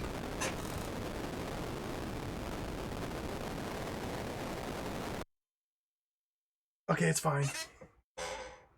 Exclusive US import pipe.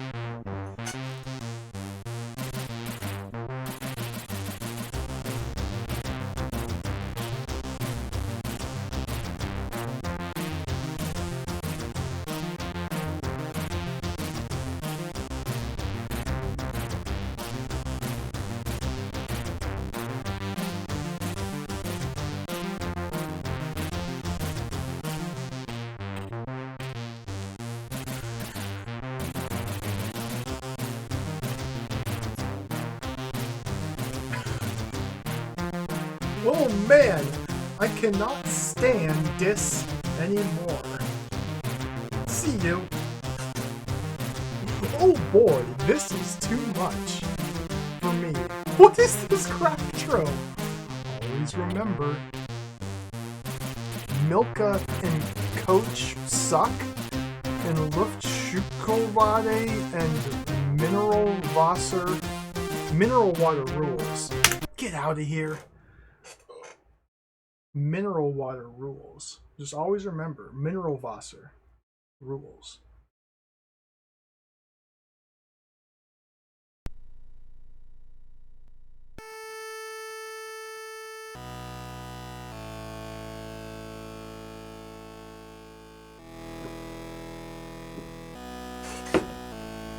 Kobayashi Naru, get me back in there. Here we are at the start of the game again. Okay, let's go straight for level 3. Understanding. Okay, immediately we must analyze the mega unit. And now that we have found the lazulite, we must deactivate the mega unit and take the lazulite. Okay, make sure the lazulite's on. We go south. We go east. We leap across the pit.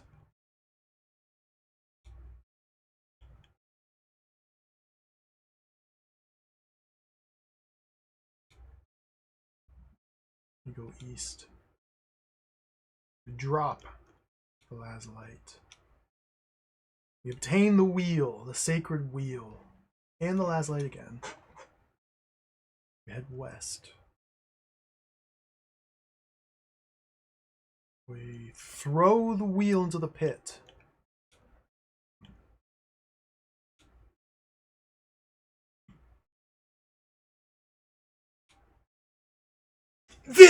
It's working. The wheel tumbles down to the pit. As you try to spot it, the hover droid descends into the pit to collect it. As it pauses, it's now level with you. It was we had a bad dump.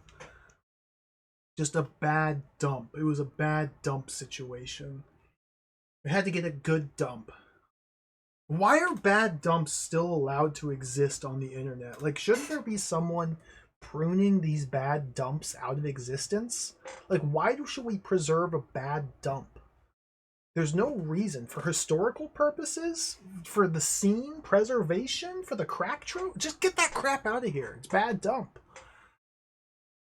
Maybe I'm being ignorant of history. Maybe it's important to preserve bad games that don't even work. No, don't throw! What am I doing? Jump. Hover droid. As the droid lifts off, you leap nimbly onto it.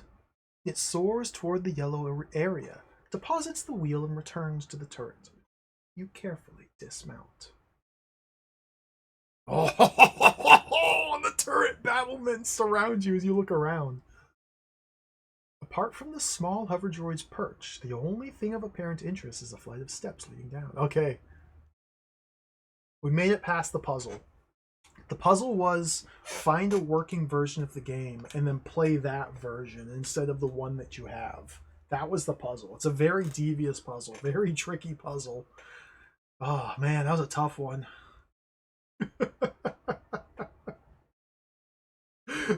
Maybe they smashed it a little too hard. Yeah, that could be. Like, that just goes to show that literally nobody played these dumps all the way through to completion before uploading them and preserving them. Like, people don't play these games beyond, like, 3 seconds. Like, it is just... Oh, whatever. Whatever. Analyze. The battlements. Look at the turret. The hover droid. Oh, we can look at the hover droid. Okay. Mechanical monstrosity. Okay, this is the same description. Perch. Secret passageway beneath the perch. Runs west from the turret. Can we grab anything here? No. Not east. Go west. You're encompassed in darkness within the long passageway, which seems to fall downwards as it meanders first west, then east again. A computer can be seen just ahead. Fascinating. I did not want to descend. I want to analyze.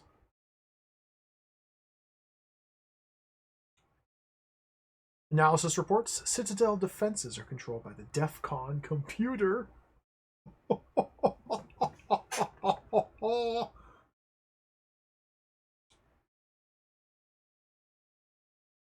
So sadly, I spoiled the answer to this, but we just blow up the computer.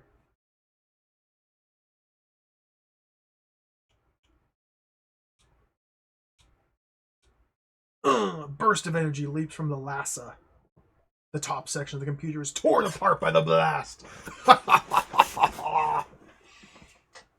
You just spray hot death all over the computer and it just explodes. Sweet. Okay. So now we've disabled the droid defenses. We should be able to safely retrieve the wheel and leave. What is this? Oh, it's a computer. Before you lies the DEFCON computer. Now, apparently sightless. The laser droid, void of instructions, rotates in mindless confusion. An open gateway leads south towards the circles. Cool computer.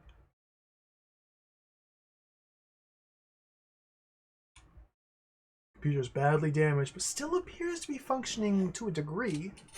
2 buttons on the right appear to be intact.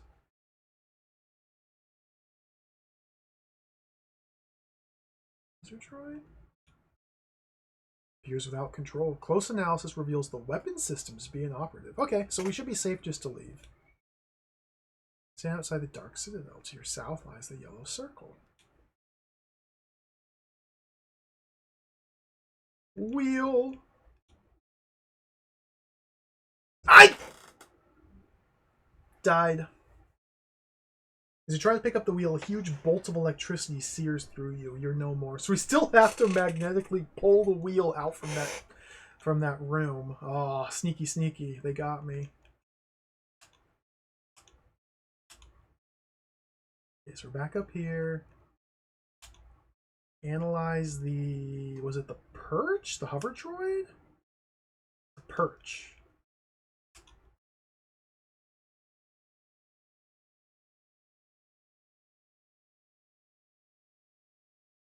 Examine the passage. Leading west. So let's go west. Okay, this is where the computer is. Let's blow up the freaking computer. We gotta reactivate the lazulite and blow up the computer. Okay. South. South. South. No. West. We'll use our little trick here.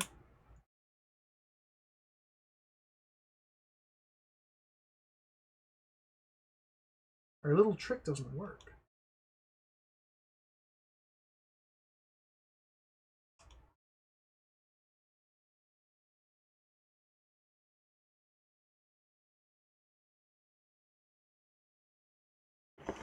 2 buttons are still intact. Okay, so we gotta use these buttons still. Activate computer! It now appears completely dead. Good. So that should hopefully turn off the electric floor. I sure hope so. Let's find out. We got it. Yo, Teflo, welcome. Kinnikos Dragon, hello. I love the scrolling text. It's really funny. I think we're going to beat the game, Tefla. We're here at the end. I got stuck for a while because I was playing a bad version, a glitchy bad dump of the game. But we found a new version, and it seems to be smooth sailing from here. So let's jump across the pit. Yes. Go west. Go north. Go north. The games master accepts the precious gift and divests you of your other possessions. Okay. So we finished. We finished part 3.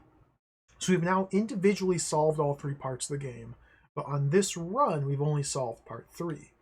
So let's head to knowledge now and do this real quick. Let's see if I remember exactly what to do to speedrun these. So the game's made up of 3 separate self-contained adventures. We just finished the 3rd one. Now we're going to the 1st one. There's a Simitax on the floor. We want to pick this up.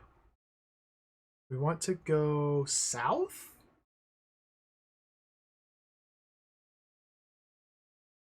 And we need to get... Can't get anything yet.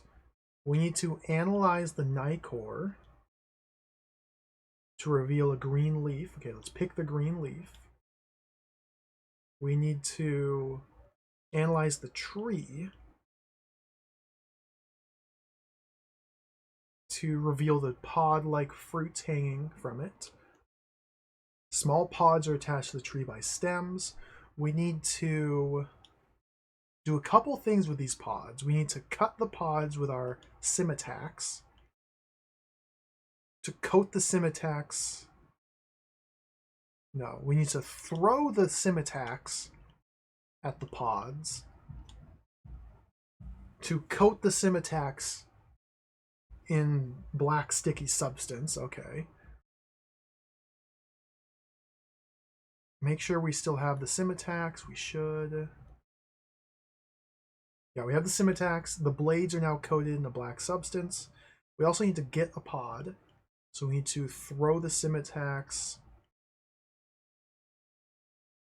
here at the stems to detach a pod. Now we can pick it up. Okay. So we got the Simitax, we got the pod, we got the plant leaf. We coated the Simitax in the black goo. Now we can head to the east and visit the Krakod. Now this is a very sneaky puzzle here. I got stuck on this puzzle for a while. We have to cut the tentacles of the Krakod. So we can continue east and continue cutting through the Krakod, but the actual answer to this place is to activate the pod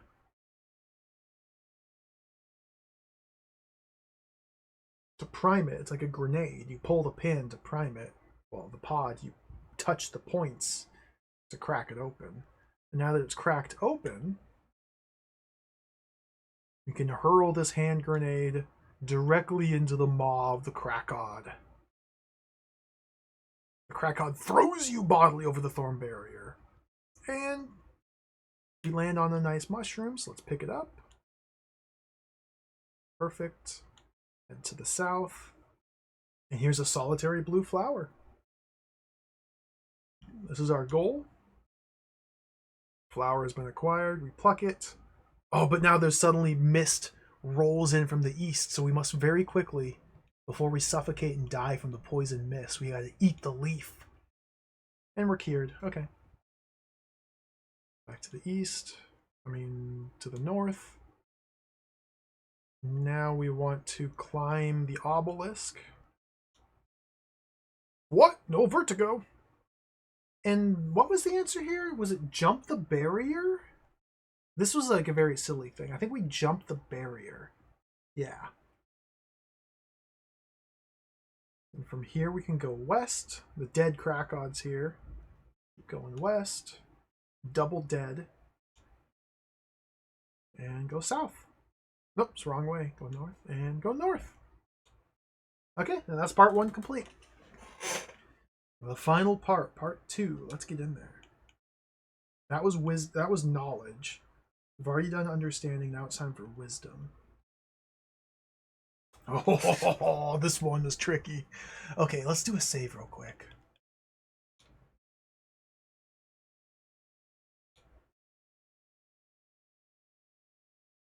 100% silent, yes.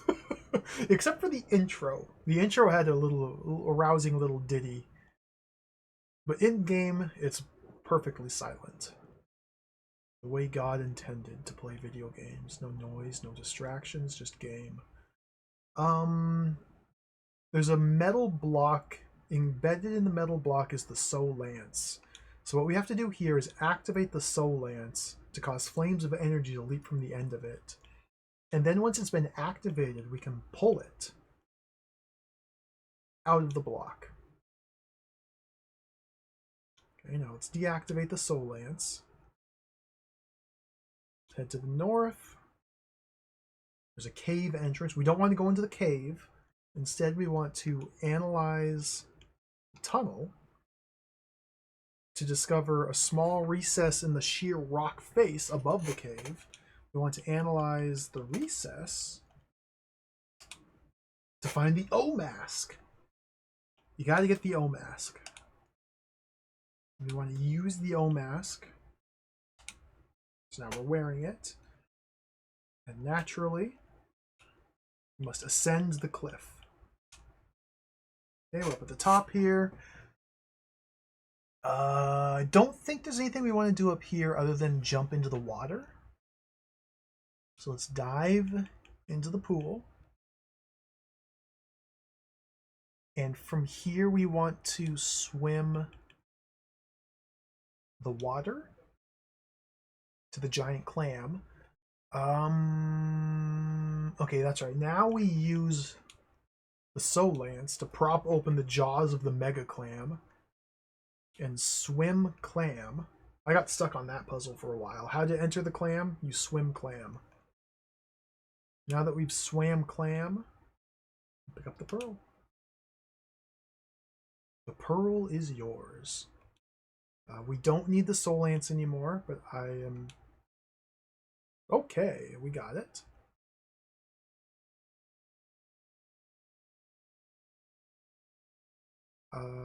We need to... I died.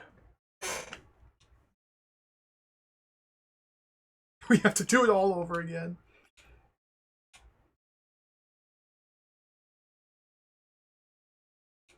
Is this before or after? Okay, this is the start. Okay.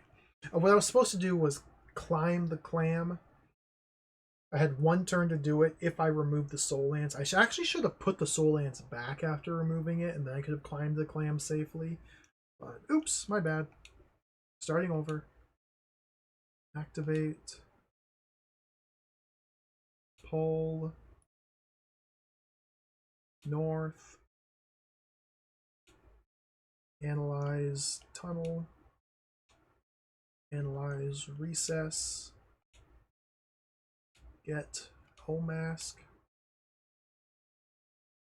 Do we even need the O mask? Whatever, we have the O mask. Use O mask.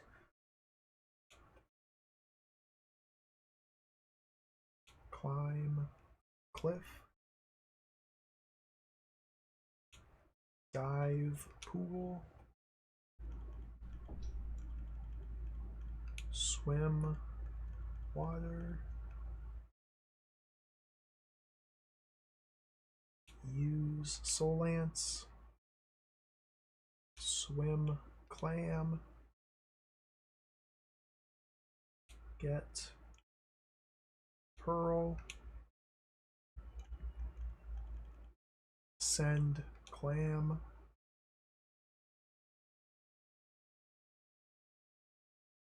How do I get out of here?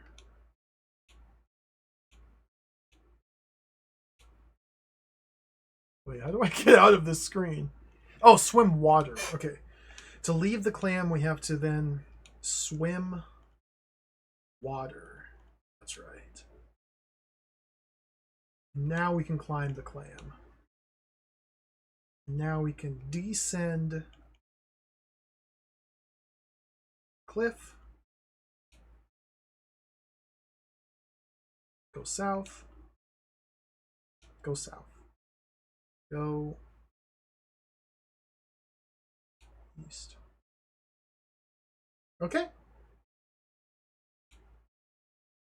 You've overcome the Kobayashi Naru. Congratulations from Clive, Les, and all at Mastertronic.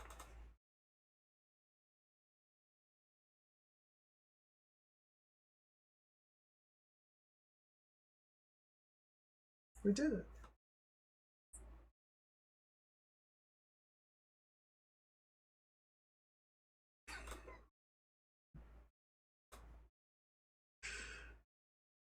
That's it.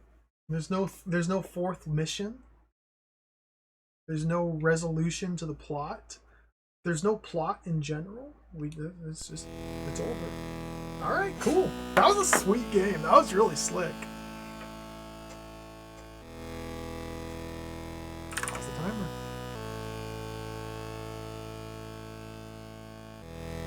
That was fun. Thank you for the GGs. Here's the music.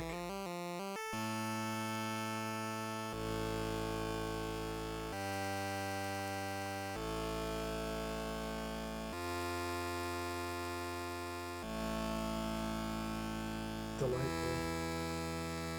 Where's the Overlord of all? Somewhere. That's not our problem. So this is technically the first in like a trilogy, I believe. There aren't sequels to this. I don't know if they're related, if they pick up where this one left off, if there's any continuity between the different games in the trilogy. But supposedly this is part 1 of a trilogy. Part 2 is called The Shard of Inovar. Hold on.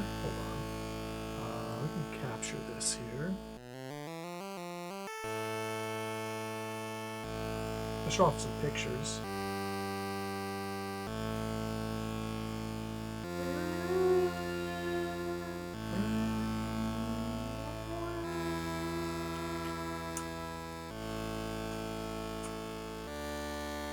Part 2, Shard of Inovar.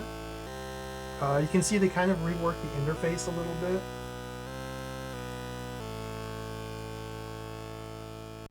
Same development team.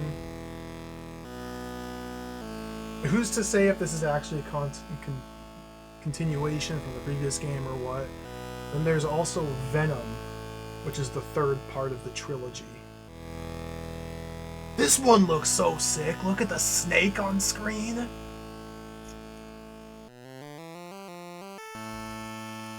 And they made a handful of games. In Kobayashi Naru in 1987. There's the Magus as well. Look at the Magus!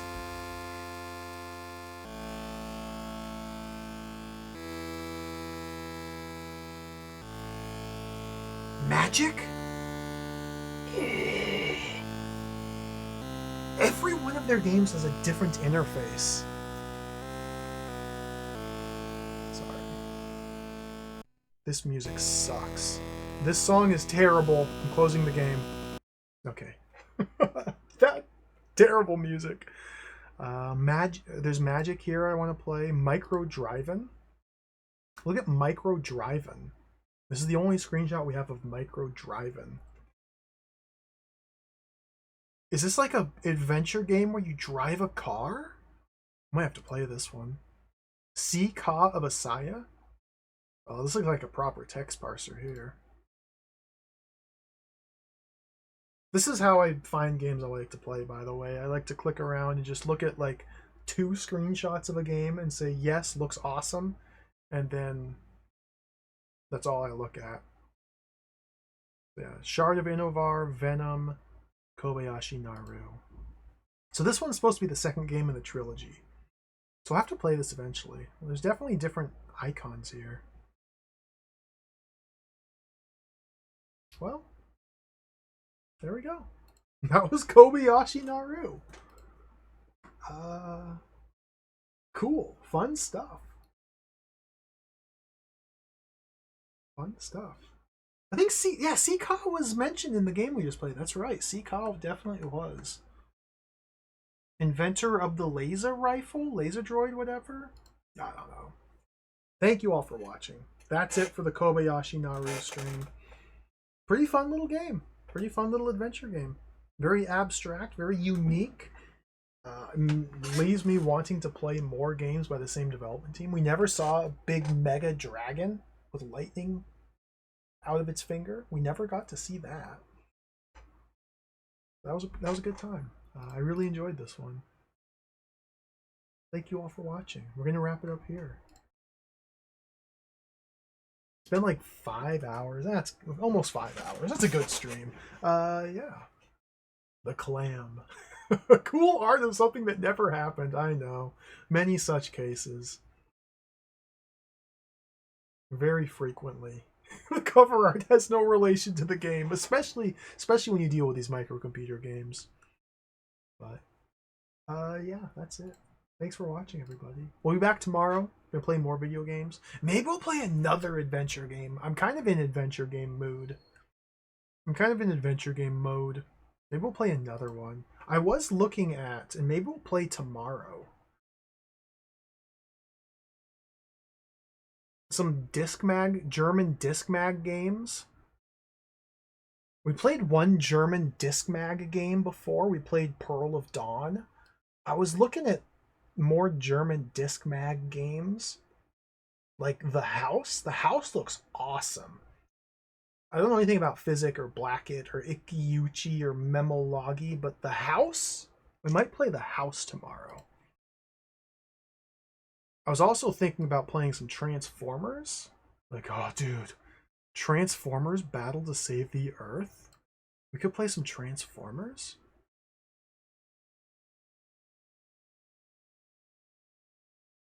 I don't have too many other cover arts here.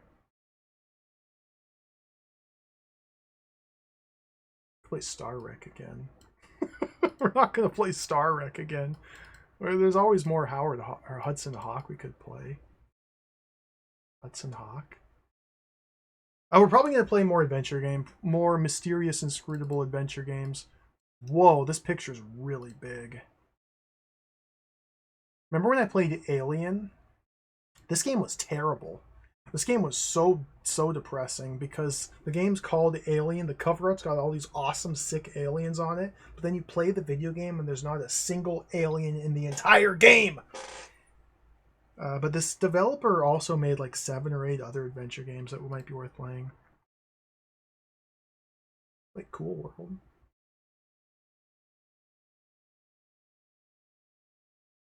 I don't want to play Cool World. We already played Howard the Duck. Howard the Duck. We should play Indiana Jones and the Lost Kingdom. Has anybody played Indiana Jones and the Lost Kingdom? Did you know there's a unique Indiana Jones game released exclusively for the Commodore 64? The Ultimate Challenge? Nobody told Indiana Jones the rules, and no one will tell you. That sucks. We're not even going to tell you how to play our game. Just here's the game. Sorry, figure it out. That actually is kind of cool. I do want to play this game. Software that challenges the mind. We want to do a quick Howard the Duck run? Oh, I already closed Vice. Let's play Howard the Duck real quick. We'll do this one for you, Eerie Gray. Do a quick Howard the Duck playthrough. We'll see if I still remember how to play through the whole thing. Oh, we gotta be in NTSC mode.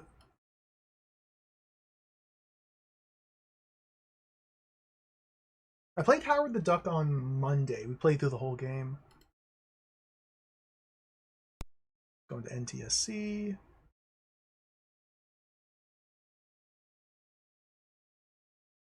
We'll do a quick little Howard the Duck attempt. I never did finish this game on the hardest difficulty.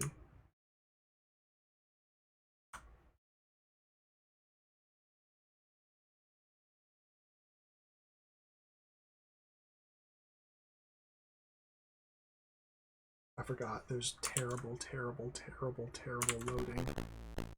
Cracktro.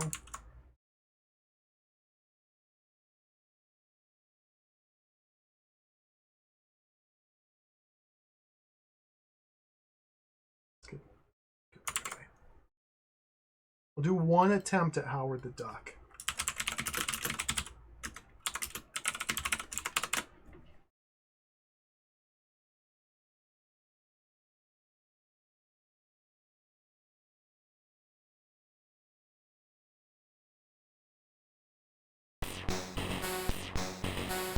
It's worth it just to watch this.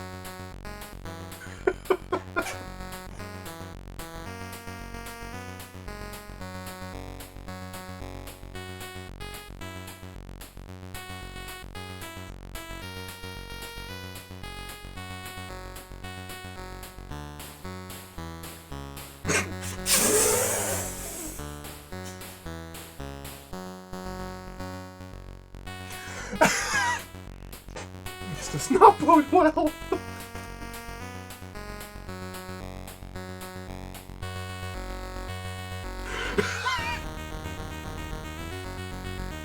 This does not bode well.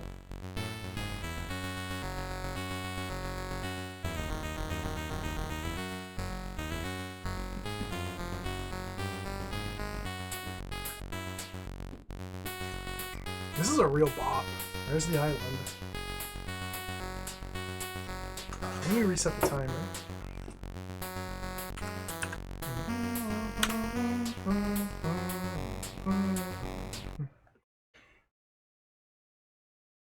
Oh, we gotta wait a couple minutes here for loading. Turn on fast forward.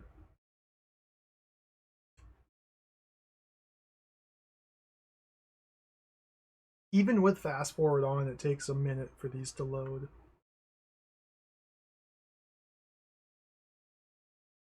Man, we gotta go straight for the hardest difficulty, which means we get one life to play the entire game, which means we're probably not gonna get very far. Okay. Start the timer here. Bull. So we beat Howard the Duck on Novice, on Intermediate, and Expert. We never did finish it on... Novice, Intermediate, and Advanced. We never finished it on Expert. Let's go.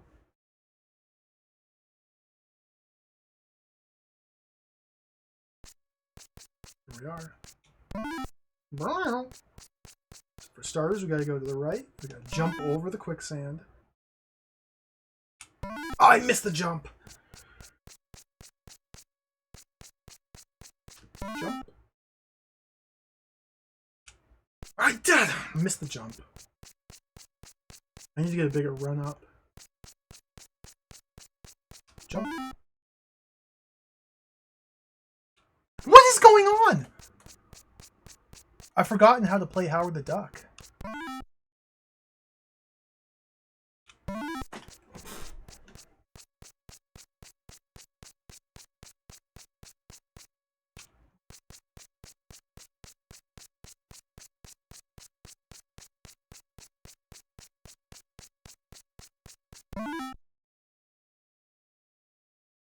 What? This is not even the hard part of the game. This is literally the easy baby part. We've already spent 5 minutes of in-game time. 4 minutes of in-game time. Jump. What? So Howard the Duck is not a very good game. There we go. Just make it. Just try a little harder, Howard. The intro's incredible. I know, the intro is fantastic. Okay, we made it. Grab the bag. Jump back. Oh, come on!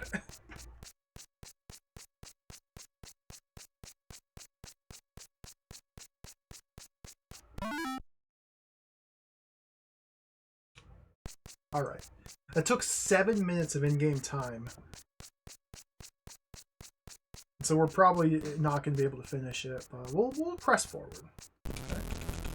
Now we cross the river. So the backpack has our little jetpack that allows us to cross the river, because Howard can't swim. He's a duck that can't swim. But he can equip a jetpack and use jetpack propulsion to water ski across the river. Now we got some vampires here we got to deal with. Or use our quack food to get rid of these vampires. You hit them once to cause them to spin. And once they're spinning, you hit them twice to kill them. Oh god. And we have to stomp their little anthills that they emerge from. There we go. Stomped.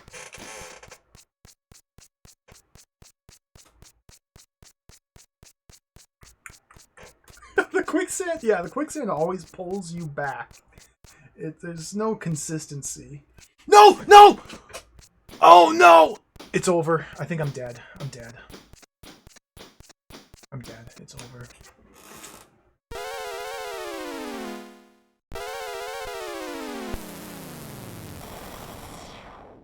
You didn't make it very far. That's 90% of the video game.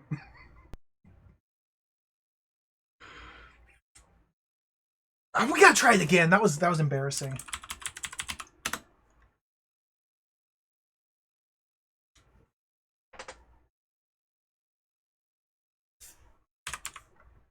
To attempt. Okay.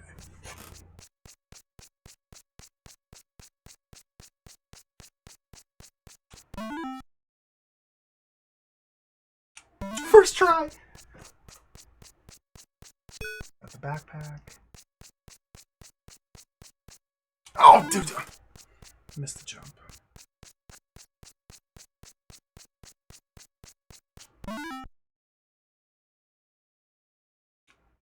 That was so close.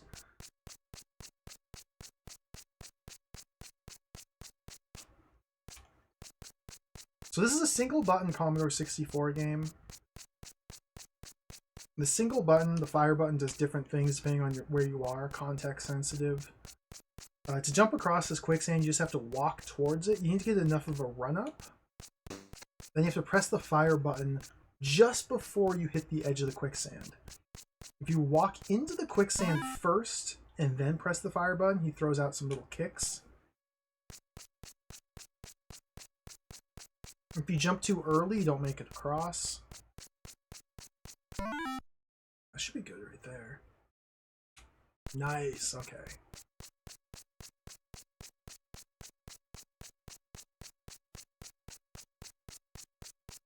You have to pick up the backpack before you can make it across the river here. You mash the fire button to propel yourself with the jetpack. Alright, now for this part. These vampire mutants are just relentless.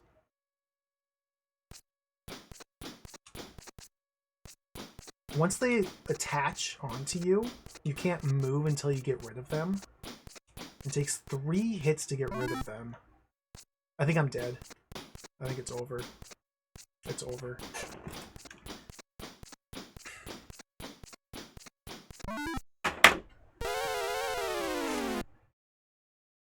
So I never finished Howard the Duck on Expert, because Howard the Duck's a really bad game. Basically, if you don't play perfectly, those stupid mutants surround you, and then you can never get rid of them because it takes 3 hits to get rid of them, but they must all be red and spinning before you can dispatch them. So you have to kick all 4 of them, and then kick the first one that you started spinning twice, while the other 3 remain red spin to get rid of that one, and then another one comes and you're just dead. It's hopeless. But you have to stay on top of them and just never make a mistake. Well, Howard the Duck. If you want, Indiana Jones. If you want to see all of Howard the Duck, feel free to look at my VODs. We played through the whole game on Monday multiple times. Delightful video game, Howard the Duck. Where did I put Kobayashi?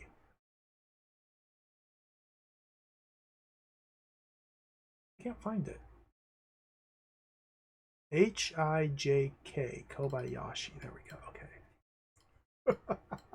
Thank you for watching. I'm out of here. We'll be back tomorrow to play some more video games. Probably another adventure game. Probably another microcomputer adventure game. Because I love these games. I like how short they are. It's nice to be able to just sit down and play through a game and then just move on and do something else next time. We're not getting stuck into a mega adventure. What is this Rubber Kitty link?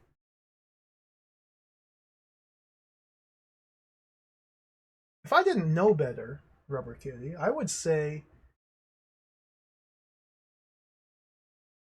that's like the same dragon. They just mirrored it. Is this some Boris Vallejo cover art? Powerful Boris Vallejo. Fascinating. Fascinating. Who's on? Let's do a raid. Who's playing video games on the internet? Wow. Got a lot of games.